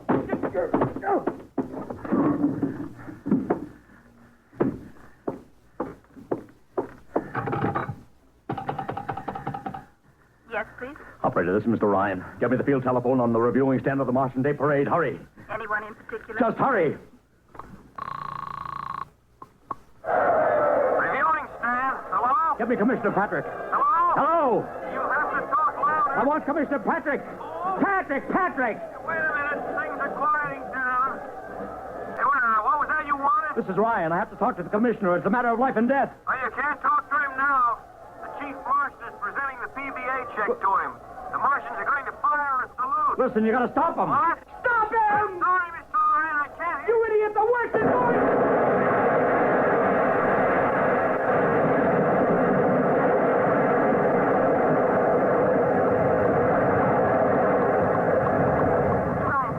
Ryan, you've been cut off. I heard it. Is something the matter? No, operator. Doesn't matter.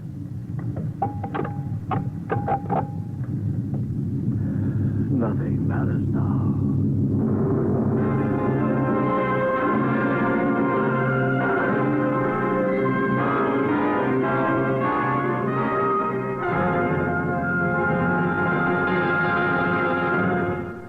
Tonight by transcription, X-1 has brought you The Parade.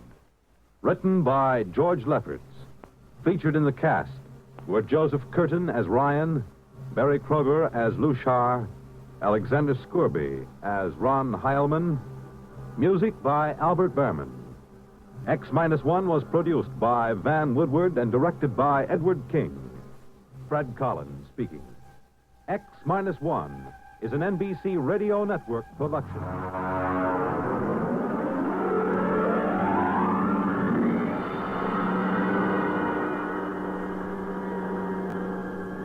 And now, next week, The Cave of the Night. The gripping story of the first man to pilot an Earth satellite beyond the reach of gravitational pull. And of what happened when a watching world learned that something had gone wrong, that he could never return, that he was doomed to die a lingering death in the arching blackness of the sky. The Cave of Night.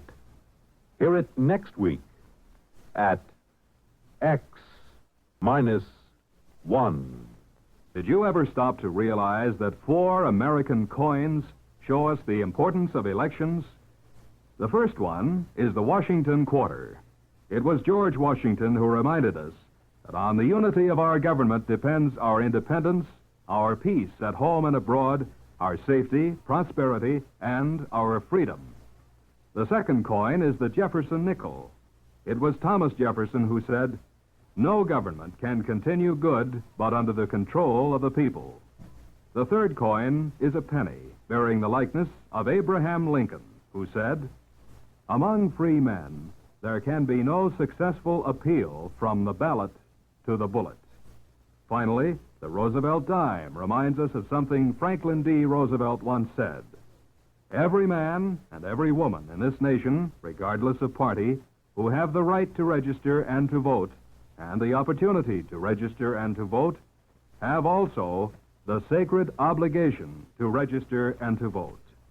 These 4 Americans, by recognizing the importance of elections, added another page to your political history. You are listening to Golden Age Radio, rumble.com/C/GAR.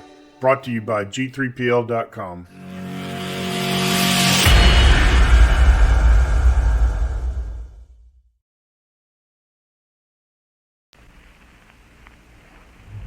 Wheaties present Dimension X. Adventures in time and space, transcribed in future tense. Dimension X.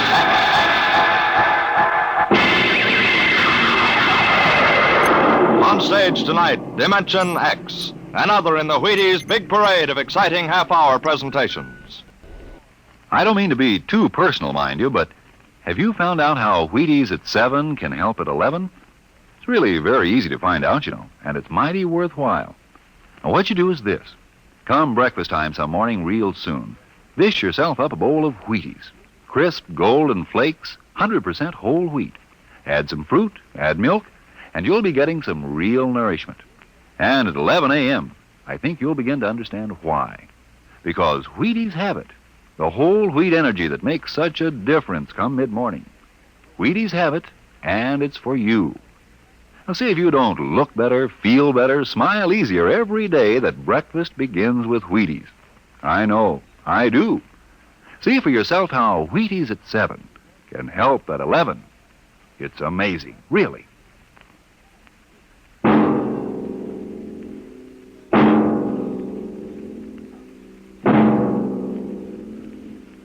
you remember when you were young, how your elders would tell you bedtime stories about the man in the moon? Well, tonight we have a different kind of story to tell about him. A story of suspense in the unknown world of the future, where anything can happen.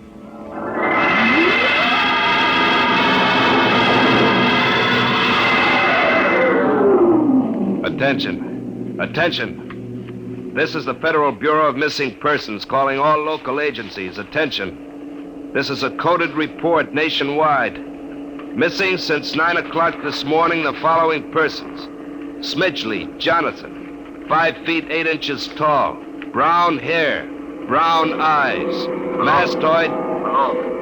Hello. Hey, get off this wavelength. This is a restricted band. Hello. Look, whoever you are, you're on a coded wavelength. Now tune out. This frequency is reserved for the Federal Bureau of Missing Persons. Hello, Earth. This is the moon calling Earth. Hello, Earth. This guy's loony. Transmitting room. Jake in transmission. Jake, this is Charlie in the code room. Some crackpot's on our frequency. Yeah, I heard him, Charlie. I've got CQ trying to trace it now. Yeah, well, hurry it up, will you? Some ham's in for a good stiff fine by the FCC. They ought to take his license away. Oh, here comes Lenny with a directional fix. Here you are, Jake. I checked it 4 times.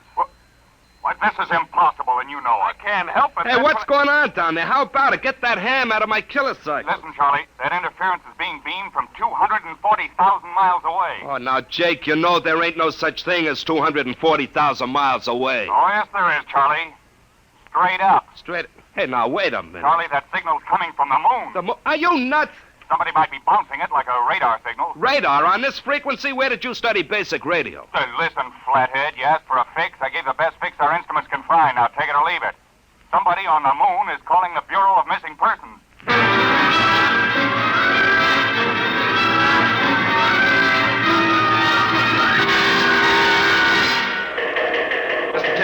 Mr. Timken. What's the sweat, Charlie? Shouldn't you be broadcasting? Now, listen, Mr. Timken, you know I'm a sober citizen, right? Never once have I broadcast with the smell of alcohol on my breath, right? In all your 12 years here at the Bureau, did I once... What's the matter, Charlie?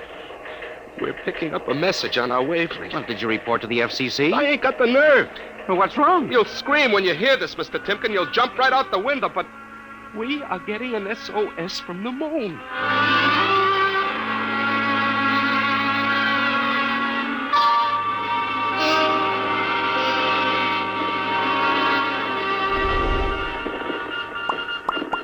That's got it. Started on voice and switched to Morse. What did he say? Let's see now.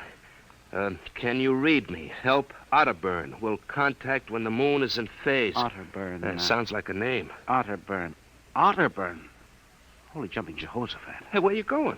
To talk to the chief. Hey, now, wait a minute. What are you going to tell him? We just got a CQ from the man in the moon? That's exactly what I'm going to tell him, Charlie. What? Oh, no. This is too much for me.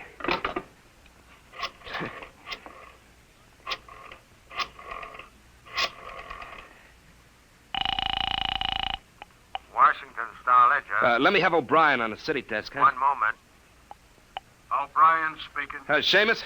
Yeah? This is Charlie Starbuck down at the Missing Persons Bureau. You want a hot one? No kidding. This'll cost you a beer, okay? Shoot, Buck. I'll stay in your wavelength for 30 seconds. Yeah, okay. We just got a radio message from the moon. What? From the moon. Call me back when you're sober. Okay, Seamus, if you don't know a story when you see one. I'll send you the name of a good psychiatrist. So long, Orson Welles. Orson Welles? Hey, how do you like that? He don't believe me.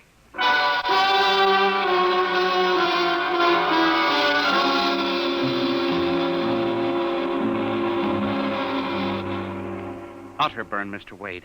Does that name ring a bell? You're the man with the photographic memory, Henry. What about Otterburn?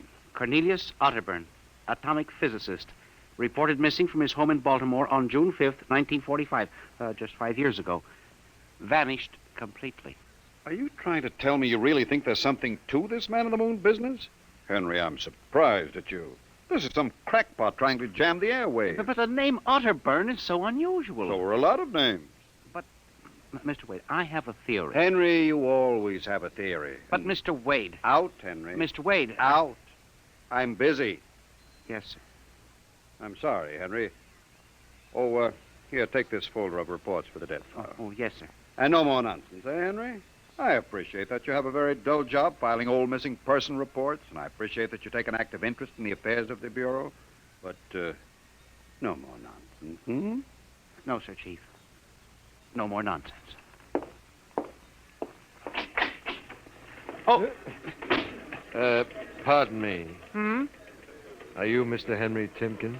That's my name. Permit me, Jefferson Philo, scientific feature writer. May I have a moment of your time? Certainly. Just sit down at my desk right over here. Thank you. My, that's quite a stack of papers. Filing. I'm the records custodian of the Bureau. 12 years and never misplaced a record. Magnificent. Now, Mr. Timken. Yes? Mr. O'Brien, the editor of the Star Ledger, said I might drop by and investigate a rumor. Only a rumor, mind you, that a message from the,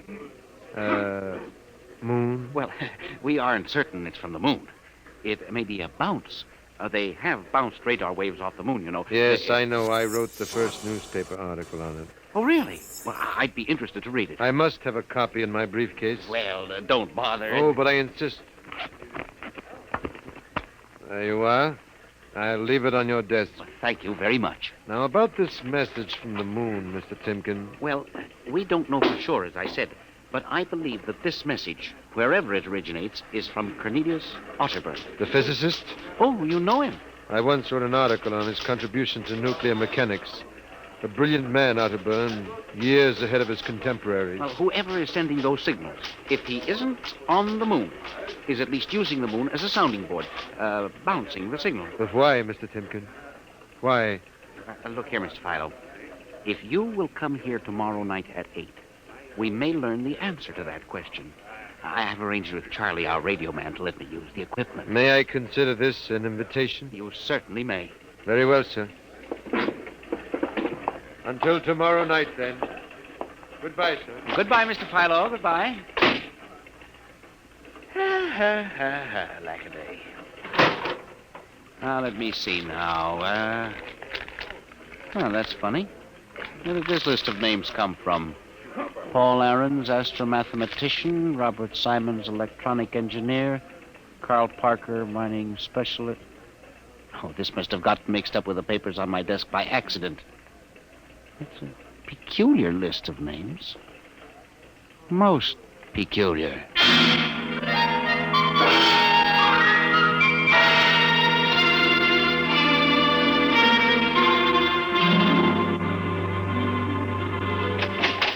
Good morning, Charlie. Oh, hi, Mr. Timken. I see we made the papers. Oh? And how? And the chief steamed up about it. What did the paper say? Mostly ha-ha. Here's the Herald. Oh? Oh, brother, what a panty.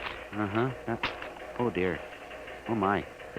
No wonder Mr. Wade is hopping. About tonight, Mr. Timken, I don't know. Now, you promised you'd give me a key to the radio room, Charlie. Yeah, but I didn't expect this. Listen, Charlie, we've got to find out if there's something to that message. If Otterburn is alive somewhere and radioing for help, it is... Hold it. Time for the morning broadcast. We've got quite a list today. Well, do you mind if I listen a while? We may hear Otterburn. Oh, I ain't self-conscious. Stick around. Attention. Attention, this is the Federal Bureau of Missing Persons calling all local agencies nationwide. This is a coded broadcast. The following persons are missing. Aarons, Dr. Paul, 5'5", brown hair, brown eyes, scar on left side of chin. Aarons? Thick glasses, occupation astromathematician. Missing since 6 o'clock this morning. Being sought by Bel Air police. Charlie. Repeat, Dr. Paul Aarons. Charlie, shut it off a second. Oh, no, listen, Mr. Timken. It's okay to stay, but you can't interrupt. This is important. Now, what time was Dr. Aarons reported missing? 6 a.m. We got the report from Bel Air less than an hour ago. Are you certain, Charlie? Yeah, positive. What is this? Charlie, what's the next name on the list? Let's see. Simons, Robert. What? Engineer. Came in less than 20 minutes ago. 20? What's the matter with you? You look like you've seen a ghost. Nothing, Charlie.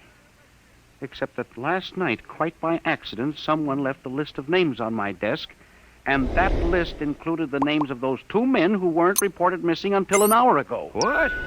Yeah, that don't sound right to me. It isn't right, Charlie. Which raises a question. Who would make up a list of missing persons before they were missing, not after?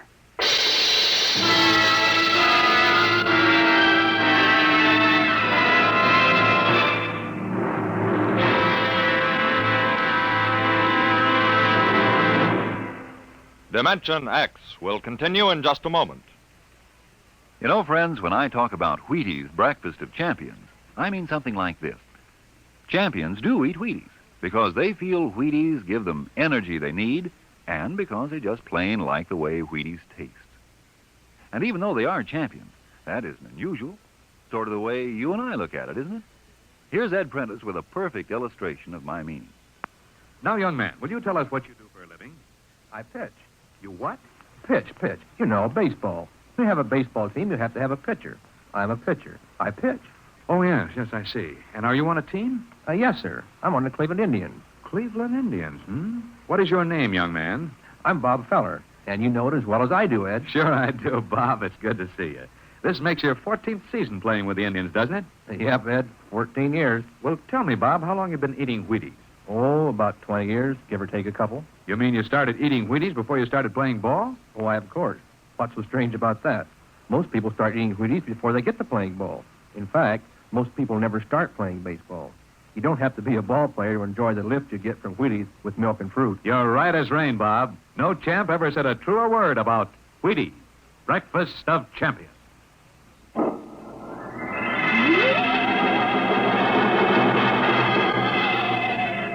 And you say this list of names was left on your desk accidentally? I believe so, Mr. Wade. Do you have any ideas? Well, it's hard to say. Mr. Philo left some papers from his briefcase. Mr. Philo? A science feature writer. I see. You were the leak on the story, then? Oh, yes, sir. I'm afraid I was. I didn't think it would be treated as a laughingstock. Well, we'll deal with that later. What's this Philo like? Well, he's strange. Bald, thick glasses, tall, seems to know a great deal about scientific data, but being a science writer... Is there any other possibility? I don't know. But I do believe that this is all hooked up with the broadcast from Otterburn. That seems like a very remote possibility. A missing persons bureau deals in remote possibilities, Mr. Wade. Henry, I do not require a statement of policy. What's the theory? Mr. Wade, I have discovered that each year literally thousands of persons vanish, leaving no trace. They are never located. Where do they go? Nobody knows. And they disappear in interesting cycles. What sort of cycles? Occupations, for example. One year we'll have a run on, say, coal miners. Next year the proportions of engineers increases, then scientists... What do you think happens, Henry? Well, I don't know, Mr. Wade. But I'm beginning to suspect that somebody else has discovered the same phenomenon. Even to the point, perhaps, of being able to predict who will turn up among the missing next. Philo? I don't know. But I would like to find out. And you think Otterburn may be a part of this picture? I definitely do, Mr. Wade. Henry, do you honestly expect me to buy an idea like that? It's more than an idea. The two top men on this list are missing. Maybe so, but the rest of them aren't. Parker, Watson, Gibbs. Well, I saw Parker in the restaurant where I had lunch today. Yes, sir, but and if you think I'm going to make myself a laughingstock by putting any belief in such a crack-brained theory, Excuse me. Yes. Hello, Wade speaking. Yes? Yes, I see. What name? Just a moment. Henry, let me see that list again. Oh, yes, sir. Here you are, sir. Go ahead. I see. I'll get back to you. I guess I owe you an apology, Henry. Yeah, sir? Carl Parker was just reported missing. Parker? The third man on your list. Holy mackerel. Exactly. Henry, perhaps I've underestimated you. Maybe this time you really stumble onto something. What do you intend to do, Mr. Wade? I don't know. I haven't thought it out yet. I was planning to listen for another broadcast tonight in the hope that Otterburn might try to contact us again. I'll join you. I also invited Mr. Philo, the science feature writer. I'll be glad to meet him. I'm beginning to get interested in your Mr. Philo. Mr. Wade, you don't think... That he's mixed up in this? I don't know, Henry. Well, Mr. Wade, let's contact the police. No, Henry, I think we're better off keeping this between ourselves for the moment. I don't want the police laughing at the Bureau if you're wrong. I don't know, Mr. Wade. Besides, there may be more danger than you realize. Let's keep it quiet. Shall we, Henry? Yes, sir. I didn't realize there was any danger.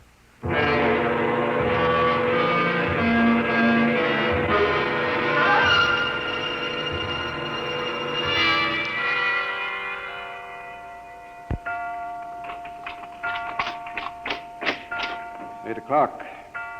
Friend Mr. Filer was late. He said he'd be here, sir. Moon is almost in direct phase. You can't wait much longer. You'd better switch on the set. Yes, sir. I left a light in the hall for Mr. Filer when he comes. Are you getting anything? Just some foreign stuff. Programming from Johannesburg, South Africa. We continue in Africa. Oh, no, dear. That's a very peculiar transmission sound. That sounds like something. See if I can work the selector here. The moon is in phase. Yes, sir. Hello. Can you hear me? I'll try to return. Hello? Hello? Hello, hello, do you hear me? I get you now. Thank God. Who are you? Can you hear me? Who are you? This is Professor Cornelius Otterburn. Hello? Go on, I hear you. Not much time. They're on to me. They've located my sending point. You hear me? Go ahead, keep talking. I've only enough oxygen for a few minutes more. Well, where are you? I'm on the Earth side of the moon. You get that? The Earth side of the moon. A volcanic crater. Good Lord. Start that recorder, Mr. Wade.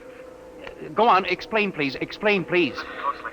There's an Earth colony on the moon. There is an Earth colony on the far side of the moon. Made up of renegade scientists and criminals. Professor Ernst Holtzman. Holtzman, he died in an insane asylum in 1938. Professor Ernst Holtzman discovered nuclear rocket power in 1935. Turned his plans over to escaped inmates of the asylum.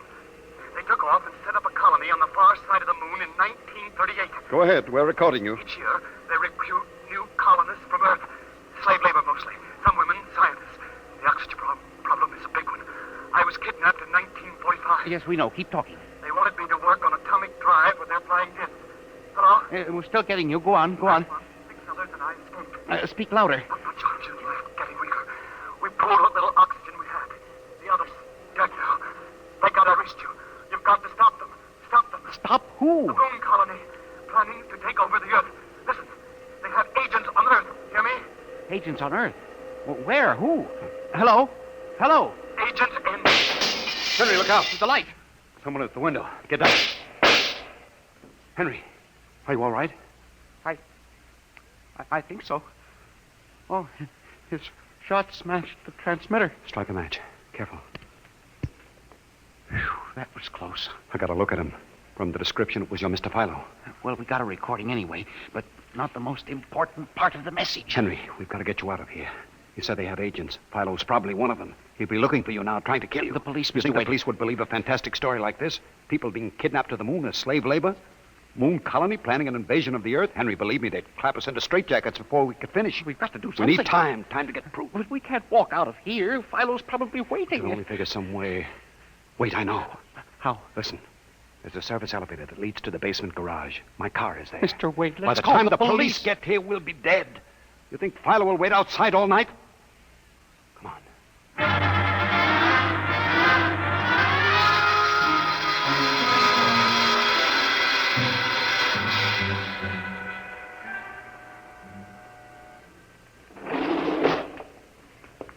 This is the basement. Come on. Keep to the side. Yes, sir. Shh. Here's the car. All right, Henry. You open the garage door, then jump into the car. We'll make a dash for it. But where can we go? I have a farm outside Chevy Chase. It's private, miles from the nearest neighbor, and completely hidden by trees. We'll run for that. Go ahead, start the door up. All right, Mr. Wade. Quick, jump in. Yes, sir.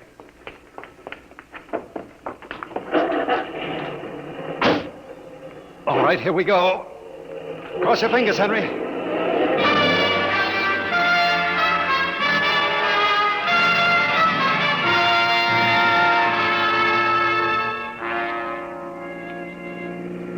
We made it out all right.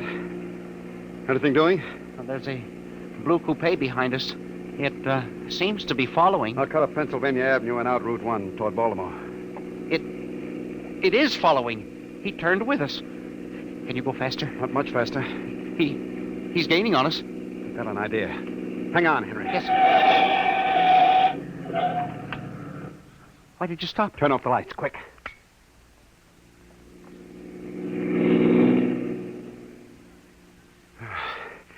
It worked. He shot right past us.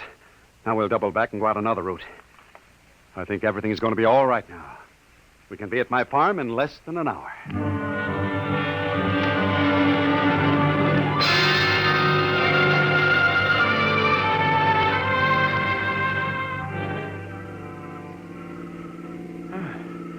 This place is really out in the wilderness, Mr. Wade.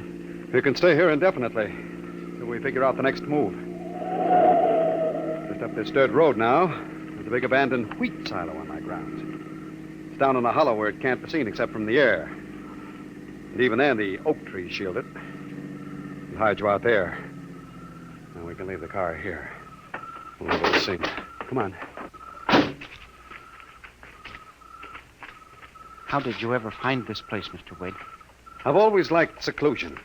Came up here to get away from it all. There's the silo. Well, it's certainly well hidden. There's a small door around the side. Come on. Yes, sir. Oh, careful of those bushes. It's hard to see them in the dark. Do you suppose Philo will find us? I assure you, Henry, that Mr. Philo will never find us here. Not in a million years. Here's the door.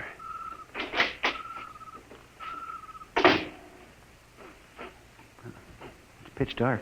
Hold my arm. I know the way. Just a few steps up, then another door. Yes, sir.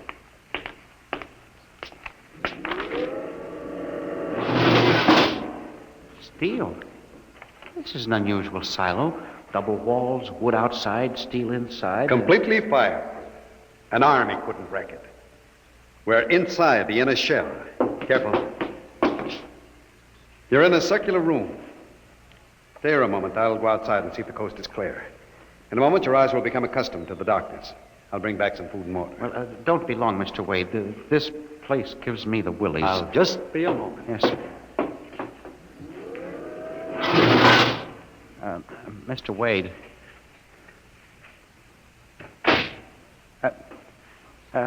Mr. Wade.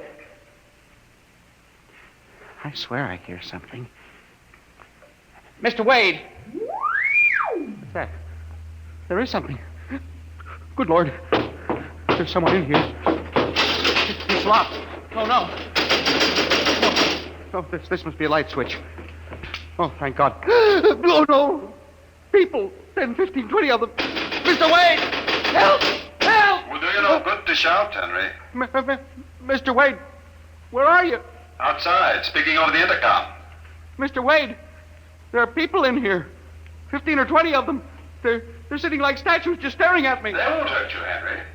They've all been drugged. They're even more helpless than you. Yes, but who are they? Permit me to introduce them, Henry, since they're currently unable to introduce themselves. The gentleman seated before you is Dr. Paul Ahrens, the astromathematician. Ahrens? Next to him is Mr. Robert Simons, electronic engineer. Names on the list?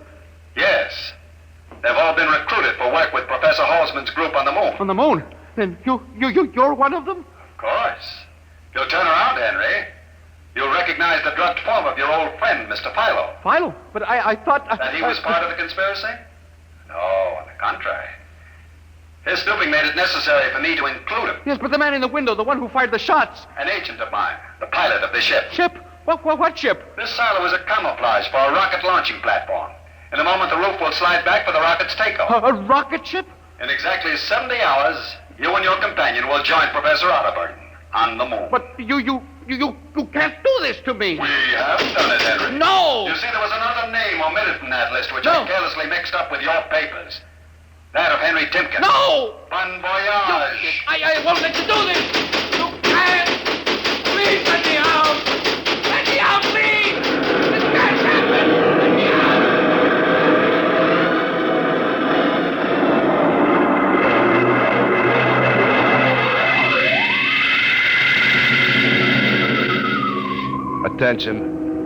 Attention. Missing since 8 o'clock last night. The following persons. Timken Henry, age 45, height 5 feet 8, brown eyes, slightly balding.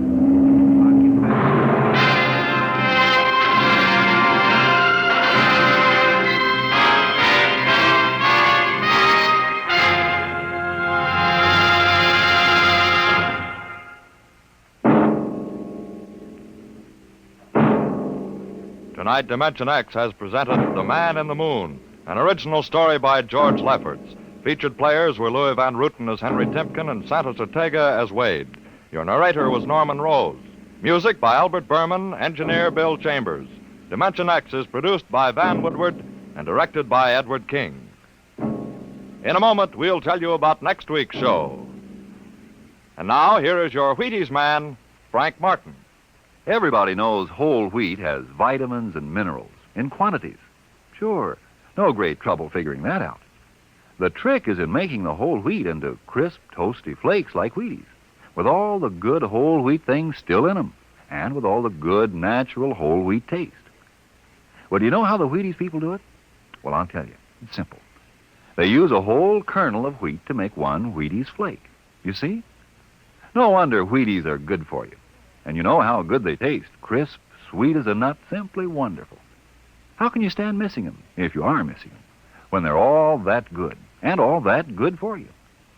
Why don't you breakfast up to Wheaties tomorrow morning, huh? And see for yourself how Wheaties at 7 can help at 11. Breakfast of champions. Yes, yes.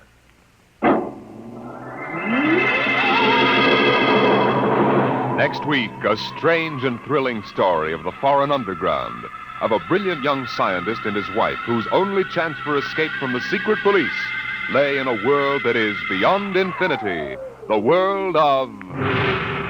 Dimension X.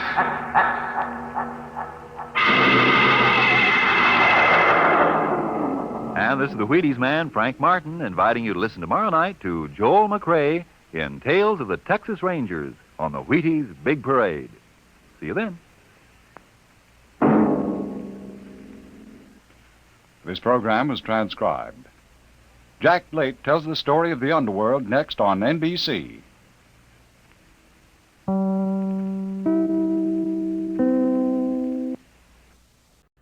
You are listening to Golden Age Radio, rumble.com/C/GAR. Brought to you by G3PL.com.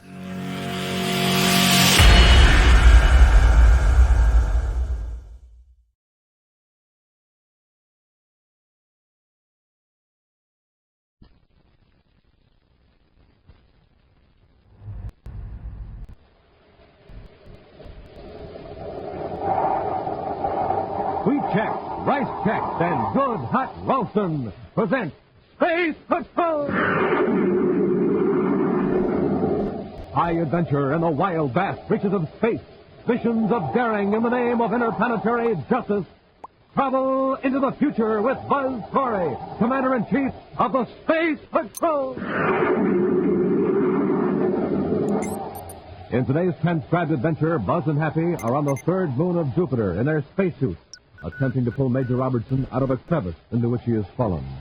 Buzz has lowered Happy into the crevice where thousands of beetle-like insects are swarming. Beetles that seem impervious to the cold and lack of atmosphere. Just a couple more feet, sir. That's it, sir. Rope the rope under the Major's arms, Happy. Just a minute, sir. Brush off some of these insects. Gee, some of them just won't brush off, sir. They're awful. They're a nice soup, too. They're all over the Major's. Hey, Commander, they're eating through our spacesuits. We've got to get the Major out of there and get back to the ship. If these insects puncture our suits, we're finished.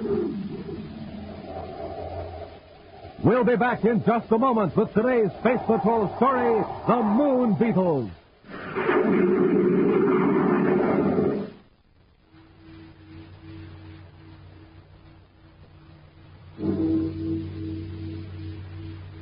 The hour has struck.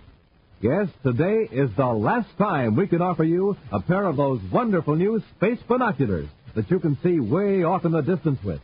Big 4-power plastic space binoculars, 5 inches wide, 5 inches long. Plenty big and plenty of fun.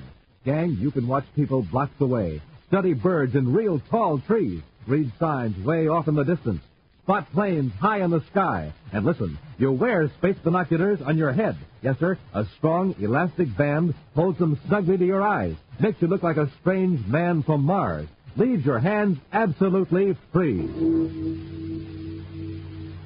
Yes, the hour has struck. Today is the last time we can offer you these terrific new Space Patrol Space Binoculars. To get a pair exactly like Buzz Corey wears, do this. Buy a box of Instant Ralston. Then, with your name and address, send 25 cents in coin and an Instant Ralston box top to Space Patrol, Box 686, St. Louis, Missouri. This offer good only in the USA and may be withdrawn at any time. That's Space Patrol, Box 686, St. Louis, Missouri.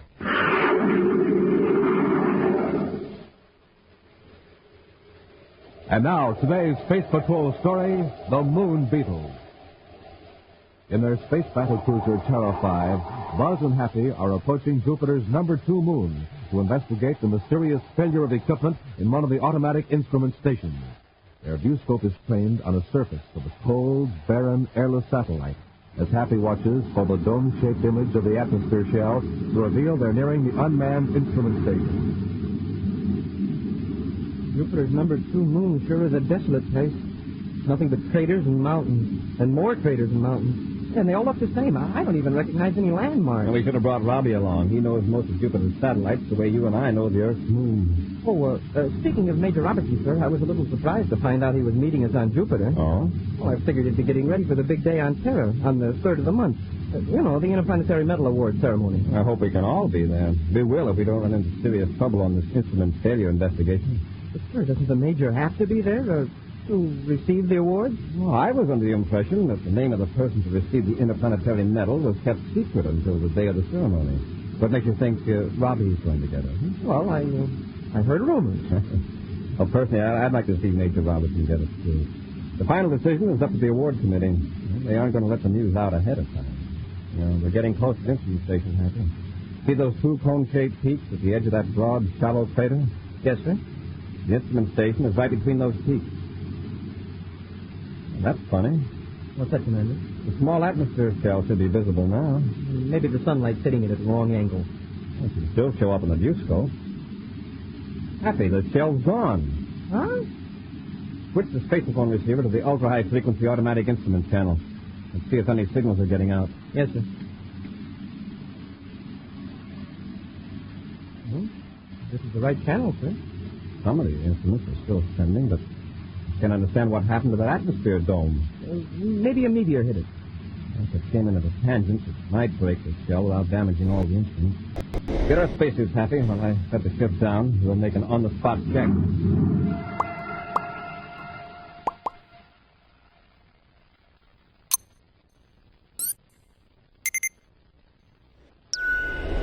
There are the instruments, sir. Don't seem to be damaged. Dome's foundations intact. So are the double hatches to the airlock. The metal framework and the gates are still standing. Happy, I'm afraid your meteor theory is out. But if it came in almost parallel to the surface of the moon and hit the shell... There would still be fragments of the plastic shells scattered all over the area. Take a look. The ground all around is perfectly clean.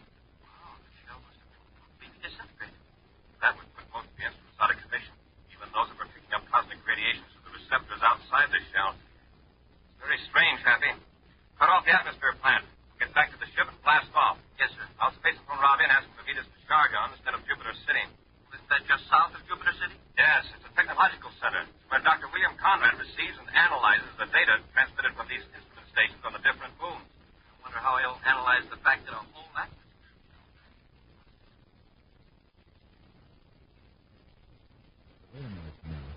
Are you saying there weren't even any fragments of the atmosphere, sir? That's right, Robbie. The whole thing just disappeared. And none of the instruments were physically damaged? No, Doctor. Some of them stopped transmitting because of the cold. It really got us puzzled, Dr. Conrad. What do you think could have happened? Well, Happy, I won't even speculate until a thorough investigation is made. Well, at the moment, Doctor, I feel this is a job for the security section. Robbie, get a lab ship and blast off for moon number 2. Yes, sir. Do you want me to go with the Major, Commander? You'll be needed here in Chargon, Doctor. You've got to evaluate the data from the other moon centers. I'll keep in contact with you from number 2 moon and give you any information I can gather. Good. Robbie, I'll leave the investigation in your hands. Happy now go to our temporary quarters and get some rest. I can use a little sleep. I'll call you first thing in the morning, Dr. Conrad. Come on, Happy.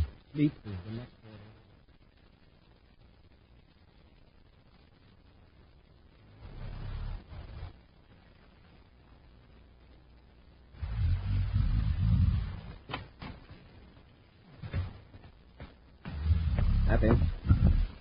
Happy, we're coming.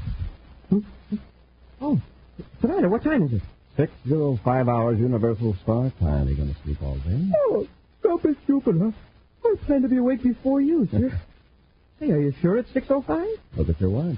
But it's still dark outside. That's why I left the shade up, figuring the sun would wake me up. Yes, I noticed how dark it was. Maybe we're having an eclipse of the sun. They're fairly frequent on Jupiter with 12 moons in the sky. I'm sure I should have thought of that.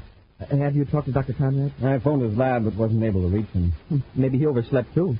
From the sound of things outside, it sounds like the middle of the day.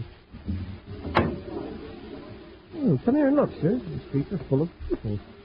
These Shargon citizens must be early risers, or else they got up to see the eclipse. The eclipse here wouldn't cause that much excitement. Well, you know, the lights are on all over the city. Well, that must be Dr. Conrad. I told the charge of quarters to put the call in here. Corey speaking.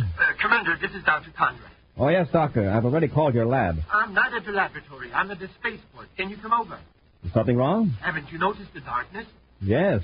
The 4 biggest moons must be eclipsing the sun all at once. This is no eclipse, Commander. The Shargon atmosphere shell is completely covered with insects. Insects? Yes, I know it sounds crazy, but it's true. They're blanketing the entire dome. Billions of them. Space Control isn't letting any ship in or out of the space lodge. They're afraid the insects will swarm into the city. Doctor, where are you now? I'm in the Space Portmaster's office. I'll be right over. I'm ready, Commander. Then let's go.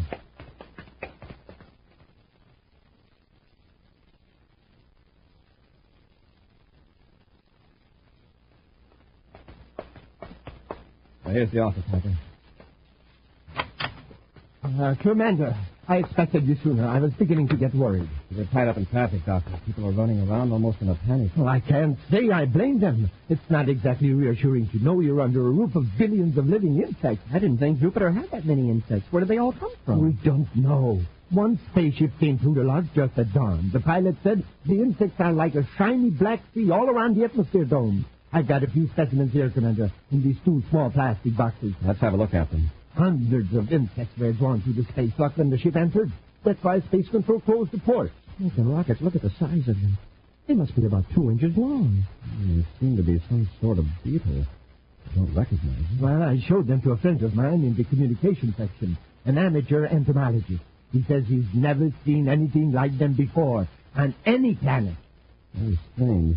Entirely new variety of insects appearing by the billions, and here on Jupiter, of all places. Hey, one of the bugs got loose. He's crawling across the desk.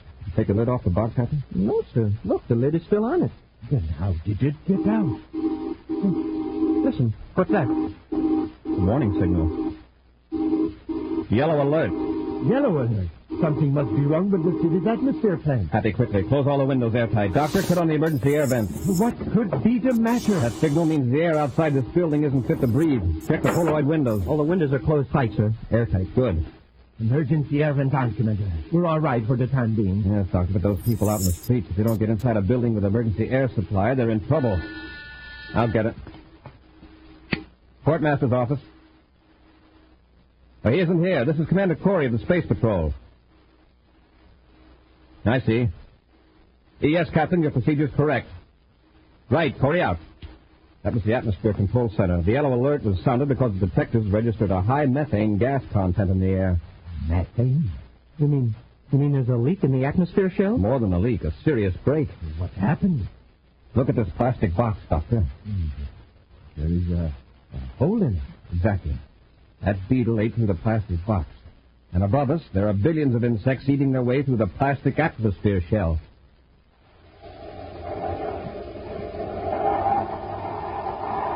We'll be back with Space Patrol in just a moment.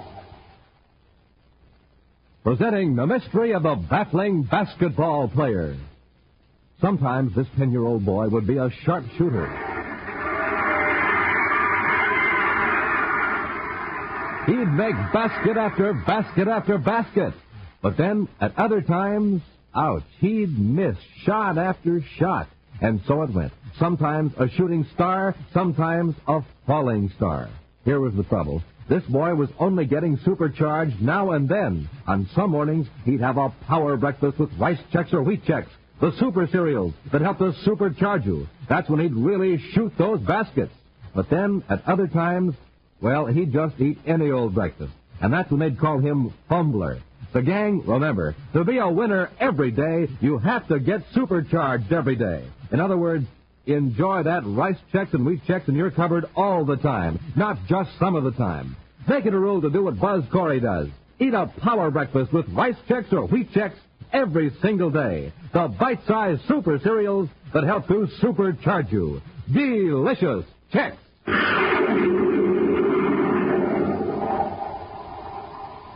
And now back to our Space Patrol story, The Moon Beetles. The city of Shargan on the planet Jupiter is perilled by a vast swarm of strange insects that completely cover the atmosphere shell. These beetle-like insects are gnawing through the thick plastic of the transparent dome over the city, and now the air is contaminated with the harmful gases that compose Jupiter's atmosphere.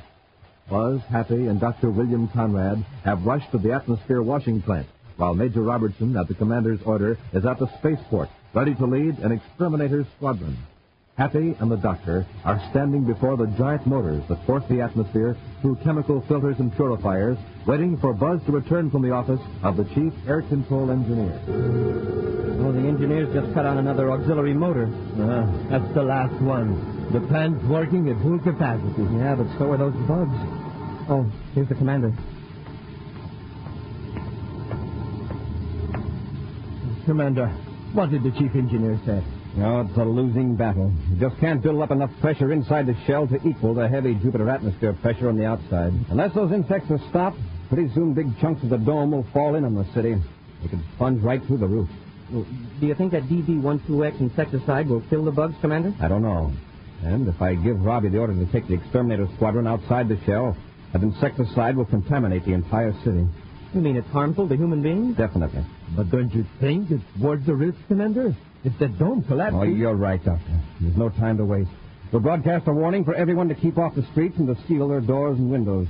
Then we'll go back to Space Patrol headquarters, and I'll tell Robbie to take the squadron up.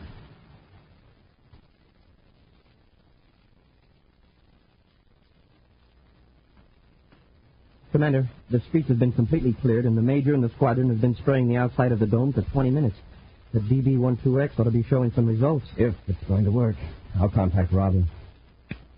Commander Corey at Shargan Space Patrol headquarters calling Major Robertson aboard Space Patrol cruiser J571. Corey to Major Robertson. Robertson here. Go ahead, Commander. Is it working, Robbie? All 8 ships have made 10 passes with the insecticide, Commander.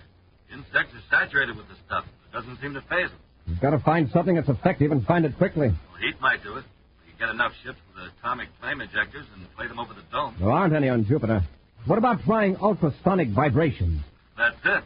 That'll do it, Commander. Dr. Conrad, do you know of a lab ship here in Shargon that's got an ultrasonic generator in it? Oh, yes, Commander. There is one at the spaceport. Good. Robbie, order the squadron to return to base, but you stay aloft. Happy, Dr. Conrad and I will get the lab ship...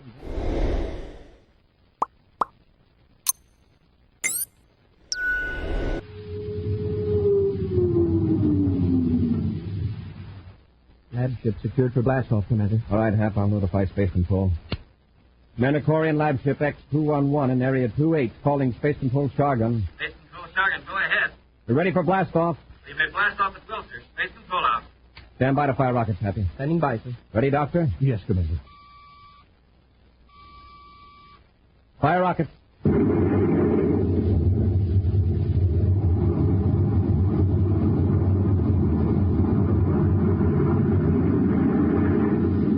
Here come the lock, sir.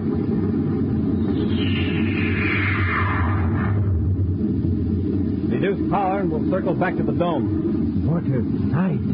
The dome is black with those insects. I hope this ultrasonic generator does the trick. I'd hate the idea of going back down through that roof of beetles. Dr. Conrad, will you operate the generator? Of course, Commander. That must be the Major ship off on our starboard viewport. Right.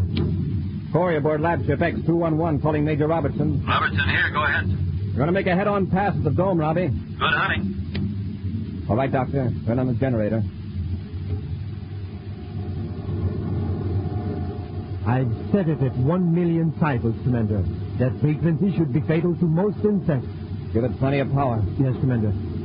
Here we go, right over the dome. Happy, set the viewscope to high magnification. Yes, sir.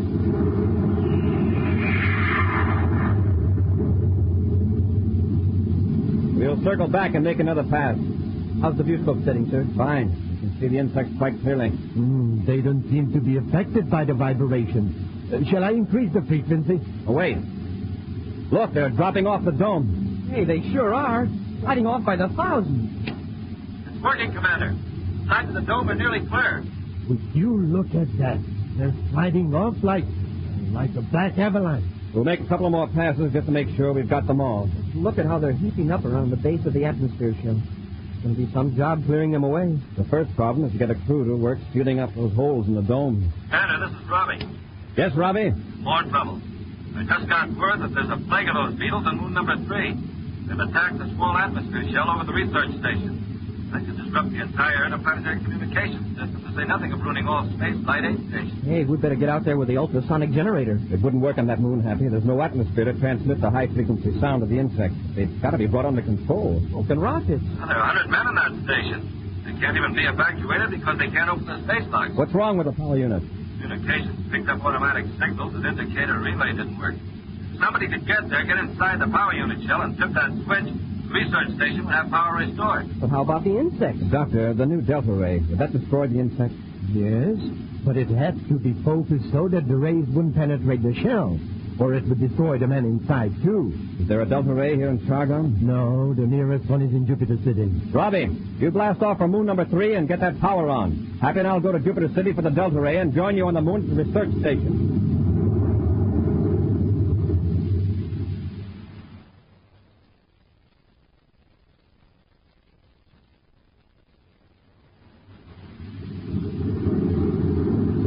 There's the research station, Happy. We'll cut our speed and circle. I'll get the Delta Ray ready. Now, don't turn it on till I give you the word. Got to be sure of our focusing range. Yes, sir. Wow, look at that dome. Just like the one at Chargon. Covered with beetles. Well, there's Robbie's ship near the dome. Wonder if the Major's got the power on yet. I don't think so, or you'd be hearing from him. Just look at those insects all around the station. At least they aren't attacking the power unit, Bill. Major Robertson calling Commander Corey aboard Terra 5. Major Robertson calling Commander Corey. Corey here. Where are you, Robbie? In a pretty tight spot, Commander. You get the Delta Ray? What's the trouble? I was in my spacesuit walking toward the power unit shell, and these confounded beetles attacked me, all over me. I had to beat them off. I fell into a crevice near the power shell, and I'm wedged in. We'll land and pull you out. I don't want to rush you, but these insects are eating my spacesuit. I managed to brush them off some plastic face piece, but they're all over me. Any minute now, they're going to puncture the suit. We'll set the ship down right away. Happy, get out our spacesuits and some rope.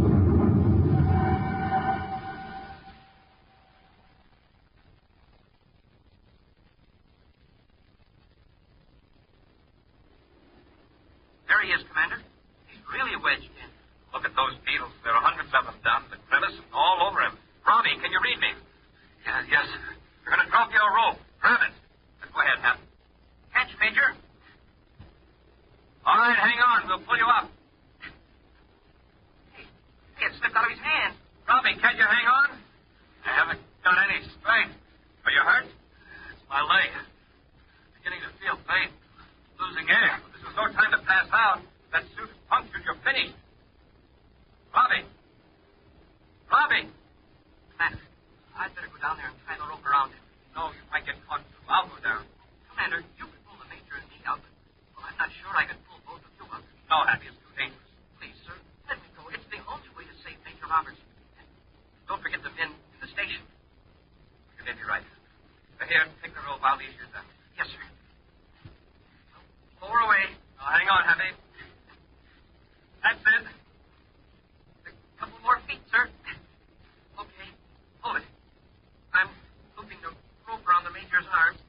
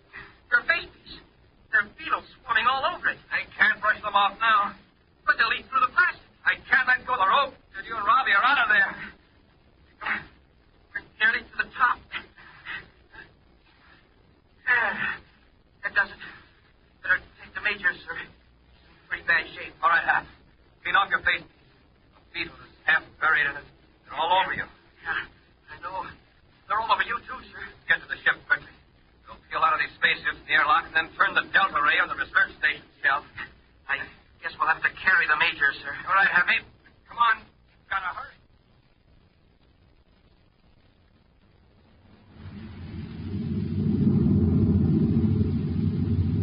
The delta ray is focused, Happy. Give it another charge.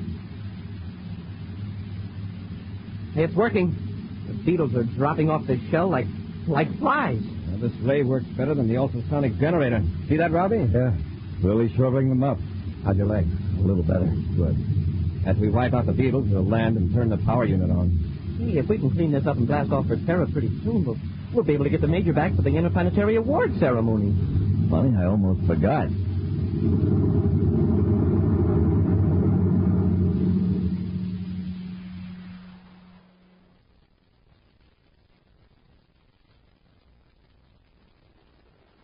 Thank you.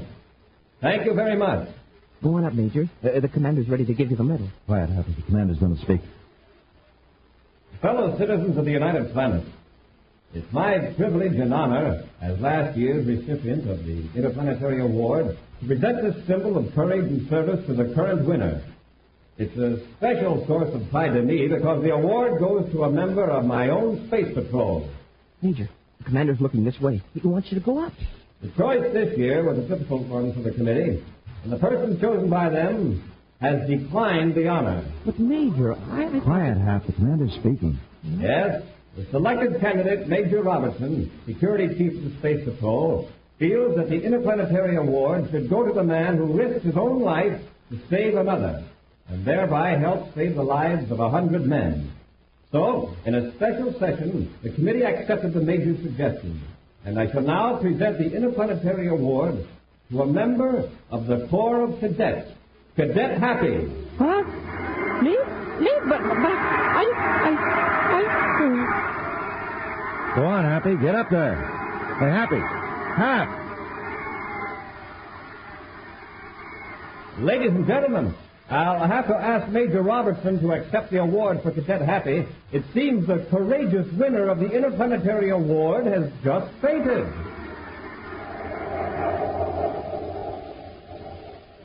An exciting preview of next week's thrilling Space Patrol adventure in just a moment. But first, gang, here it is. Here's the only way to get a pair of Space Patrol space binoculars. Now, all you do is... Uh-oh. Here's a radio ray from Terra. Boys and girls, this is your commander, and I have a message for you that's so important, I've interrupted Vic Toothary. Here's my message. Today is positively the last time we can offer you a pair of official space binoculars. This is the greatest offer we've ever made, and it's one item I feel that every one of you should have. Although thousands and thousands of boys and girls now have their space binoculars, I know for a fact that many of you have still not sent in. So don't wait. This is important and vital. Send in today for your Space Patrol space binoculars. This is absolutely the last time we can make this sensational offer. Hurry up. Thank you, Commander. And boys and girls, remember this. These are not flimsy goggles. They're real, full-size, full-field, 4-power binoculars made of long-lasting plastic. Real, full-size, full-field, 4-power binoculars that make everything in the distance look bigger, closer, clearer. The revolutionary new binoculars you wear on your head. Thrills and fun galore. You can identify buildings way off in the distance, spot planes, study birds, watch far-off traffic, read distant signs, and do lots and lots of other things with your space binoculars all year long. Now, to get a pair, buy a box of Instant Ralston. Then, with your name and address, send 25 cents in coin and an Instant Ralston box top to Space Patrol, Box 686, St. Louis, Missouri. If you don't agree your binoculars are tops, return them and we'll return your money. That's Space Patrol, Box 686, St. Louis, Missouri. And now, an exciting preview of next week's thrilling Space Patrol adventure. Buzz and Happy have just left Terra 5 to enter a damaged spaceship far out beyond the Pluto orbit. They've entered the wrecked ship in their spacesuits to rescue 2 unconscious men. Around the ship, huge chunks of metal hurtle through space on an unknown orbit. You'll have to carry them, Happy. You take this one, I'll handle the big fellow. Yes, sir. Hey, Commander, the ships are swerving right right into that stream of metal fragments. I thought I set the controls to keep pace with them. I have. Those fragments aren't going in a straight line. They're in a swirling motion like a whirlpool. Hey, Commander! They're battering the ship to pieces. They're breaking us up. We gotta get these men in sight, quickly. Before the fragments hook to the ship. Or we're finished, all of us. Be sure to be with us next Saturday for the exciting story, The Strange Gift of the New Star, when wheat checks, rice checks, and good hot Ralston again bring you Space Patrol! High adventure in the wild, vast reaches of space. Visions of daring in the name of interplanetary justice. Travel into the future with Buzz Corey, Commander-in-Chief of the Space Patrol! Space Patrol, an original Mike Moser production starring Ed Kemmer as Commander Corey and Lynn Osborne as Cadet Happy, was written by Lou Houston and directed by Larry Robertson. Other players were Ken Mayer and Bela Kovacs. Dick Tufeld speaking. Now, don't forget to tune in next Saturday and every Saturday when wheat checks, rice checks, and good hot Ralston again present the new exciting Space Patrol! Be sure to see another exciting Space Patrol program on your local ABC TV station. Consult your paper for time and channel. Space Patrol comes to you transcribed from Hollywood. This is ABC Radio Network.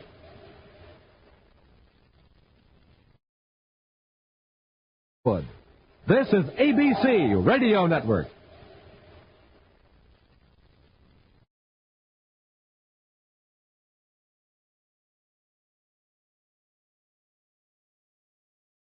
Exciting news for adventure seekers. Join the vibrant culture of Brazil brings you to capturing heart-pound-watering queen gems of this incredible country. From bustling cities to tranquil beaches, our videos capture the essence of Brazil's beauty. Experience the warmth of its people, the rhythm of its music, and the thrill of exploration. Click on the link in the description to find out more. I would like to extend my sincere gratitude to Old Time Radio Research Group for their remarkable efforts in preserving and archiving the captivating world of old-time radio programs. Their invaluable contribution allows us to step back in time and experience the magic of radio history firsthand. Their link is in the description below.